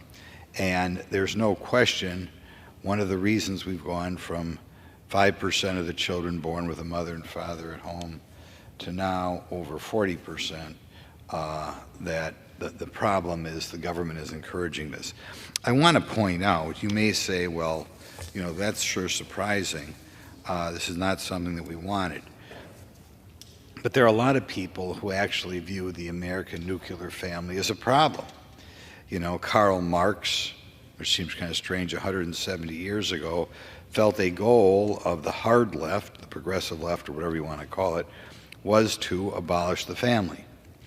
There are names that maybe are forgotten, but in the 60s we had the radical feminists like Kate Millay, who, well-known person, talked about destroying the American family. She, for whatever philosophical reason, didn't want men in the household. So there are people who want this. There were 2 of the 3 people who founded Black Lives Matter called for ending the so-called Western prescribed nuclear family structure. And there's no question about 5 years ago around here, Black Lives Matter was perceived to be a very powerful institution, and a lot of people spoke about it positively. So it's important to remember they wanted to get rid of the nuclear family. How are we going to get back to where we used to be, where almost all children had a mother and father at home, unless there would have been some catastrophe and one of the parents would have died? I think that's something that we should be looking at unquestionably over the next 3 months. This is a totally artificial thing. When I talk to people in other countries, Korea, India, almost unheard of, all this not having the father in the home. So why did it happen in the Western countries in the United States? No question. I think the reason is government policy has encouraged it. And I hope in the next 3 or 4 or 5 or 6 months, as we look at government programs, we have as our goal not discriminating in favor of families that don't have a mother and father at home, and even more important, stop discriminating against, displaying hatred and inequity against families in which both mother and father are at home. One other anecdote of a program, Pell Grants, I mentioned just briefly. I've been talking about this even before I got here for 25 years of my life. And once I talked about the marriage penalties associated with college scholarships, and I talked to a young gal who must have been 23 or 24 what she thought about this, and she said her and her husband got married before they were having children, but none of her friends were getting married because they got free college. In other words, they wanted to have the government pay for their college, and they realized whoever put together this food stamp program had, whether it was intentionally or unintentionally, put together one more program in which you were discriminated against if you were married, and actually were discriminated against if your parents were married. Another problematic situation here, and I hope that the American public and conservatives around this Capitol and throughout the country demand a situation in which we stop discriminating against the old-fashioned nuclear family. I think that is the most important problem facing America, facing the next Congress. It is a difficult issue to deal with because you don't want to be labeled mean or cruel. On the other hand, as a public policy, I think 60 years, coming up on 60 years, maybe 55 years, against brazenly discriminating against a nuclear family with a mother and father at home has got to end. and we should stop treating the mother and father family at home so poorly. We should stop penalizing them by keeping the newer apartments off the market for them. It's not right that they can't afford things in the food store that maybe people potentially lower income are. As far as health insurance is concerned, we discriminate against middle-class America. They frequently have big $15,000, $20,000 deductions on their health care, deductions that we would not give to somebody under normal circumstances who is not have both parents in the home. Another example of discrimination, another example of policy in which we try to destroy the American family. I think the first step here is to have more and more people talk about it. I think the American people should be aware of it. The American people should not be supportive of any program that so brazenly discourages having a mother and father at home. I realize it can happen, but I'll finish. When this was first brought to my attention, there was a great author by the name of George Gilder who wrote books in the late 70s and the early 80s about this family situation. And he actually studied what was known as a ghetto at the time in Albany, New York. And he followed around a young couple, a man and woman, after the young woman, who was going to become a mother, got pregnant. And he felt, he was probably born around 1940, he felt at that time that would be cause of concern and alarm that the young woman was pregnant. In fact, he found out at that time in Albany, New York, it was not considered a bad thing, it was considered a good thing, because now they would be eligible for food and eligible for medical care and finally able to get out from under their parents, and they were given their own apartment. By the way, I find that in my district too when I talk to people who administer the low-income housing. It's not unusual to have people get on the low-income housing because they're leaving their parents' house, which a lot of young people want to do, but I guess one way to get your own apartment is to have a child. I'm not sure that's a good thing. But in any event, George Gilder, looking at things, found a certain subset of society that felt it was monetarily beneficial to have a child without the father around, legally around. And as the result, we were probably shifting society away from and discriminating against the mother and father at home. George Gilder made another observation as he studied this class of people. Traditionally in our society, the purpose of the father has been to support the family. And George Gilder found that frequently fathers' income went up and responsibility level went up as he got married and had children and assumed the role of being the breadwinner and responsible for paying the mortgage, that sort of thing. And as we got away from having the father in the home, they lose that motivation or that purpose in life. And as they lose that purpose in life, more likely to do drugs, more likely to not be as productive citizens. In other words, the dad becomes more productive after he gets married, not before he gets married. So not only is this, I think, the current policy a problem for children, I think it's a big problem for men as well. That's something that's talked about not nearly as much as it should be, but sometimes people wonder why there's such a higher percentage of men incarcerated than women, a higher percentage of men are dying of drug overdoses compared to women. And I think part of it is it has been the policy of the federal government to chase men out of the household. In any event, I leave my conservative friends around the country with this desire that over the next couple of months or 3 or 4 months, we talk about the perverse incentives and the apparent hatred of the American government for households with a man and woman both available to raise the children. And we work towards an equitable government in which we at least treat the two-parent family equally in the eyes of the government as we do families in which both parents are not available. Thank you very much. Does the gentleman from Wisconsin yield back? Absolutely. Yay.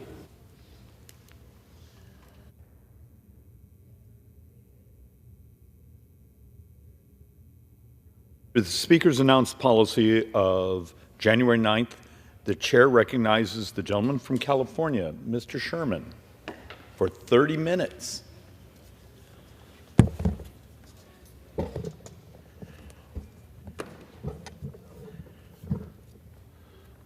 Or you're not going to have them all up? You'll do them one at a time. Okay.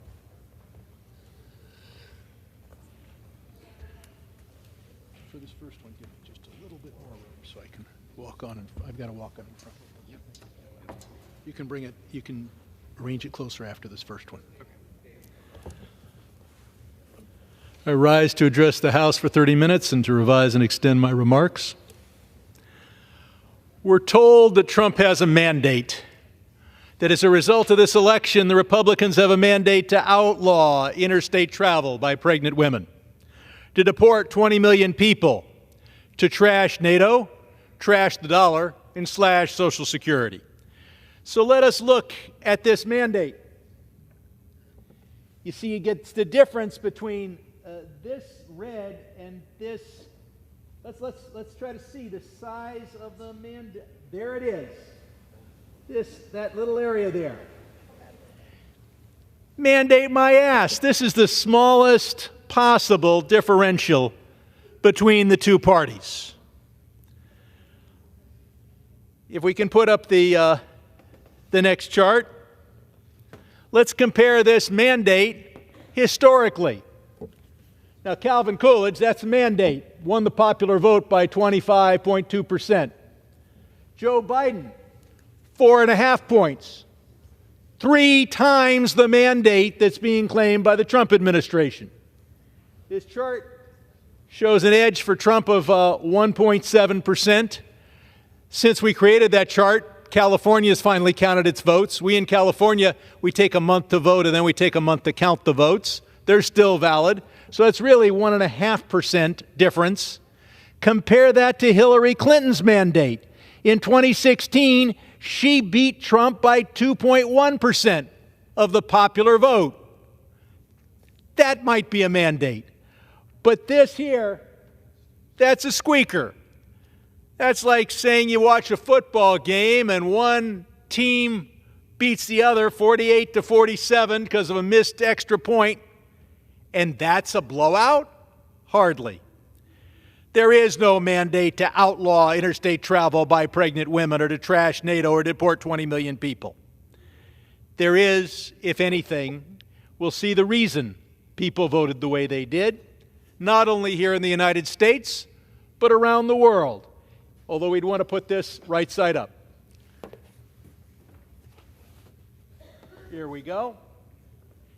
Yes, inflation peaked at about 9% in the United States, and the Biden-Harris administration was held responsible by voters.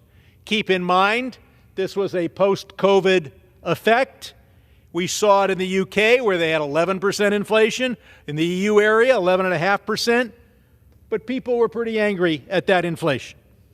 And you do have a mandate to bring it down. But I've got good news for the Republican Party. We Democrats have already done 9/10 of the work. You see, it was about 9%. It's now down to 2.6% inflation. And every economist will tell you that you want about 2% inflation. Some would argue even higher, but the real hawks say 2% inflation in the economy.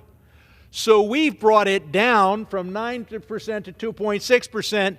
It's your responsibility to get it down that last 0.6%. But you do not have a mandate to deport 20 million people. Now let's talk a little bit about an aspect of cryptocurrency that hasn't come up.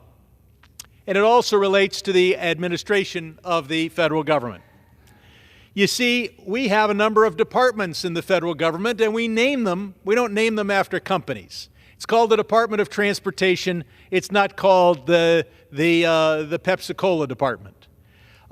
Think of how much money a tobacco company could make if we took that big canyon in Arizona and renamed it the Marlboro Man Canyon.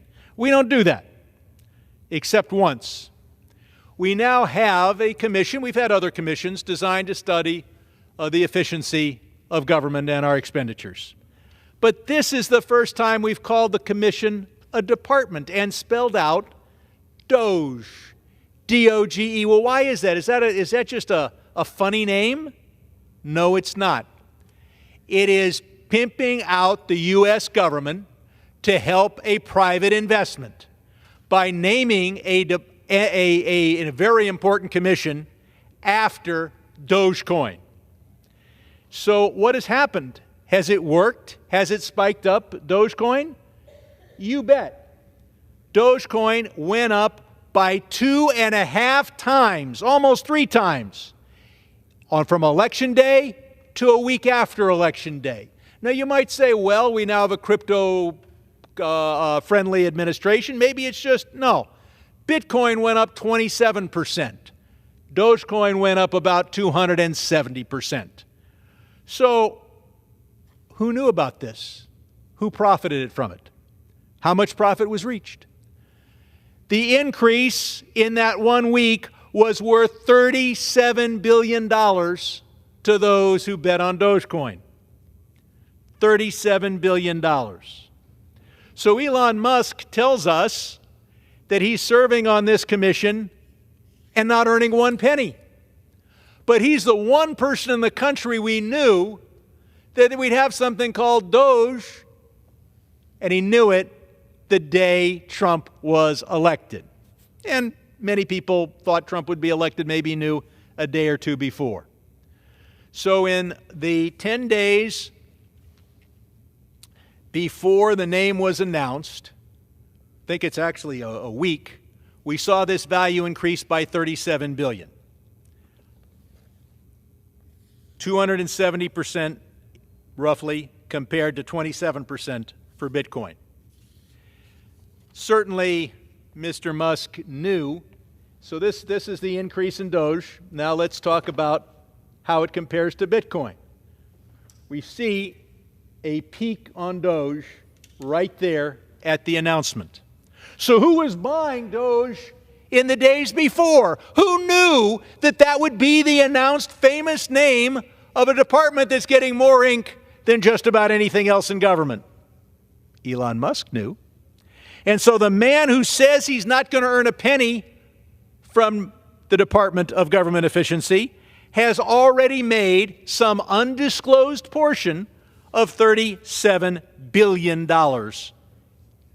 I call upon Mr. Musk to show this country his trading in cryptocurrencies from a few days before the election until today, so that we can know how the man that won't take a penny is benefiting, or perhaps not benefiting, from the $37 billion increase in the value of this cryptocurrency as a result of his unique name.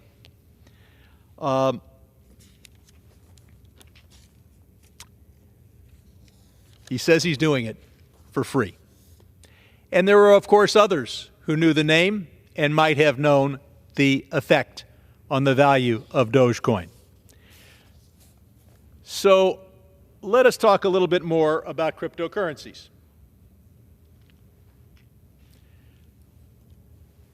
Cryptocurrency claims to have one advantage over the dollar, and that is that it is electronic. Well, what about the dollar being electronic? It is to some degree. We've got Venmo, we've got Zelle, but crypto has spent more money buying politics perhaps than any other industry, depending upon how you define each of the other industries. Hundreds of billions of dollars. What did they get for it? They got passed in this House a law prohibiting the Federal Reserve Board from making the dollar electronic and more efficient. Why? Because, well, the same reason that Pepsi-Cola would like to pass a law saying you can't put any bubbles in Coke. They want to use the power of the federal government to cripple their main competitor. Now, I want to commend Donald J. Trump for his brilliant statements of 2019 when he said in July, "I'm not a fan of Bitcoin and other cryptocurrencies, which are not money and whose value is highly volatile and based on thin air. Unregulated crypto assets can facilitate unlawful behavior, including drug trade and other illegal activity. We have only one real currency in the USA, and it's stronger than ever, both dependable and reliable. It is by far the most dominant currency anywhere in the world, and it will stay that way. It's called the United States dollar." He was right in 2019, but he's changed. And the importance of this change should not be underrated. I got involved in looking at cryptocurrency because of my involvement in foreign affairs. I saw the pressure we were able to put on Iran. Why? Well, first there was a huge disagreement, at least in my party, about the nuclear deal that we negotiated as a result of that pressure, that we split into two camps. Some said the pressure we put on Iran is so intense that we're getting a good nuclear deal.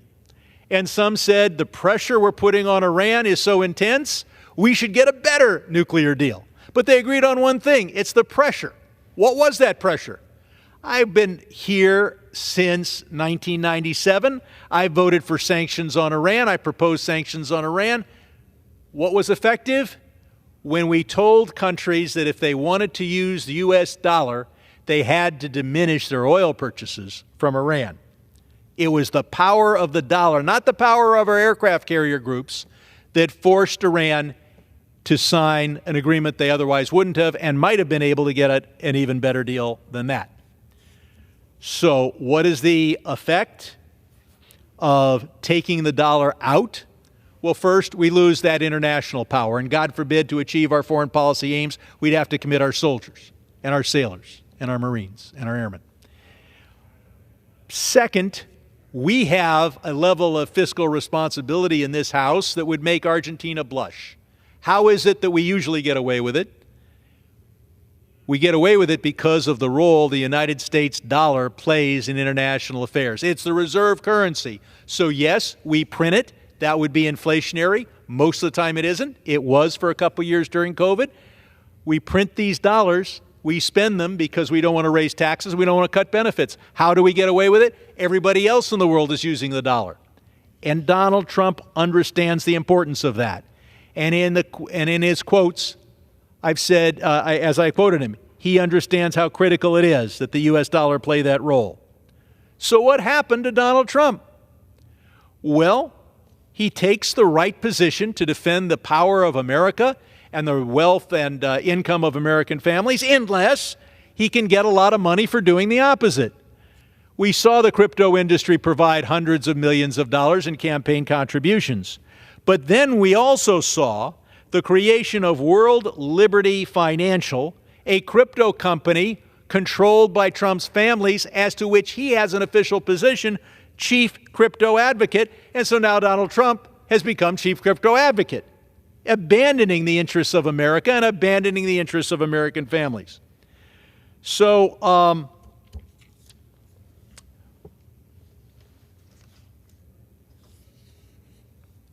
what is the objective of crypto? It's said here by crypto backer Sam Altman, where he says, I think the idea that we have a global currency that is outside the control of any government,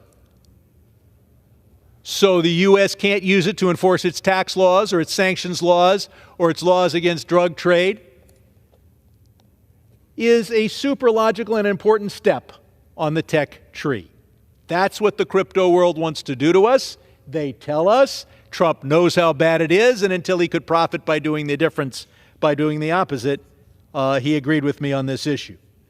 So I look forward to fighting for the Trump of 2019 on this issue. And let's move on to the next slide.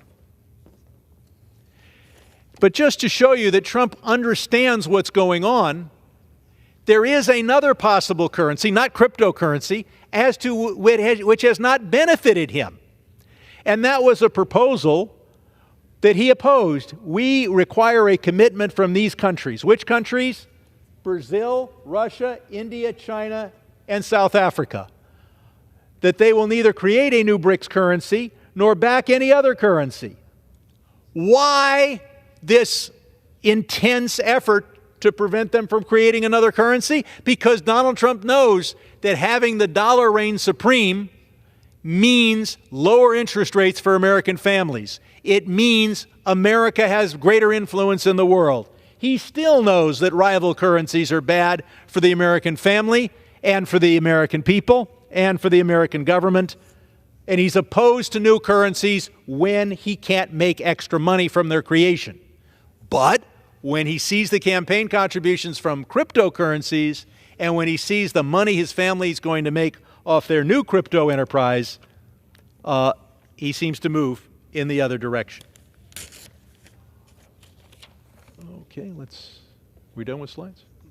Okay. Mr. Speaker, I would like to commend the people and the parliamentarians of South Korea. They inspired the world when they were faced with an outrageous declaration of martial law. The parliamentarians fought their way into their parliamentary building and voted 190-0, including all the members who were able to vote from President Yoon's party, to stop the martial law. President Yoon's declaration of martial law was absolutely outrageous. It was an affront to South Korean democracy, an affront to the worldwide effort for democracy and the rule of law. And what was also outrageous was his attempt to justify it on national security grounds. Because that declaration of martial law, and thank God it was stopped in a few hours, not only did nothing to enhance South Korea's national security, it undermined it. Because what are the two pillars of South Korean national security? The first is the unity of the South Korean people in their dedication to democracy and the rule of law. President Yoon undermined that. And second, it is the relationship between the Republic of Korea and the United States and the American people. And our commitment to South Korea is not a remnant of the fact that we fought together in the 1950s. Yes, we remember history. But our dedication to South Korea is there because of our shared dedication to democracy. President Yoon tried to undermine that. I applaud the people of Korea and I applaud the parliamentarians of Korea in making sure that he was unsuccessful.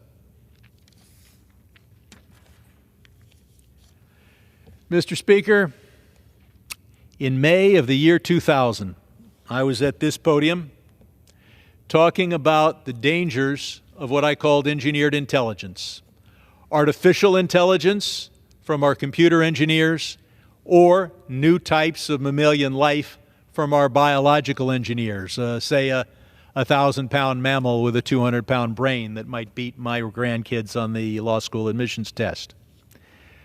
Right now, artificial intelligence is the rage. And the question before us is it a tool or is it a creature?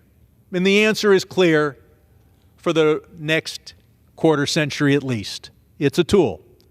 It's a powerful tool, an increasingly powerful tool, and we need to do a lot in Congress to make sure it's a tool for good. But we also have to think of the second half of this century and whether artificial intelligence becomes a creature with its own volition, its own objectives. Now,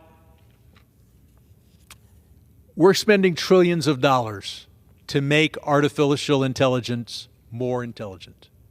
And if we didn't, and we are, But while we're doing it, so is China, so is Europe, so are others. Nothing is going to derail this effort to use artificial intelligence to make money and power. But while we are spending trillions making AI more powerful, perhaps we should spend 1% in a government agency to do some research on how to deal not just with the problems that will confront us in the next few decades, but those that confront us in the second half of this century. I mean, we need to do research, and I look forward to working with my colleagues in designing a bill to authorize this, so that we are monitoring for and preventing self-awareness, ambition, survival instinct, volition. If we do not, then all I can say is this. It was several hundred years ago, some would say is perhaps only 100 years ago or less, that our ancestors showed a new level of intelligence. We said hello to the slightly less intelligent Neanderthal, and then we said goodbye to Neanderthal. And I realize there are genetic studies and there are footnotes to what I'm saying, but we're here, Neanderthal isn't, and that's because that was the last time a new level of intelligence arose. It is only a matter of time before artificial intelligence is more intelligent than any human. And I mean in a generalized sense, not just doing the things computers are good at, but doing the things that we do. And we had better make sure that the machines we build do not literally take on a life of their own, create their own objectives, their own tasks, seek to survive and propagate, and seek to achieve their own objectives. Am I almost? I'll inquire how much more time I have. More minutes. Thank you. So artificial intelligence is a powerful tool. It will be a more efficient tool. The question is, will it remain unaware? And if it becomes aware, will it have objectives? Some have said that artificial intelligence will be the perfect Zen Buddhist, well aware of the situation, but utterly uncaring as to what happens. You go to today's largest computers and say, I think I should hit you with a sledgehammer and remove all your parts and sell the parts. How much will I get for the parts? And today's computer, today's artificial intelligence will do its best to calculate the value of those parts.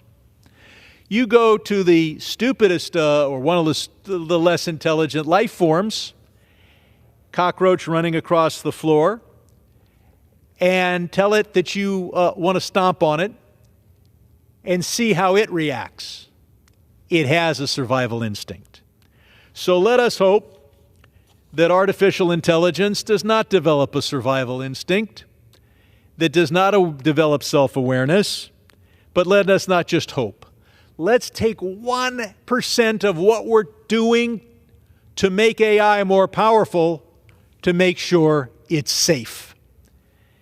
And I look forward to working with my colleagues on that objective. While I'm talking about engineered intelligence, many decades from now, we'll confront another issue, and that is genetic engineering, designed to create new levels of intelligence. Whether they start with elephant DNA or human DNA, certainly a mammal with a genetically engineered brain 10 times the size of the average human would probably be pretty smart. And while I do not know whether artificial intelligence will have a survival instinct, ambition, a desire to affect its environment so as to ensure its own survival or its propagation. I do assume that any life form we create will have all those things. Because, as I exemplified with the cockroach, every biological entity has a survival instinct. And the DNA that did not wish to survive and propagate didn't, and it ain't here.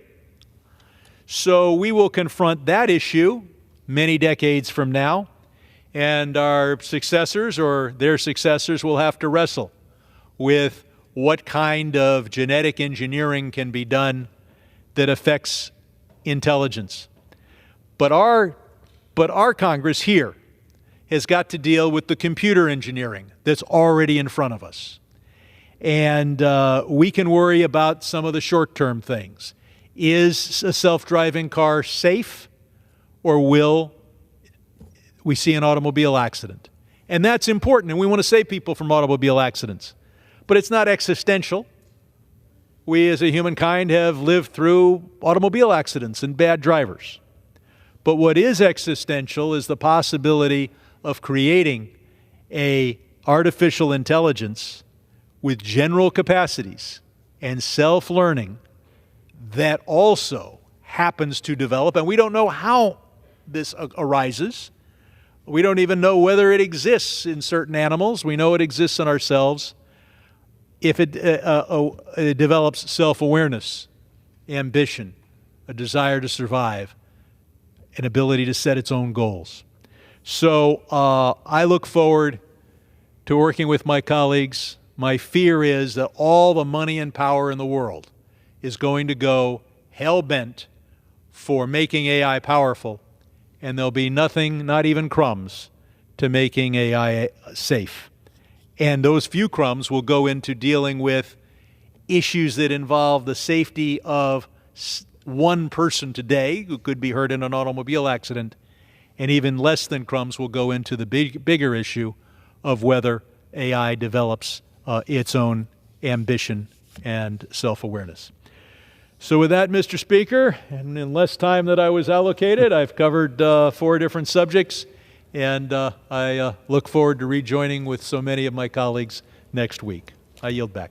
Does the gentleman from California yields back? Does the gentleman from California have a motion to adjourn? I make a motion that we recess or adjourn? Adjourn. Adjourn until? No, I do that part. Oh, until the time specified by the chair. Yeah. The question is on the motion to adjourn. Those in favor say aye. Aye. Those opposed say no. The ayes have it. The motion is adopted. According to the House, stands adjourned until Monday at noon for morning hour debate.